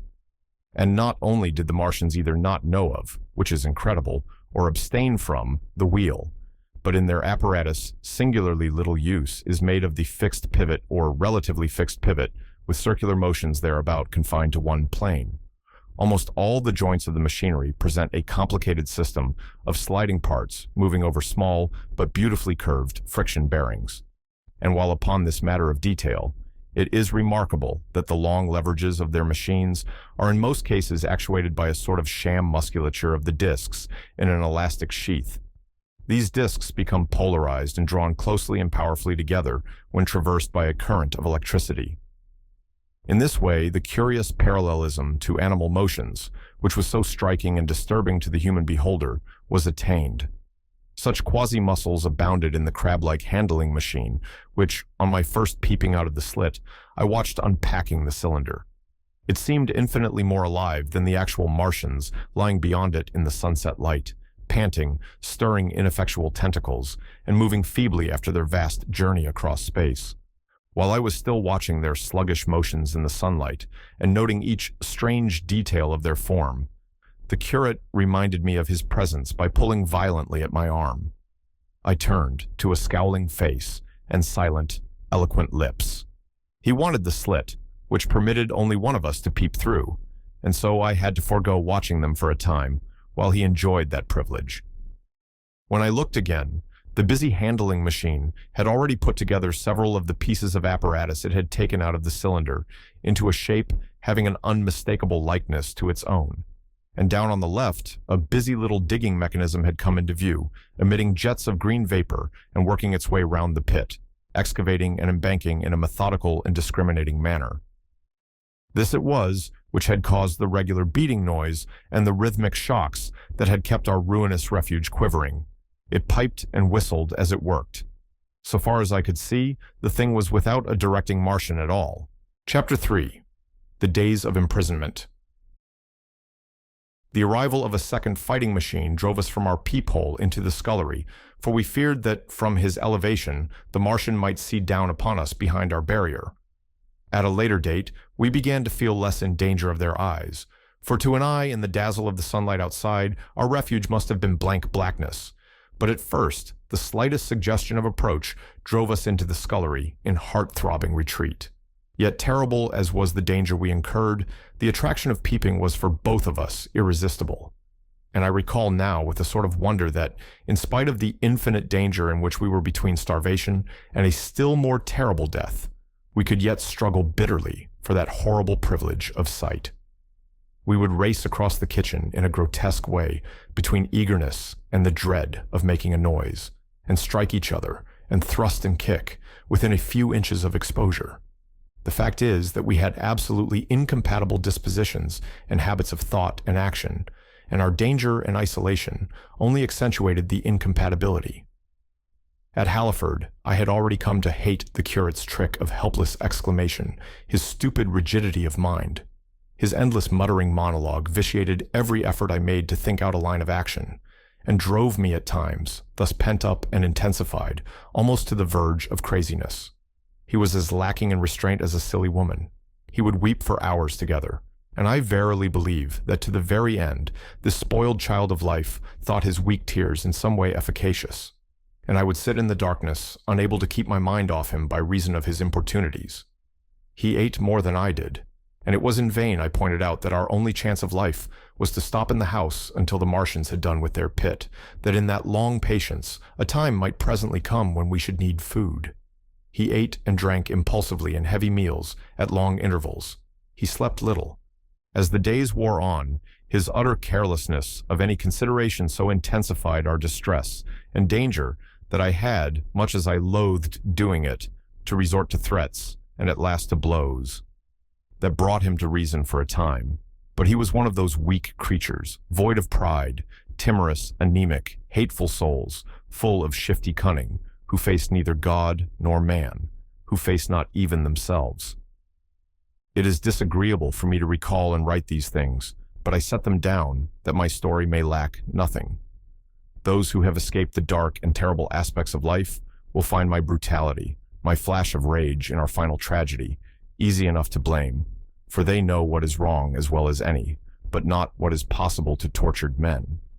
But those who have been under the shadow, who have gone down at last to elemental things, will have a wider charity. And while within we fought out our dark, dim contest of whispers, snatched food and drink, and gripping hands and blows, without, in the pitiless sunlight of that terrible June, was the strange wonder, the unfamiliar routine of the Martians in the pit. Let me return to those first new experiences of mine. After a long time, I ventured back to the peephole, to find that the newcomers had been reinforced by the occupants of no fewer than 3 of the fighting machines. These last had brought with them certain fresh appliances that stood in an orderly manner about the cylinder. The second handling machine was now completed and was busied in serving one of the novel contrivances the big machine had brought. This was a body resembling a milk can in its general form, above which oscillated a pear-shaped receptacle, and from which a stream of white powder flowed into a circular basin below. The oscillatory motion was imparted to this by one tentacle of the handling machine. With 2 spatulate hands, the handling machine was digging out and flinging masses of clay into the pear-shaped receptacle above, while with another arm, It periodically opened a door and removed rusty and blackened clinkers from the middle part of the machine. Another steely tentacle directed the powder from the basin along a ribbed channel towards some receiver that was hidden from me by the mound of bluish dust. From this unseen receiver, a little thread of green smoke rose vertically into the quiet air. As I looked, the handling machine, with a faint and musical clinking, extended telescopic fashion, a tentacle that had been a moment before a mere blunt projection, until its end was hidden behind the mound of clay. In another second, it had lifted a bar of white aluminium into sight, untarnished as yet, and shining dazzlingly, and deposited it in a growing stack of bars that stood at the side of the pit. Between sunset and starlight, this dexterous machine must have made more than 100 such bars out of the crude clay, and the mound of bluish dust rose steadily until it topped the side of the pit.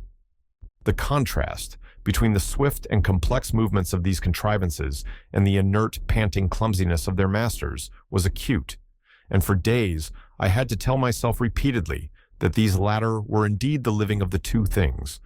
The curate had possession of the slit when the first men were brought to the pit. I was sitting below, huddled up, listening with all my ears. He made a sudden movement backward, and I, fearful that we were observed, crouched in a spasm of terror. He came sliding down the rubbish and crept beside me in the darkness, inarticulate, gesticulating, and for a moment I shared his panic. His gesture suggested a resignation of the slit, and after a little while my curiosity gave me courage, and I rose up, stepped across him, and clambered up to it. At first I could see no reason for his frantic behavior. The twilight had now come, the stars were little and faint, but the pit was illuminated by the flickering green fire that came from the aluminium making. The whole picture was a flickering scheme of green gleams and shifting rusty black shadows, strangely trying to the eyes. Over and through it all went the bats, heeding it not at all. The sprawling Martians were no longer to be seen. The mound of blue-green powder had risen to cover them from sight, and a fighting machine, with its legs contracted, crumpled, and abbreviated, stood across the corner of the pit. And then, amid the clangor of the machinery, came a drifting suspicion of human voices that I entertained at first, only to dismiss. I crouched, watching this fighting machine closely, satisfying myself now for the first time that the hood did indeed contain a Martian. As the green flames lifted, I could see the oily gleam of his integument and the brightness of his eyes. And suddenly, I heard a yell and saw a long tentacle reaching over the shoulder of the machine to the little cage that hunched upon its back. Then something struggling violently, was lifted high against the sky, a black, vague enigma against the starlight. And as this black object came down again, I saw by the green brightness that it was a man. For an instant, he was clearly visible. He was a stout, ruddy, middle-aged man, well-dressed. 3 days before, he must have been walking the world, a man of considerable consequence. I could see his staring eyes and gleams of light on his studs and watch chain. He vanished behind the mound, and for a moment there was silence. And then began a shrieking and a sustained and cheerful hooting from the Martians. I slid down the rubbish, struggled to my feet, clapped my hands over my ears, and bolted into the scullery. The curate, who had been crouching silently with his arms over his head, looked up as I passed, cried out quite loudly at my desertion of him, and came running after me. That night, as we lurked in the scullery, balanced between our horror and the terrible fascination this peeping had, although I felt an urgent need of action, I tried in vain to conceive some plan of escape. But afterwards, during the second day, I was able to consider our position with great clearness. The curate, I found, was quite incapable of discussion. This new and culminating atrocity had robbed him of all vestiges of reason or forethought. Practically, he had already sunk to the level of an animal. But, as the saying goes, I gripped myself with both hands. It grew upon my mind, once I could face the facts, that terrible as our position was, there was as yet no justification for absolute despair. Our chief chance lay in the possibility of the Martians making the pit nothing more than a temporary encampment. Or even if they kept it permanently, they might not consider it necessary to guard it, and a chance of escape might be afforded us. I also weighed very carefully the possibility of our digging a way out in a direction away from the pit, but the chances of our emerging within sight of some sentinel fighting machine seemed at first too great, and I should have had to do all the digging myself. the curate would certainly have failed me. It was on the third day, if my memory serves me right, that I saw the lad killed. It was the only occasion on which I actually saw the Martians feed. After that experience, I avoided the hole in the wall for the better part of a day. I went into the scullery, removed the door, and spent some hours digging with my hatchet as silently as possible. But when I had made a hole about a couple of feet deep, the loose earth collapsed noisily, and I did not dare continue. I lost heart and lay down on the scullery floor for a long time, having no spirit even to move. And after that, I abandoned altogether the idea of escaping by excavation. It says much for the impression the Martians had made upon me that at first I entertained little or no hope of our escape being brought about by their overthrow through any human effort. But on the fourth or fifth night, I heard a sound like heavy guns. It was very late in the night, and the moon was shining brightly. The Martians had taken away the excavating machine, and save for a fighting machine that stood in the remoter bank of the pit, and a handling machine that was buried out of my sight in a corner of the pit, immediately beneath my peephole, the place was deserted by them. Except for the pale glow from the handling machine and the bars and patches of white moonlight, the pit was in darkness, and, except for the clinking of the handling machine, quite still. That night was a beautiful serenity. Save for one planet, the moon seemed to have the sky to herself. I heard a dog howling, and that familiar sound it was that made me listen. Then I heard quite distinctly a booming exactly like the sound of great guns.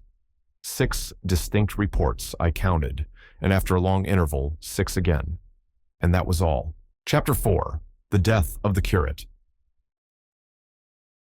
It was on the 6th day of our imprisonment that I peeped for the last time, and presently found myself alone. Instead of keeping close to me and trying to oust me from the slit, the curate had gone back into the scullery. I was struck by a sudden thought. I went back quickly and quietly into the scullery. In the darkness, I heard the curate drinking. I snatched in the darkness, and my fingers caught a bottle of Burgundy. For a few minutes, there was a tussle. The bottle struck the floor and broke, and I desisted and rose. We stood panting and threatening each other. In the end, I planted myself between him and the food, and told him of my determination to begin a discipline. I divided the food in the pantry into rations to last us 10 days. I would not let him eat any more that day. In the afternoon, he made a feeble effort to get at the food. I had been dozing, but in an instant I was awake. All day and all night we sat face to face, I weary but resolute, and he weeping and complaining of his immediate hunger. It was, I know, a night and a day, but to me it seems now, an interminable length of time, and so our widened incompatibility ended at last in open conflict. For 2 vast days, we struggled in undertones and wrestling contests. There were times when I beat and kicked him madly, times when I cajoled and persuaded him, and once I tried to bribe him with the last bottle of Burgundy, for there was a rainwater pump from which I could get water. But neither force nor kindness availed. He was indeed beyond reason. He would neither desist from his attacks on the food, nor from his noisy babbling to himself. The rudimentary precautions to keep our imprisonment endurable he would not observe. Slowly, I began to realize the complete overthrow of his intelligence, to perceive that my sole companion in this close and sickly darkness was a man insane. From certain vague memories, I am inclined to think my own mind wandered at times. I had strange and hideous dreams whenever I slept. It sounds paradoxical, but I am inclined to think that the weakness and insanity of the curate warned me, braced me, and kept me a sane man. On the 8th day, he began to talk aloud instead of whispering, and nothing I could do would moderate his speech. "It is just, O God," he would say over and over again. "It is just. On me and mine be the punishment laid. We have sinned. We have fallen short. There was poverty, sorrow. The poor were trodden in the dust, and I held my peace. I preached acceptable folly, my God, what folly, when I should have stood up, though I died for it, and called upon them to repent, repent, oppressors of the poor and needy. The winepress of God." Then he would suddenly revert to the matter of the food I withheld from him, praying, begging, weeping, at last threatening. He began to raise his voice. I prayed him not to. He perceived a hold on me. He threatened he would shout and bring the Martians upon us. For a time that scared me, but any concession would have shortened our chance of escape beyond estimating. I defied him, although I felt no assurance that he might not do this thing. But that day, at any rate, he did not. He talked with his voice rising slowly, through the greater part of the 8th and 9th days, threats, entreaties, mingled with a torrent of half-sane and always frothy repentance for his vacant sham of God's service, such as made me pity him. Then he slept a while, and began again with renewed strength, so loudly that I must needs make him desist. "Be still," I implored. He rose to his knees, for he had been sitting in the darkness near the copper. "I have been still too long," he said, in a tone that must have reached the pit, "and now I must bear my witness. Woe unto this unfaithful city! Woe, woe, woe, woe, woe, to the inhabitants of the earth, by reason of the other voices of the trumpet." "Shut up," I said, rising to my feet, and in a terror lest the Martians should hear us. "For God's sake—" "Nay," shouted the curate at the top of his voice, standing likewise and extending his arms. "Speak, the word of the Lord is upon me." In 3 strides he was at the door leading into the kitchen. "I must bear my witness. I go. It has already been too long delayed." I put out my hand and felt the meat chopper hanging to the wall. In a flash, I was after him. I was fierce with fear. Before he was halfway across the kitchen, I had overtaken him. With one last touch of humanity, I turned the blade back and struck him with the butt. He went headlong forward and lay stretched on the ground. I stumbled over him and stood panting. He lay still. Suddenly, I heard a noise without, the run and smash of slipping plaster, and the triangular aperture in the wall was darkened. I looked up and saw the lower surface of a handling machine coming slowly across the hole. One of its gripping limbs curled amid the debris. Another limb appeared, feeling its way over the fallen beams. I stood petrified, staring. Then I saw through a sort of glass plate near the edge of the body, the face, as we may call it, and the large, dark eyes of a Martian, peering, and then a long, metallic snake of tentacle came feeling slowly through the hole. I turned by an effort, stumbled over the curate, and stopped at the scullery door. The tentacle was now some way, 2 yards or more, in the room, and twisting and turning, with queer, sudden movements, this way and that. For a while, I stood fascinated by that slow, fitful advance.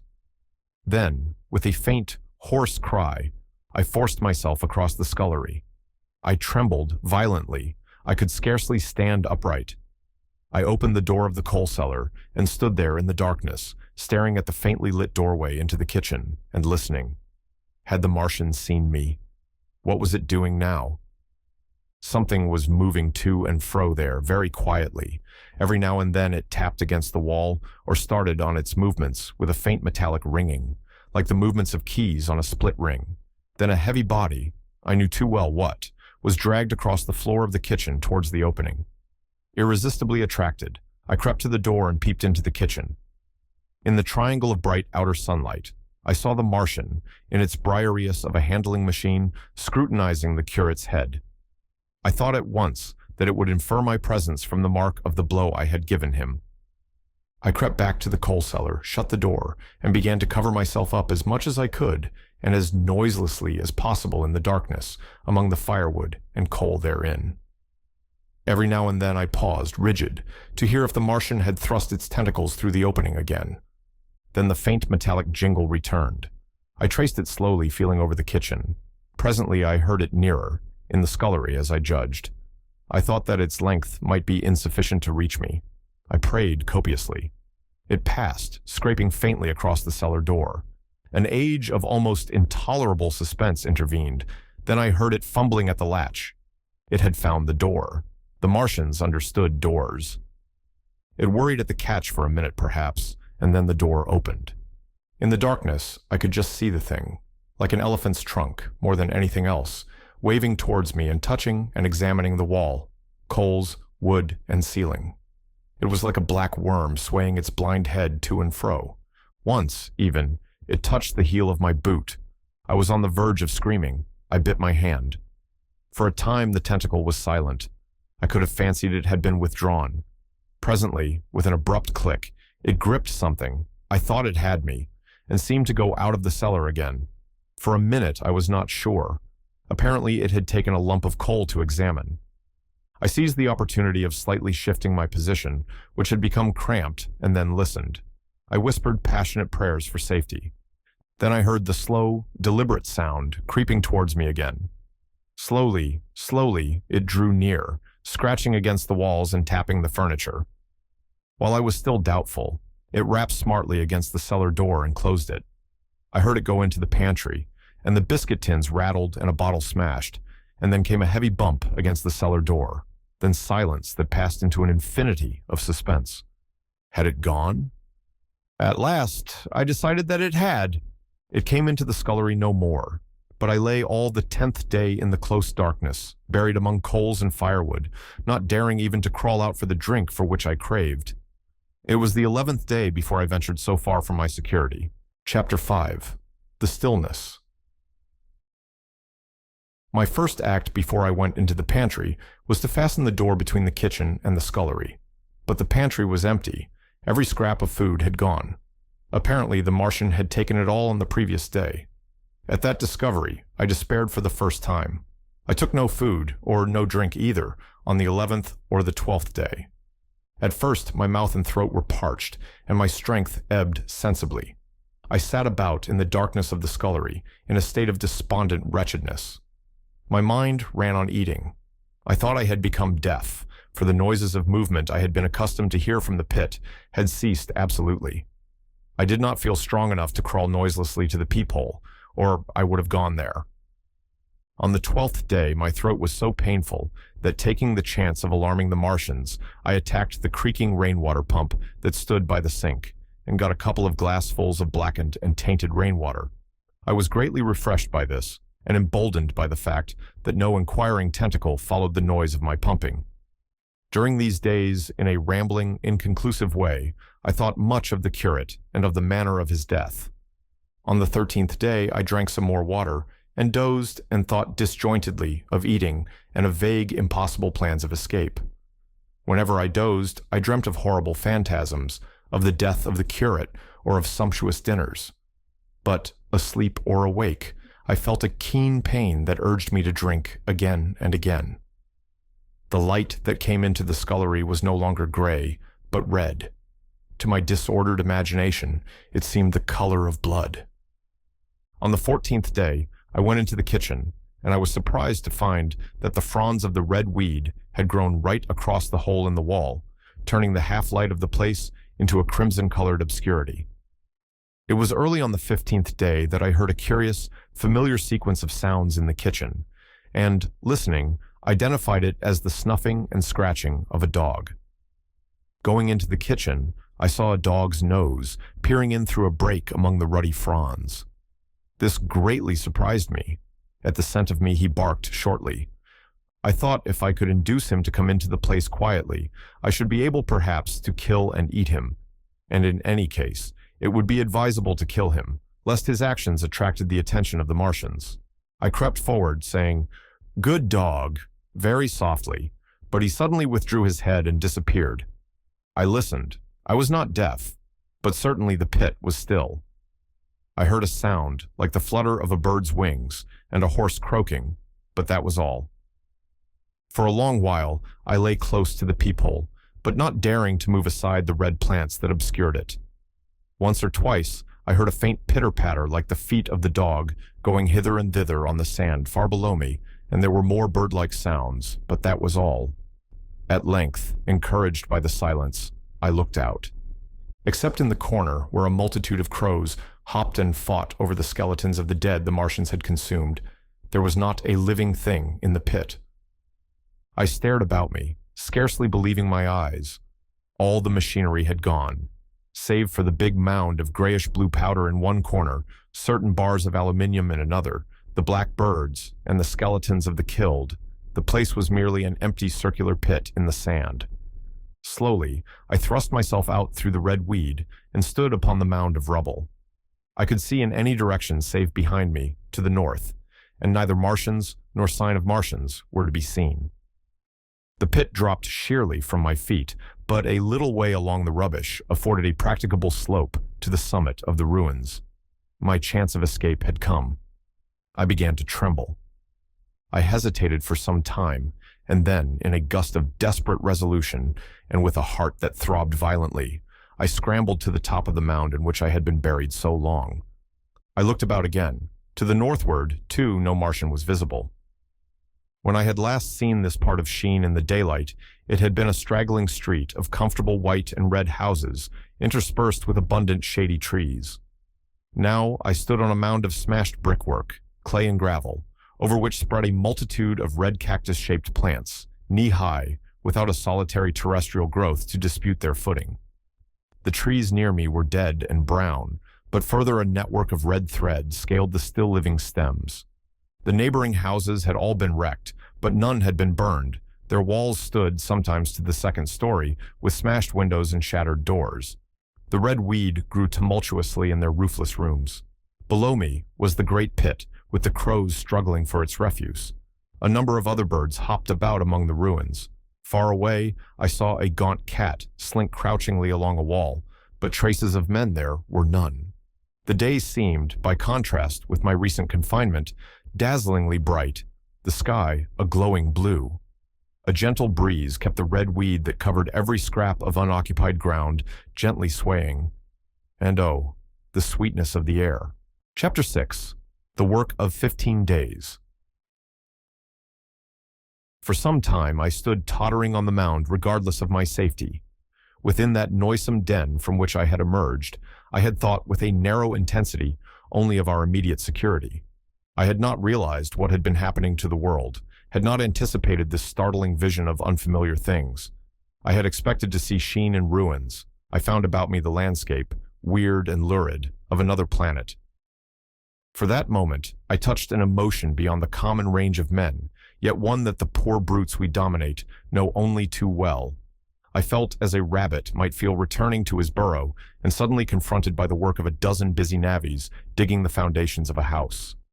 I felt the first inkling of a thing that presently grew quite clear in my mind, that oppressed me for many days, a sense of dethronement, a persuasion that I was no longer a master, but an animal among the animals under the Martian heel.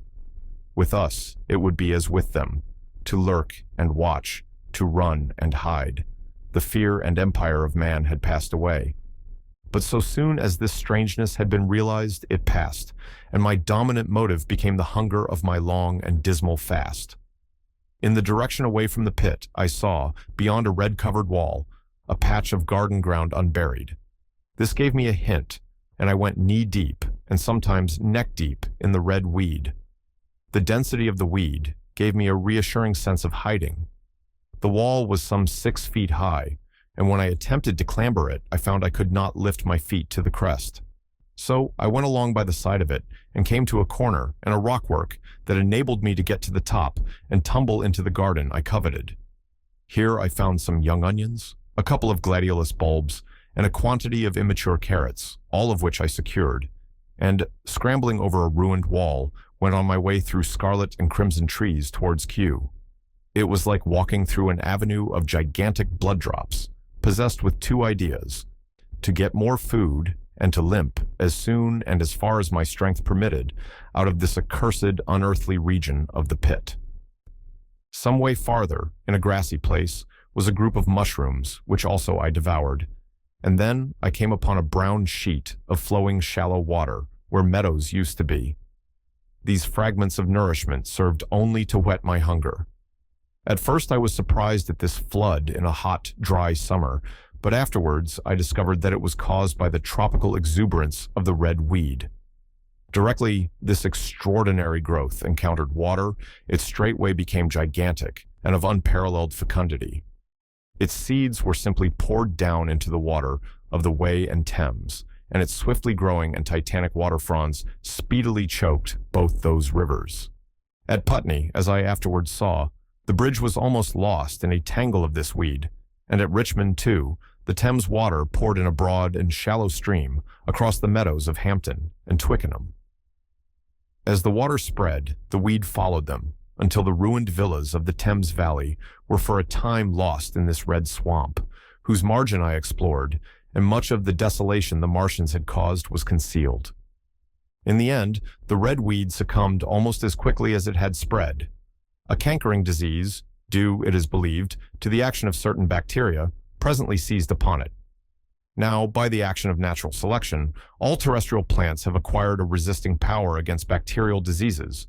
They never succumb without a severe struggle, but the red weed rotted like a thing already dead. The fronds became bleached and then shriveled and brittle. They broke off at the least touch, and the waters that had stimulated their early growth carried their last vestiges out to sea.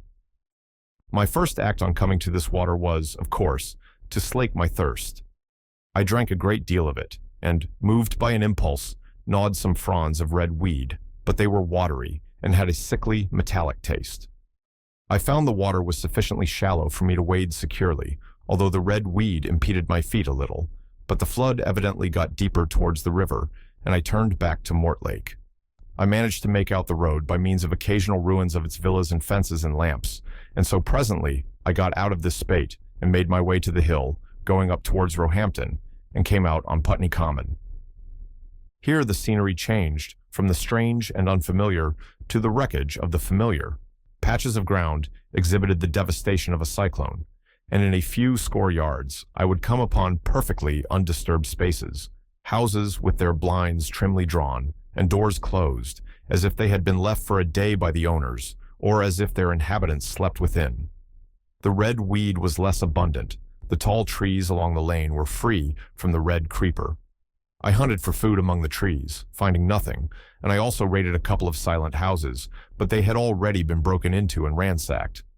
I rested for the remainder of the daylight in a shrubbery, being, in my enfeebled condition, too fatigued to push on. All this time I saw no human beings and no signs of the Martians. I encountered a couple of hungry-looking dogs, but both hurried circuitously away from the advances I made them. Near Roehampton, I had seen 2 human skeletons, not bodies, but skeletons picked clean, and in the wood by me, I found the crushed and scattered bones of several cats and rabbits, and the skull of a sheep. But though I gnawed parts of these in my mouth, there was nothing to be got from them. After sunset, I struggled on along the road towards Putney, where I think the heat ray must have been used for some reason. And in the garden beyond Roehampton, I got a quantity of immature potatoes, sufficient to stay my hunger. From this garden, one looked down upon Putney and the river. The aspect of the place in the dusk was singularly desolate. Blackened trees, blackened desolate ruins, and down the hill, the sheets of the flooded river, red tinged with the weed. And over all, silence. It filled me with indescribable terror to think how swiftly that desolating change had come. For a time, I believed that mankind had been swept out of existence, and that I stood there alone, the last man left alive. Hard by the top of Putney Hill, I came upon another skeleton, with the arms dislocated and removed several yards from the rest of the body. As I proceeded, I became more and more convinced that the extermination of mankind was, save for such stragglers as myself, already accomplished in this part of the world. The Martians, I thought, had gone on and left the country desolated, seeking food elsewhere. Perhaps even now they were destroying Berlin or Paris, or it might be they had gone northward. Chapter 7. The Man on Putney Hill. I spent that night in the inn that stands at the top of Putney Hill, sleeping in a made bed for the first time since my flight to Leatherhead. I will not tell the needless trouble I had breaking into that house. Afterwards I found the front door was on the latch, nor how I ransacked every room for food, until just on the verge of despair, in what seemed to me to be a servant's bedroom, I found a rat-gnawed crust and 2 tins of pineapple. The place had been already searched and emptied. In the bar, I afterwards found some biscuits and sandwiches that had been overlooked. The latter I could not eat, they were too rotten, but the former not only stayed my hunger, but filled my pockets. I lit no lamps, fearing some Martian might come beating that part of London for food in the night. Before I went to bed, I had an interval of restlessness, and prowled from window to window, peering out for some sign of these monsters. I slept little. As I lay in bed, I found myself thinking consecutively, a thing I do not remember to have done since my last argument with the curate. During all the intervening time, my mental condition had been a hurrying succession of vague, emotional states, or a sort of stupid receptivity. But in the night, my brain, reinforced, I suppose, by the food I had eaten, grew clear again, and I thought. 3 things struggled for possession of my mind: the killing of the curate, the whereabouts of the Martians, and the possible fate of my wife. The former gave me no sensation of horror or remorse to recall. I saw it simply as a thing done, a memory infinitely disagreeable, but quite without the quality of remorse. I saw myself then, as I see myself now, driven step by step towards that hasty blow, the creature of a sequence of accidents leading inevitably to that. I felt no condemnation, yet the memory, static, unprogressive, haunted me. In the silence of the night, with that sense of the nearness of God that sometimes comes into the stillness and the darkness, I stood my trial, my only trial, for that moment of wrath and fear. I retraced every step of our conversation, from the moment when I had found him crouching beside me, heedless of my thirst, and pointing to the fire and smoke that streamed up from the ruins of Weybridge. We had been incapable of cooperation. Grim chance had taken no heed of that. Had I foreseen, I should have left him at Halliford. But I did not foresee, and crime is to foresee and do. And I set this down, as I have set all this story down, as it was. There were no witnesses. All these things I might have concealed. But I set it down, and the reader must form his judgment as he will. And when, by an effort, I had set aside that picture of a prostrate body, I faced the problem of the Martians and the fate of my wife. For the former, I had no data. I could imagine 100 things, and so, unhappily, I could for the latter. And suddenly, that night became terrible. I found myself sitting up in bed, staring at the dark. I found myself praying that the heat ray might have, suddenly and painlessly, struck her out of being. Since the night of my return from Leatherhead, I had not prayed. I had uttered prayers, fetish prayers, had prayed as heathens mutter charms when I was in extremity. But now I prayed indeed, pleading steadfastly and sanely, face to face with the darkness of God. Strange night, strangest in this, that so soon as dawn had come, I, who had talked with God, crept out of the house like a rat, leaving its hiding place, a creature scarcely larger, an inferior animal, a thing that for any passing whim of our masters might be hunted and killed. Perhaps they also prayed confidently to God. Surely, if we have learned nothing else, this war has taught us pity for those witless souls that suffer our dominion. The morning was bright and fine, and the eastern sky glowed pink and was fretted with little golden clouds. In the road that runs from the top of Putney Hill to Wimbledon was a number of poor vestiges of the panic torrent that must have poured Londonward on the Sunday night after the fighting began. There was a little 2-wheeled cart inscribed with the name of Thomas Lobb, greengrocer, New Malden, with a smashed wheel and an abandoned tin trunk. There was a straw hat trampled into the now hardened mud, and at the top of West Hill, a lot of blood-stained glass about the overturned water trough. My movements were languid, my plans of the vaguest. I had an idea of going to Leatherhead, though I knew that there I had the poorest chance of finding my wife. Certainly, unless death had overtaken them suddenly, my cousins and she would have fled thence. But it seemed to me I might find or learn there whither the Surrey people had fled. I knew I wanted to find my wife, that my heart ached for her and the world of men, but I had no clear idea how the finding might be done. I was also sharply aware now of my intense loneliness. From the corner I went, under cover of a thicket of trees and bushes, to the edge of Wimbledon Common, stretching wide and far. That dark expanse was lit in patches by yellow gorse and broom. There was no red weed to be seen, and as I prowled, hesitating, on the verge of the open, the sun rose, flooding it all with light and vitality. I came upon a busy swarm of little frogs in a swampy place among the trees. I stopped to look at them, drawing a lesson from their stout resolve to live. And presently, turning suddenly, with an odd feeling of being watched, I beheld something crouching amid a clump of bushes. I stood regarding this. I made a step towards it, and it rose up and became a man armed with a cutlass. I approached him slowly. He stood silent and motionless, regarding me. As I drew nearer, I perceived he was dressed in clothes as dusty and filthy as my own. He looked, indeed, as though he had been dragged through a culvert. Nearer, I distinguished the green slime of ditches, mixing with the pale drab of dried clay and shiny coaly patches. His black hair fell over his eyes, and his face was dark and dirty and sunken, so that at first I did not recognize him. There was a red cut across the lower part of his face. "Stop!" he cried when I was within 10 yards of him, and I stopped. His voice was hoarse. "Where do you come from?" he said. I thought, surveying him. "I come from Mortlake," I said. "I was buried near the pit the Martians made about their cylinder. I have worked my way out and escaped." "There is no food about here," he said. "This is my country. All this hill down to the river, and back to Clapham, and up to the edge of the common. There is only food for one. Which way are you going?" I answered slowly. "I don't know," I said. "I have been buried in the ruins of a house 13 or 14 days. I don't know what has happened." He looked at me doubtfully, then started, and looked with a changed expression. "I've no wish to stop about here," said I. "I think I shall go to Leatherhead, for my wife was there." He shot out a pointing finger. "It is you," said he, "the man from Woking, and you weren't killed at Weybridge?" I recognized him at the same moment. "You are the artilleryman who came into my garden."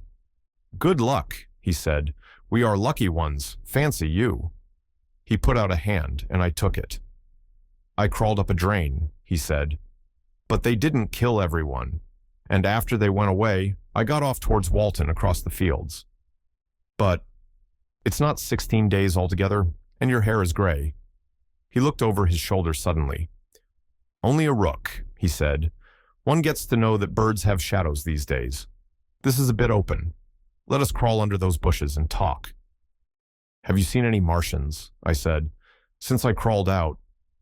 "They've gone away across London," he said. "I guess they've got a bigger camp there. Of a night, all over there, Hampstead way. The sky is alive with their lights. It's like a great city, and in the glare you can just see them moving. By daylight, you can't.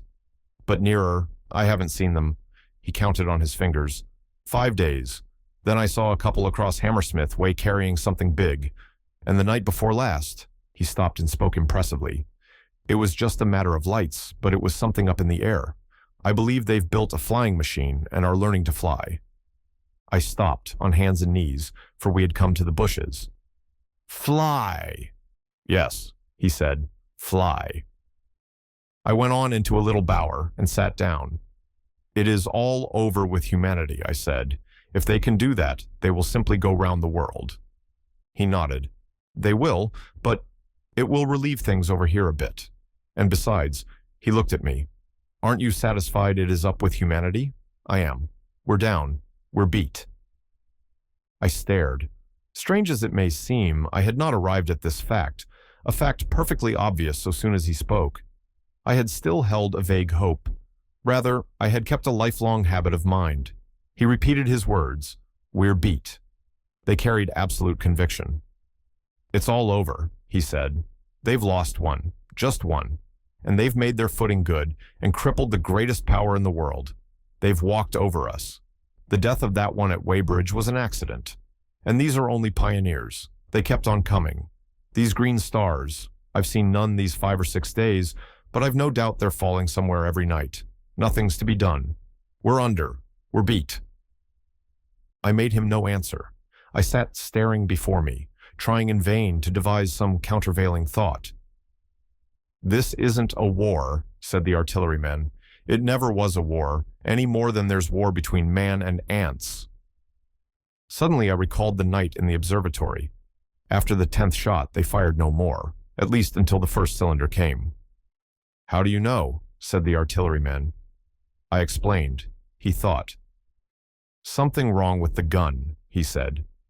"But what if there is? They'll get it right again. And even if there's a delay, how can it alter the end? It's just men and ants. There's the ants builds their cities, live their lives, have wars, revolutions, until the men want them out of the way, and then they go out of the way. That's what we are now, just ants. Only—" "Yes," I said. "We're eatable ants." We sat looking at each other. "And what will they do with us?" I said. "That's what I've been thinking," he said. "That's what I've been thinking. After Weybridge I went south, thinking. I saw what was up. Most of the people were hard at it, squealing and exciting themselves. But I'm not so fond of squealing. I've been in sight of death once or twice. I'm not an ornamental soldier, and at the best and worst, death. It's just death. And it's the man that keeps on thinking comes through. I saw everyone tracking away south. Says I, food won't last this way. And I turned right back. I went for the Martians like a sparrow goes for man. All round. He waved a hand to the horizon. They're starving in heaps, bolting, treading on each other. He saw my face and halted awkwardly. No doubt lots who had money have gone away to France, he said. He seemed to hesitate whether to apologize, met my eyes, and went on. There's food all about here. Canned things in shops, wines, spirits, mineral waters, and the water mains and drains are empty. Well, I was telling you what I was thinking. Here's intelligent things, I said, and it seems they want us for food. First, they'll smash us up, ships, machines, guns, cities, all the order and organization. All that will go. If we were the size of ants, we might pull through, but we're not. It's all too bulky to stop. That's the first certainty. Eh? I assented. It is. I've thought it out. Very well then. Next. At present, we're caught as we're wanted. A Martian has only to go a few miles to get a crowd on the run. And I saw one day, out by Wandsworth, picking houses to pieces and rooting among the wreckage. But they won't keep on doing that. So soon as they've settled all our guns and ships and smashed our railways and done all the things they're doing over there, they will begin catching us systematic, picking the best, and storing us in cages and things. That's what they will start doing in a bit. Lord, they haven't begun on us yet. Don't you see that? Not begun, I exclaimed. Not begun. All that's happened so far is through our not having the sense to keep quiet, worrying them with guns and such foolery, and losing our heads, and rushing off in crowds to where there wasn't any more safety than where we were. They don't want to bother us yet. They're making their things, making all the things they couldn't bring with them, getting things ready for the rest of their people. Very likely that's why the cylinders have stopped for a bit, for fear of hitting those who are here. And instead of our rushing about blind, on the howl, or getting dynamite on the chance of busting them up, we've got to fix ourselves up according to the new state of affairs. That's how I figure it out. It isn't quite according to what a man wants for his species, but it's about what the facts point to. And that's the principle I acted upon. Cities, nations, civilization, progress, it's all over. That game's up. We're beat. But if that is so, what is there to live for? The artilleryman looked at me for a moment. There won't be any more blessed concerts for 1,000,000 years or so. There won't be any Royal Academy of Arts, and no nice little feeds at restaurants. If it's amusement you're after, I reckon the game is up. If you've got any drawing room manners or a dislike to eating peas with a knife or dropping H's, you better chuck 'em away. They ain't no further use. You mean? I mean that men like me are going on living for the sake of the breed. I tell you, I'm grim set on living. And if I'm not mistaken, you'll show what insides you've got too before long. We aren't going to be exterminated. And I don't mean to be caught either, and tamed and fattened and bred like a thundering ox. Ugh, fancy those brown creepers. You don't mean to say? I do. I'm going on under their feet. I've got it planned. I've thought it out. We men are beat. We don't know enough. We've got to learn before we've got a chance. And we've got to live and keep independent while we learn. See? That's what has to be done. I stared, astonished, and stirred profoundly by the man's resolution. Great God, cried I, but you are a man indeed. And suddenly I gripped his hand. Eh, he said, with his eyes shining. I've thought it out, eh? Go on, I said. Well, those who mean to escape their catching must get ready. I'm getting ready. Mind you, it isn't all of us that are made for wild beasts, and that's what it's got to be. That's why I watched you. I had my doubts. You're slender. I didn't know that it was you, you see, or just how you'd been buried. All these, the sort of people that lived in these houses and all those damn little clerks that used to live down that way, they'd be no good. They haven't any spirit in them. No proud dreams and no proud lusts, and a man who hasn't one or the other. Lord, what is he but funk and precautions? They just used to skedaddle off to work. I've seen hundreds of them. Bit of breakfast in hand. running wild and shining to catch their little season ticket train, for fear they'd get dismissed if they didn't.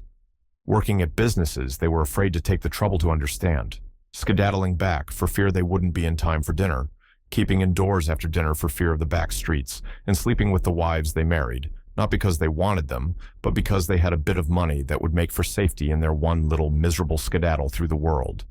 Lives insured and a bit invested for fear of accidents, and on Sundays, fear of the hereafter, as if hell was built for rabbits. Well, the Martians will just be a godsend to these. Nice roomy cages, fattening food, careful breeding, no worry. After a week or so chasing about the fields and lands on empty stomachs, they'll come and be caught cheerful. They'll be quite glad after a bit. They'll wonder what people did before there were Martians to take care of them, and the bar loafers and mashers and singers. I can imagine them, he said, with a sort of somber gratification.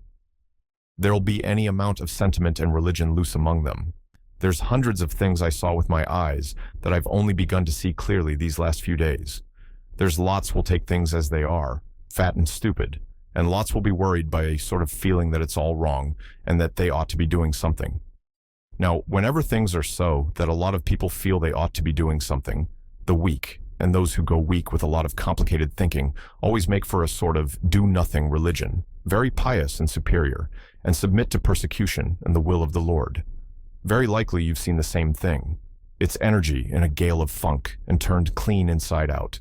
These cages will be full of psalms and hymns and piety, and those of a less simple sort will work in a bit of, eroticism. He paused. Very likely these Martians will make pets of some of them, train them to do tricks, who knows, get sentimental over the pet boy who grew up and had to be killed, and some, maybe, they will train to hunt us. No, I cried, that's impossible. No human being. What's the good of going on with such lies, said the artilleryman. There's men who do it cheerful. What nonsense to pretend there isn't. And I succumbed to his conviction. If they come after me, he said, Lord, if they come after me, and subsided into a grim meditation. I sat contemplating these things. I could find nothing to bring against this man's reasoning. In the days before the invasion, no one would have questioned my intellectual superiority to his. I, a professed and recognized writer on philosophical themes, and he, a common soldier, and yet he had already formulated a situation that I had scarcely realized. What are you doing? I said presently. What plans have you made? He hesitated. Well, it's like this, he said. What have we to do? We have to invent a sort of life where men can live and breed and be sufficiently secure to bring the children up. Yes. Wait a bit, and I'll make it clearer what I think ought to be done. The tame ones will go like all tame beasts. In a few generations, they'll be big, beautiful, rich-blooded, stupid, rubbish. The risk is that we who keep wild will go savage, degenerate into a sort of big, savage rat. You see, how I mean to live is underground. I've been thinking about the drains. Of course, those who don't know drains think horrible things, but under this London are miles and miles, hundreds of miles, and a few days' rain, and London empty will leave them sweet and clean. The main drains are big enough and airy enough for anyone. Then there's cellars, vaults, stores, from which bolting passages may be made to the drains, and the railway tunnels and subways. Eh? You begin to see? And we form a band, able-bodied, clean-minded men. We're not going to pick up any rubbish that drifts in. Weaklings go out again. As you meant me to go?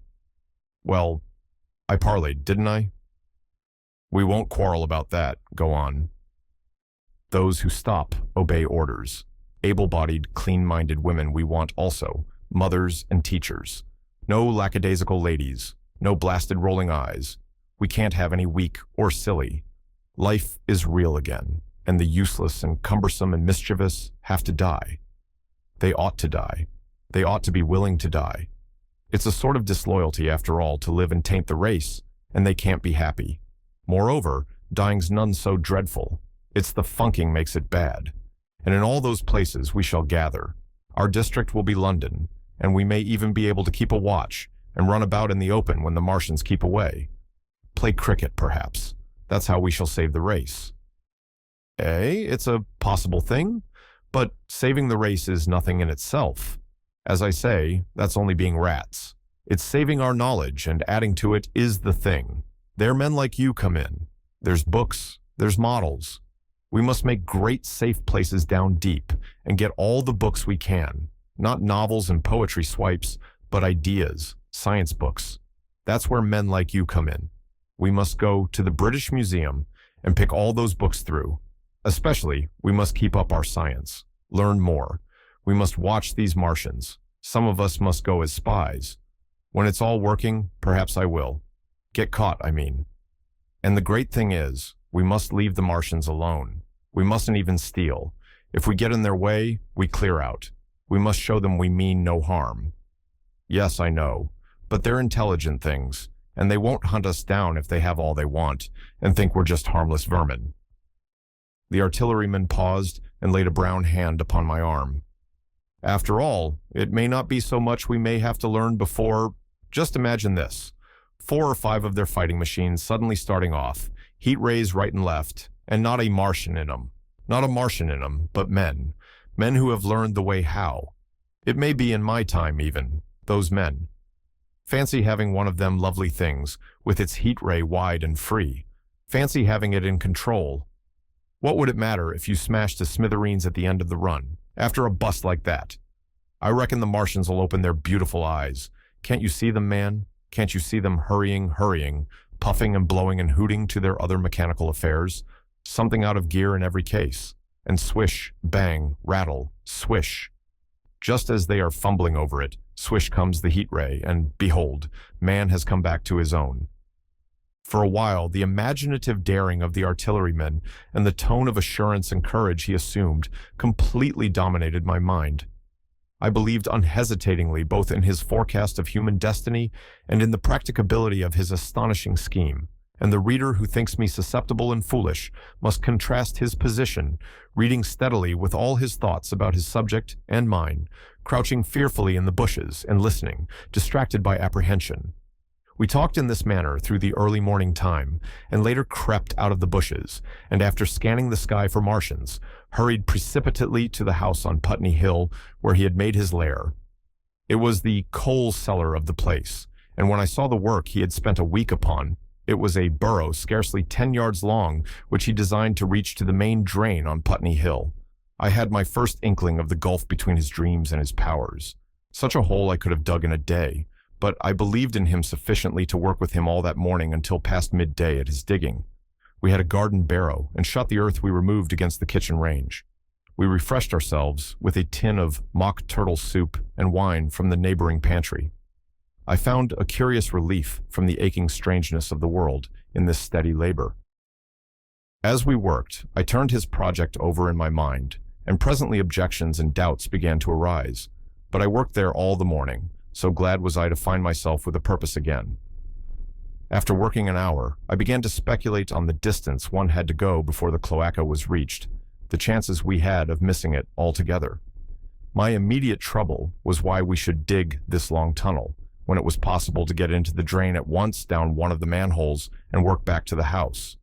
It seemed to me, too, that the house was inconveniently chosen and required a needless length of tunnel. And just as I was beginning to face these things, the artilleryman stopped digging and looked at me. "We're working well," he said. He put down his spade. "Let us knock off a bit," he said. "I think it's time we reconnoitered from the roof of the house." I was for going on, and after a little hesitation he resumed his spade, and then suddenly I was struck by a thought. I stopped, and so did he at once. "Why were you walking about the common," I said, "instead of being here?" "Taking the air," he said. "I was coming back. It's safer by night." "But the work?" "Oh, one can't always work," he said, and in a flash I saw the man plain. He hesitated, holding his spade. "We ought to reconnoiter now," he said, "because if any come near, they may hear the spades and drop upon us unawares." I was no longer disposed to object. We went together to the roof and stood on a ladder peeping out of the roof door. No Martians were to be seen, and we ventured out on the tiles and slipped down under shelter of the parapet. From this position, a shrubbery hid the greater portion of Putney, but we could see the river below, a bubbly mass of red weed, and the low parts of Lambeth flooded and red. The red creeper swarmed up the trees about the old palace, and their branches stretched gaunt and dead and set with shriveled leaves from amid its clusters. It was strange how entirely dependent both these things were upon flowing water for their propagation. About us, neither had gained a footing. Laburnums, pink maize, snowballs, and trees of arbor vitae rose out of laurels and hydrangeas, green and brilliant into the sunlight. Beyond Kensington, dense smoke was rising, and that and a blue haze hid the northward hills. The artillerymen began to tell me of the sort of people who still remained in London. One night last week, he said, some fools got the electric light in order, and there was all Regent Street and the circus ablaze, crowded with painted and ragged drunkards, men and women, dancing and shouting till dawn. A man who was there told me. And as the day came, they became aware of a fighting machine standing nearby the Langham and looking down at them. Heaven knows how long he had been there. It must have given some of them a nasty turn. He came down the road towards them and picked up nearly 100 too drunk or frightened to run away. Grotesque gleam of a time no history will ever fully describe. From that, in answer to my questions, he came round to his grandiose plans again. He grew enthusiastic. He talked so eloquently of the possibility of capturing a fighting machine that I more than half believed in him again. But now that I was beginning to understand something of his quality, I could divine the stress he laid on doing nothing precipitately. And I noted that now there was no question that he personally was to capture and fight the great machine. After a time, we went down to the cellar.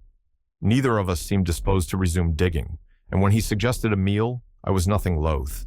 He became suddenly very generous, and when we had eaten, he went away and returned with some excellent cigars. We lit these, and his optimism glowed. He was inclined to regard my coming as a great occasion. "There's some champagne in the cellar," he said. "We can dig better on this Thames-side Burgundy," said I. "No," said he, "I am host today. Champagne. Great God, we've a heavy enough task before us. Let us take a rest and gather strength while we may. Look at these blistered hands." And pursuant to this idea of a holiday, he insisted upon playing cards after we had eaten. He taught me euchre, and after dividing London between us, I taking the northern side and he the southern, we played for parish points. Grotesque and foolish, as this will seem to the sober reader, it is absolutely true. And what is more remarkable, I found the card game, and several others we played extremely interesting. Strange mind of man, that, with our species upon the edge of extermination or appalling degradation, with no clear prospect before us but the chance of a horrible death, we could sit following the chance of this painted pasteboard and playing the joker with vivid delight. Afterwards, he taught me poker, and I beat him at 3 tough chess games. When dark came, we decided to take the risk and lit a lamp. After an interminable string of games, we supped, and the artillerymen finished the champagne. We went on smoking the cigars. He was no longer the energetic regenerator of his species I had encountered in the morning. He was still optimistic, but it was a less kinetic, a more thoughtful optimism. I remember he wound up with my health, proposed in a speech of small variety and considerable intermittence. I took a cigar and went upstairs to look at the lights of which he had spoken, that blazed so greenly along the Highgate hills. At first, I stared unintelligently across the London Valley. The northern hills were shrouded in darkness. The fires near Kensington glowed redly, and now and then an orange-red tongue of flame flashed up and vanished in the deep blue night. All the rest of London was black. Then nearer, I perceived a strange light, a pale, violet-purple fluorescent glow quivering under the night breeze. For a space, I could not understand it, and then I knew that it must be the red weed from which this faint irradiation proceeded. With that realization, my dormant sense of wonder, my sense of the proportion of things, awoke again. I glanced from that to Mars, red and clear, glowing high in the west, and then gazed long and earnestly at the darkness of Hampstead and Highgate.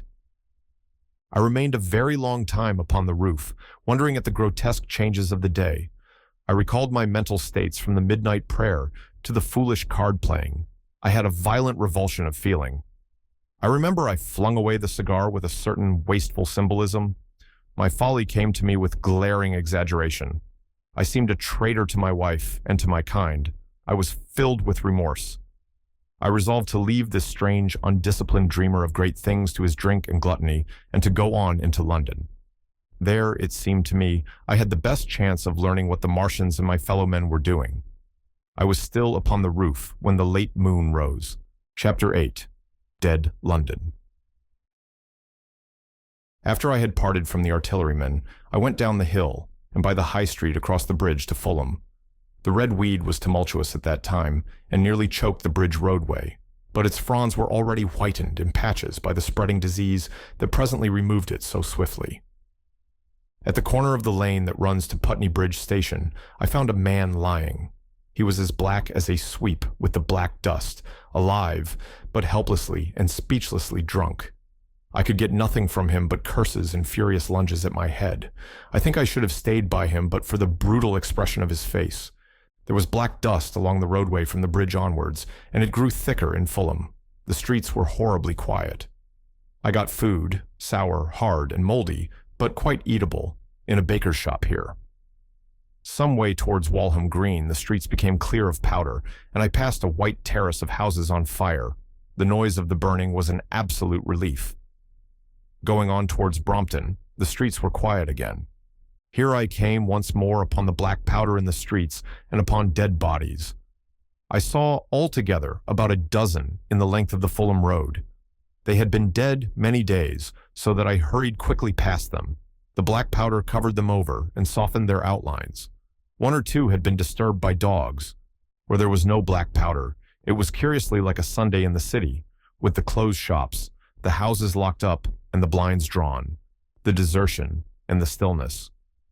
In some places plunderers had been at work, but rarely at other than the provision and wine shops. A jeweler's window had been broken open in one place, but apparently the thief had been disturbed, and a number of gold chains and a watch lay scattered on the pavement. I did not trouble to touch them. Farther on was a tattered woman in a heap on a doorstep. The hand that hung over her knee was gashed and bled down her rusty brown dress, and a smashed magnum of champagne formed a pool across the pavement. She seemed asleep, but she was dead. The farther I penetrated into London, the profounder grew the stillness. But it was not so much the stillness of death, it was the stillness of suspense, of expectation. At any time, the destruction that had already singed the northwestern borders of the metropolis and had annihilated Ealing and Kilburn might strike among these houses and leave them smoking ruins. It was a city condemned and derelict. In South Kensington, the streets were clear of dead and of black powder. It was near South Kensington that I first heard the howling. It crept almost imperceptibly upon my senses. It was a sobbing alternation of two notes, ulla, ulla, ulla, ulla, keeping on perpetually. When I passed streets that ran northward, it grew in volume, and houses and buildings seemed to deaden and cut it off again. It came in a full tide down Exhibition Road. I stopped, staring towards Kensington Gardens, wondering at this strange, remote wailing. It was as if that mighty desert of houses had found a voice for its fear and solitude. Ulla, ulla, ulla, ulla, wailed that superhuman note. Great waves of sound, sweeping down the broad, sunlit roadway, between the tall buildings on each side. I turned northwards, marveling, towards the iron gates of Hyde Park. I had half a mind to break into the Natural History Museum and find my way up to the summits of the towers in order to see across the park. But I decided to keep to the ground, where quick hiding was possible, and so went on up the Exhibition Road. All the large mansions on each side of the road were empty and still, and my footsteps echoed against the sides of the houses. At the top, near the park gate, I came upon a strange sight. A bus overturned, and the skeleton of a horse picked clean. I puzzled over this for a time, and then went on to the bridge over the Serpentine. The voice grew stronger and stronger, though I could see nothing above the housetops on the north side of the park, save a haze of smoke to the northwest. Ulla, ulla, ulla, ulla, cried the voice, coming, as it seemed to me, from the district about Regent's Park. The desolating cry worked upon my mind. The mood that had sustained me passed. The wailing took possession of me. I found I was intensely weary, footsore, and now again hungry and thirsty. It was already past noon. Why was I wandering alone in this city of the dead? Why was I alone when all London was lying in state and in its black shroud? I felt intolerably lonely. My mind ran on old friends that I had forgotten for years. I thought of the poisons in the chemists' shops, of the liquors the wine merchants stored. I recalled the two sodden creatures of despair, who, so far as I knew, shared the city with myself. I came into Oxford Street by the Marble Arch, and here again were black powder in several bodies, and an evil, ominous smell from the gratings of the cellars of some of the houses. I grew very thirsty after the heat of my long walk. With infinite trouble, I managed to break into a public house and get food and drink. I was weary after eating, and went into the parlor behind the bar and slept on a black horsehair sofa I found there. I awoke to find that dismal howling still in my ears. Oola, oola, oola, oola. It was now dusk, and after I had routed out some biscuits and a cheese in the bar, there was a meat safe, but it contained nothing but maggots. I wandered on through the silent residential squares to Baker Street. Portman Square is the only one I can name, and so came out at last upon Regent's Park. And as I emerged from the top of Baker Street, I saw far away over the trees in the clearness of the sunset the hood of the Martian giant from which this howling proceeded. I was not terrified. I came upon him as if it were a matter of course. I watched him for some time, but he did not move. He appeared to be standing and yelling for no reason that I could discover. I tried to formulate a plan of action. That perpetual sound of oola, oola, oola, oola confused my mind. Perhaps I was too tired to be very fearful. Certainly I was more curious to know the reason of this monotonous crying than afraid. I turned back away from the park and struck into Park Road, intending to skirt the park, went along under the shelter of the terraces, and got a view of this stationary, howling Martian from the direction of St. John's Wood. A couple of 100 yards out of Baker Street, I heard a yelping chorus and saw, first a dog with a piece of putrescent red meat in his jaws coming headlong towards me, and then a pack of starving mongrels in pursuit of him. He made a wide curve to avoid me, as though he feared I might prove a fresh competitor. As the yelping died away down the silent road, the wailing sound of oola, oola, oola, oola reasserted itself. I came upon the wrecked handling machine halfway to St. John's Wood Station. At first, I thought a house had fallen across the road. It was only as I clambered among the ruins that I saw, with a start, this mechanical Samson lying, with its tentacles bent and smashed and twisted, among the ruins it had made. The forepart was shattered. It seemed as if it had driven blindly straight at the house and had been overwhelmed in its overthrow. It seemed to me then that this might have happened by a handling machine escaping from the guidance of its Martian.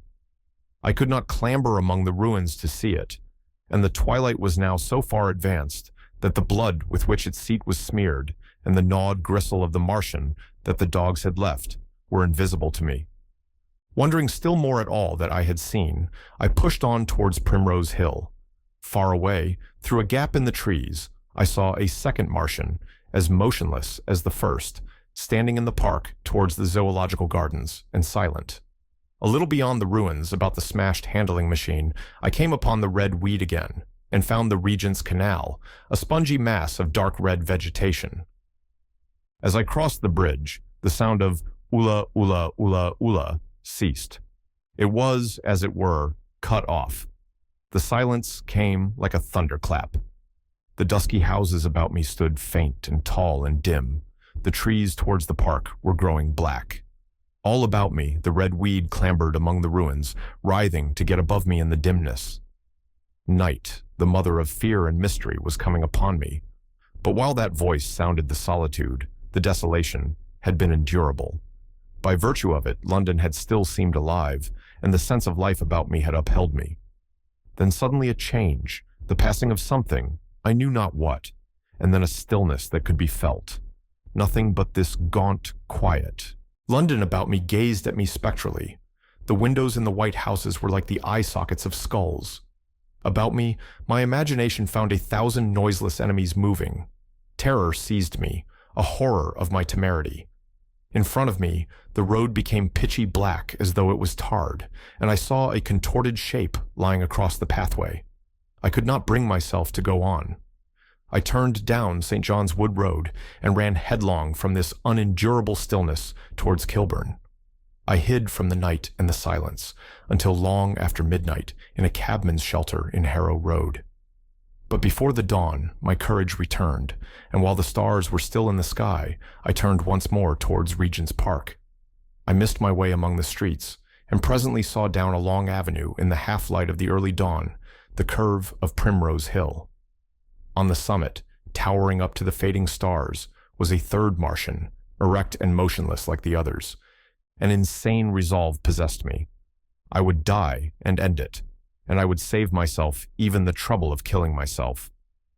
I marched on recklessly towards this Titan, and then, as I drew nearer and the light grew, I saw that a multitude of blackbirds was circling and clustering about the hood. At that, my heart gave a bound, and I began running along the road. I hurried through the red weed that choked St. Edmund's Terrace. I waded breast high across a torrent of water that was rushing down from the waterworks towards the Albert Road, and emerged upon the grass before the rising of the sun. Great mounds had been heaped about the crest of the hill, making a huge redoubt of it. It was the final and largest place the Martians had made, and from behind these heaps there rose a thin smoke against the sky. Against the skyline an eager dog ran and disappeared. The thought that had flashed into my mind grew real, grew credible. I felt no fear, only a wild, trembling exultation as I ran up the hill towards the motionless monster. Out of the hood hung lank shreds of brown, at which the hungry birds pecked and tore. In another moment I had scrambled up the earthen rampart and stood upon its crest, and the interior of the redoubt was below me. A mighty space it was, with gigantic machines here and there within it, huge mounds of material and strange shelter places. And scattered about it, some in their overturned war machines, some in the now rigid handling machines, and a dozen of them, stark and silent, and laid in a row, were the Martians, dead, slain by the putrefactive and disease bacteria against which their systems were unprepared, slain as the red weed was being slain, slain after all man's devices had failed by the humblest things that God, in his wisdom, has put upon this earth. For so it had come about, as indeed I and many men might have foreseen had not terror and disaster blinded our minds. These germs of disease have taken toll of humanity since the beginning of things, taken toll of our pre-human ancestors since life began here. But by virtue of this natural selection of our kind, we have developed resisting power. To no germs do we succumb without a struggle, and to many, those that cause putrefaction in dead matter, for instance, our living frames are altogether immune. But there are no bacteria in Mars, and directly these invaders arrived, directly they drank and fed, our microscopic allies began to work their overthrow. Already when I watched them, they were irrevocably doomed, dying and rotting, even as they went to and fro. It was inevitable. By the toll of 1 billion deaths, man has bought his birthright of the earth, and it is his against all comers. It would still be his were the Martians 10 times as mighty as they are, for neither do men live nor die in vain. Here and there they were scattered, nearly 50 altogether, in that great gulf they had made, overtaken by a death that must have seemed to them as incomprehensible as any death could be. To me also, at that time, this death was incomprehensible. All I knew was that these things that had been alive and so terrible to men were dead. For a moment, I believed that the destruction of Sennacherib had been repeated, that God had repented, that the angel of death had slain them in the night. I stood staring into the pit, and my heart lightened gloriously, even as the rising sun struck the world to fire about me with his rays. The pit was still in darkness. The mighty engines, so great and wonderful in their power and complexity, so unearthly in their tortuous forms, rose weird and vague and strange out of the shadows towards the light. A multitude of dogs, I could hear, fought over the bodies that lay darkly in the depth of the pit, far below me. Across the pit, on its farther lip, flat and vast and strange, lay the great flying machine with which they had been experimenting upon our denser atmosphere when decay and death arrested them. Death had come not a day too soon. At the sound of a cawing overhead, I looked up at the huge fighting machine that would fight no more forever, at the tattered red shreds of flesh that dripped down upon the overturned seats on the summit of Primrose Hill. I turned and looked down the slope of the hill to where, enhaloed now in birds, stood those other two Martians that I had seen overnight, just as death had overtaken them. The one had died, even as it had been crying to its companions. Perhaps it was the last to die, and its voice had gone on perpetually until the force of its machinery was exhausted. They glittered now, harmless tripod towers of shining metal in the brightness of the rising sun. All about the pit, and saved as by a miracle from everlasting destruction, stretched the great mother of cities. Those who have only seen London veiled in her somber robes of smoke can scarcely imagine the naked clearness and beauty of the silent wilderness of houses. Eastward, over the blackened ruins of the Albert Terrace and the splintered spire of the church, the sun blazed dazzling in a clear sky, and here and there some facet in the great wilderness of roofs caught the light and glared with a white intensity. Northward were Kilburn and Hampstead, blue and crowded with houses. Westward the great city was dimmed, and southward, beyond the Martians, the green waves of Regent's Park, the Langham Hotel, the dome of the Albert Hall, the Imperial Institute, and the giant mansions of the Brompton Road came out clear and little in the sunrise, the jagged ruins of Westminster rising hazily beyond. Far away and blue were the Surrey hills, and the towers of the Crystal Palace glittered like two silver rods. The dome of St. Paul's was dark against the sunrise, and injured, I saw for the first time, by a huge gaping cavity on its western side. And as I looked at this wide expanse of houses and factories and churches, silent and abandoned, as I thought of the multitudinous hopes and efforts, the innumerable hosts of lives that had gone to build this human reef, and of the swift and ruthless destruction that had hung over it all, when I realized that the shadow had been rolled back and that men might still live in the streets and this dear vast dead city of mine be once more alive and powerful, I felt a wave of emotion that was near akin to tears. The torment was over. Even that day the healing would begin. The survivors of the people scattered over the country, leaderless, lawless, foodless, like sheep without a shepherd. The thousands who had fled by sea would begin to return. The pulse of life, growing stronger and stronger, would beat again in the empty streets and pour across the vacant squares. Whatever destruction was done, the hand of the destroyer was stayed. All the gaunt wrecks, the blackened skeletons of houses that stared so dismally at the sunlit grass of the hill, would presently be echoing with the hammers of the restorers and ringing with the tapping of their trowels. At the thought, I extended my hands towards the sky and began thanking God. In a year, thought I, in a year. With overwhelming force came the thought of myself, of my wife, and the old life of hope and tender helpfulness that had ceased forever. Chapter 9. Wreckage. And now comes the strangest thing in my story. Yet, perhaps, it is not altogether strange. I remember clearly and coldly and vividly all that I did that day until the time that I stood weeping and praising God upon the summit of Primrose Hill. And then I forget. Of the next 3 days, I know nothing. I have learned since that, so far from my being the first discoverer of the Martian overthrow, several such wanderers as myself had already discovered this on the previous night. One man, the first, had gone to St. Martin's-le-Grand, and while I sheltered in the cabman's hut, had contrived to telegraph to Paris. Thence, the joyful news had flashed all over the world. 1,000 cities, chilled by ghastly apprehensions, suddenly flashed into frantic illuminations. They knew of it in Dublin, Edinburgh, Manchester, Birmingham, at the time when I stood upon the verge of the pit. Already men, weeping with joy, as I have heard, shouting and staying their work to shake hands and shout, were making up trains, even as near as Crewe, to descend upon London. The church bells that had ceased a fortnight since suddenly caught the news, until all England was bell-ringing. Men on cycles, lean-faced, unkempt, scorched along every country lane shouting of unhoped deliverance, shouting to gaunt, staring figures of despair. And for the food, across the Channel, across the Irish Sea, across the Atlantic, Corn, bread, and meat were tearing to our relief. All the shipping in the world seemed going Londonward in those days. But of all this, I have no memory. I drifted, a demented man. I found myself in a house of kindly people who had found me on the third day wandering, weeping, and raving through the streets of St. John's Wood. They have told me since that I was singing some insane doggerel about the last man left alive. Hurrah, the last man left alive. Troubled as they were with their own affairs, these people, whose name, much as I would like to express my gratitude to them, I may not even give here, nevertheless cumbered themselves with me, sheltered me, and protected me from myself.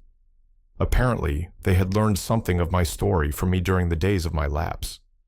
Very gently, when my mind was assured again, did they break to me what they had learned of the fate of Leatherhead. 2 days after I was imprisoned, it had been destroyed, with every soul in it, by a Martian.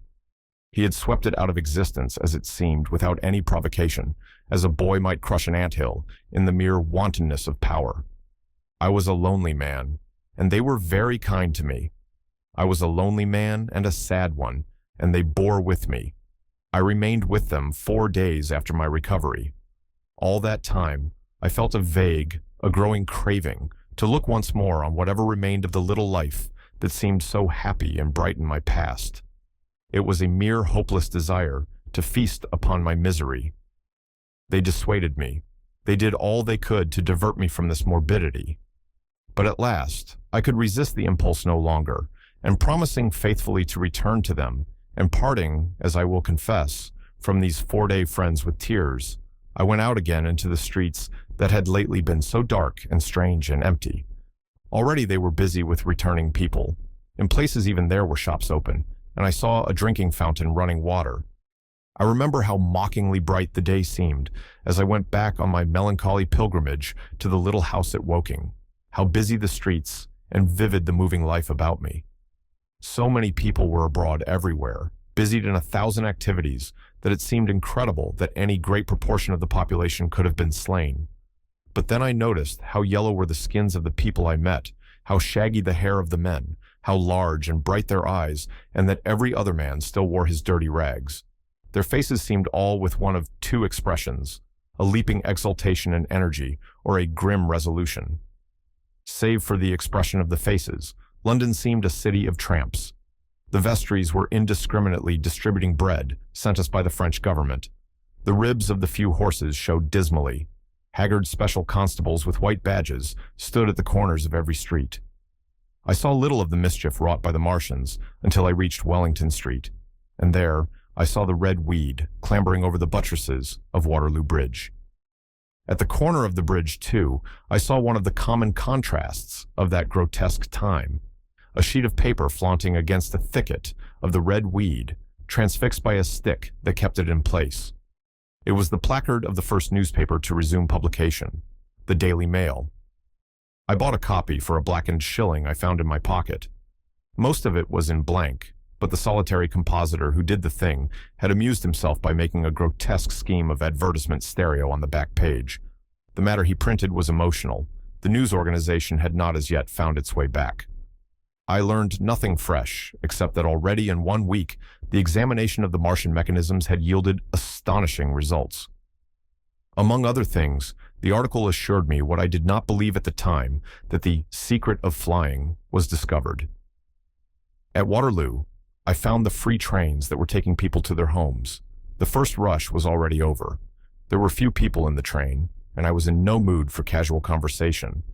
I got a compartment to myself and sat with folded arms, looking grayly at the sunlit devastation that flowed past the windows.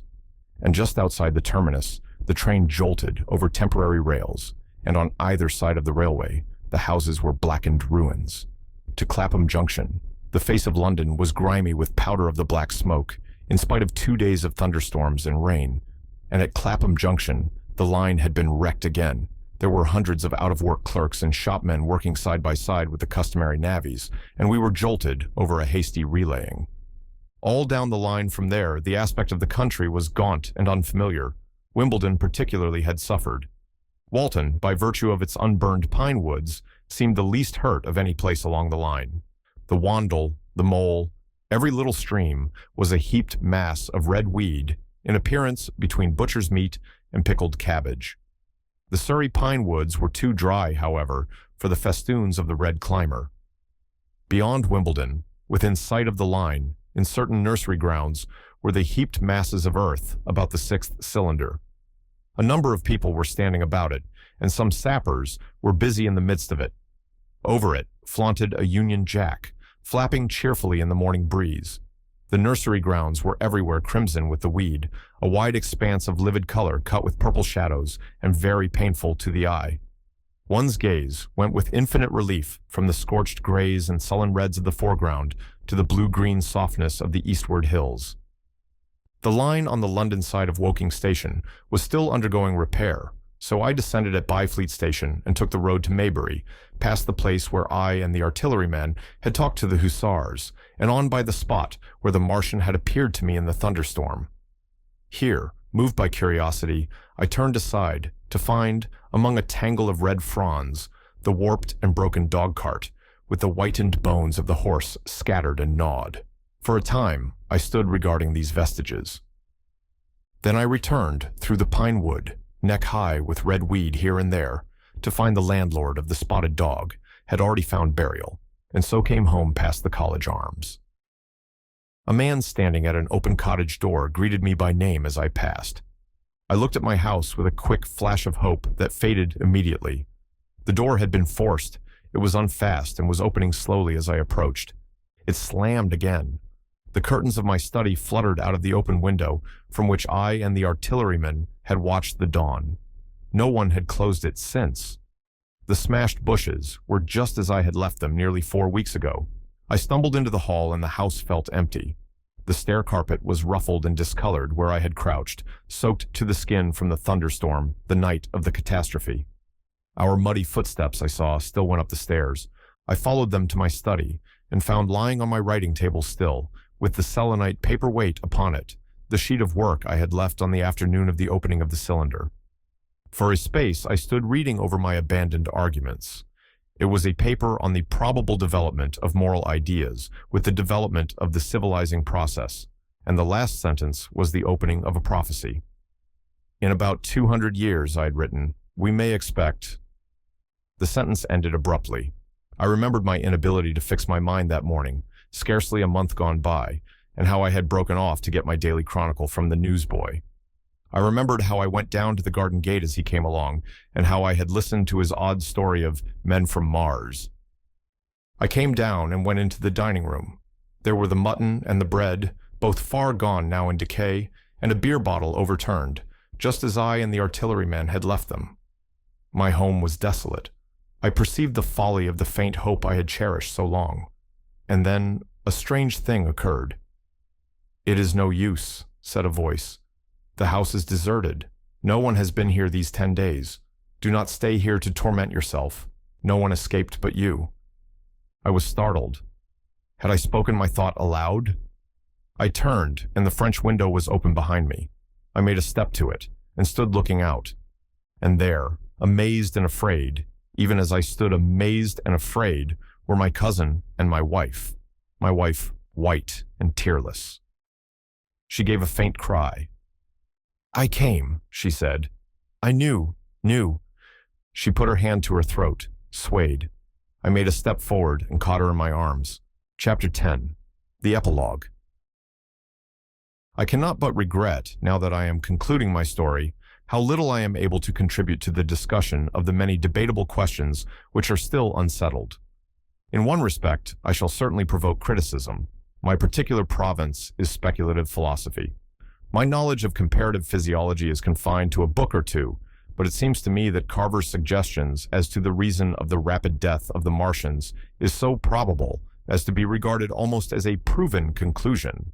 I have assumed that in the body of my narrative. At any rate, in all the bodies of the Martians that were examined after the war, no bacteria except those already known as terrestrial species were found. That they did not bury any of their dead, in the reckless slaughter they perpetrated, point also to an entire ignorance of the putrefactive process. But probable as this seems, it is by no means a proven conclusion. Neither is the composition of the black smoke known, which the Martians used with such deadly effect, and the generator of the heat rays remains a puzzle. The terrible disasters at the Ealing and South Kensington laboratories have disinclined analysts for further investigations upon the latter. Spectrum analysis of the black powder points unmistakably to the presence of an unknown element with a brilliant group of 3 lines in the green, and it is possible that it combines with argon to form a compound which acts at once with deadly effect upon some constituent in the blood. But such unproven speculations will scarcely be of interest to the general reader to whom this story is addressed. None of the brown scum that drifted down the Thames after the destruction of Shepperton was examined at the time, and now none is forthcoming. The results of an anatomical examination of the Martians, so far as the prowling dogs had left such an examination possible, I have already given. But everyone is familiar with the magnificent and almost complete specimen in spirits at the Natural History Museum, and the countless drawings that have been made from it, and beyond that, the interest of their physiology and structure is purely scientific. A question of graver and universal interest is the possibility of another attack from the Martians. I do not think that nearly enough attention is being given to this aspect of the matter. At present, the planet Mars is in conjunction, but with every return to opposition, I, for one, anticipate a renewal of their adventure. In any case, we should be prepared.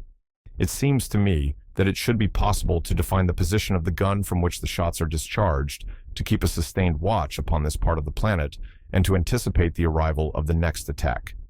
In that case, the cylinder might be destroyed with dynamite or artillery before it was sufficiently cool for the Martians to emerge, or they might be butchered by means of guns so soon as the screw opened.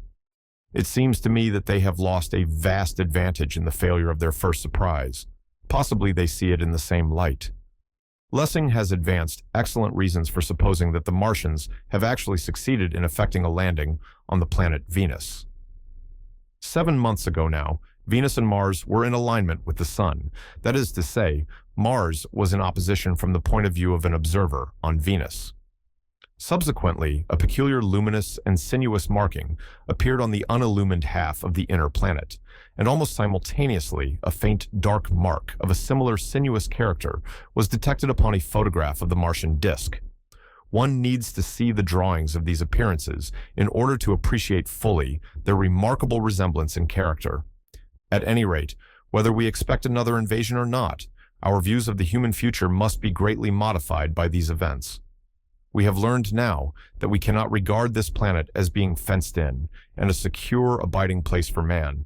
We can never anticipate the unseen good or evil that may come upon us suddenly out of space.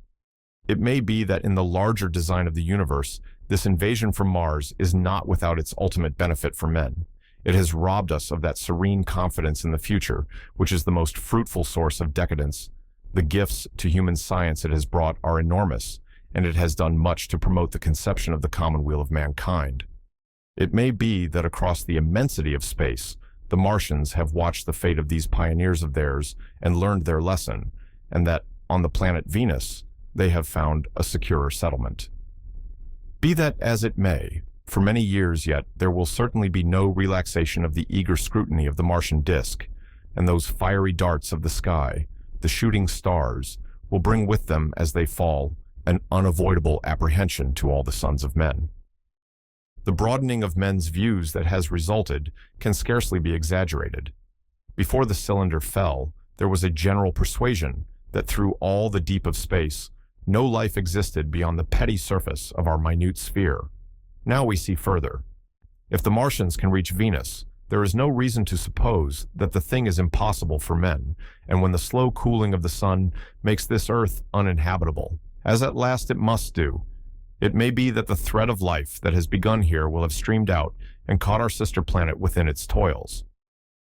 Dim and wonderful is the vision I have conjured up in my mind of life spreading slowly from this little seedbed of the solar system throughout the inanimate vastness of sidereal space. But that is a remote dream. It may be, on the other hand, that the destruction of the Martians is only a reprieve. To them, and not to us perhaps, is the future ordained.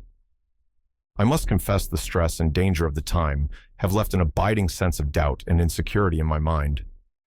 I sit in my study writing by lamplight, and suddenly I see again the healing valley below, set with writhing flames, and feel the house behind and about me empty and desolate.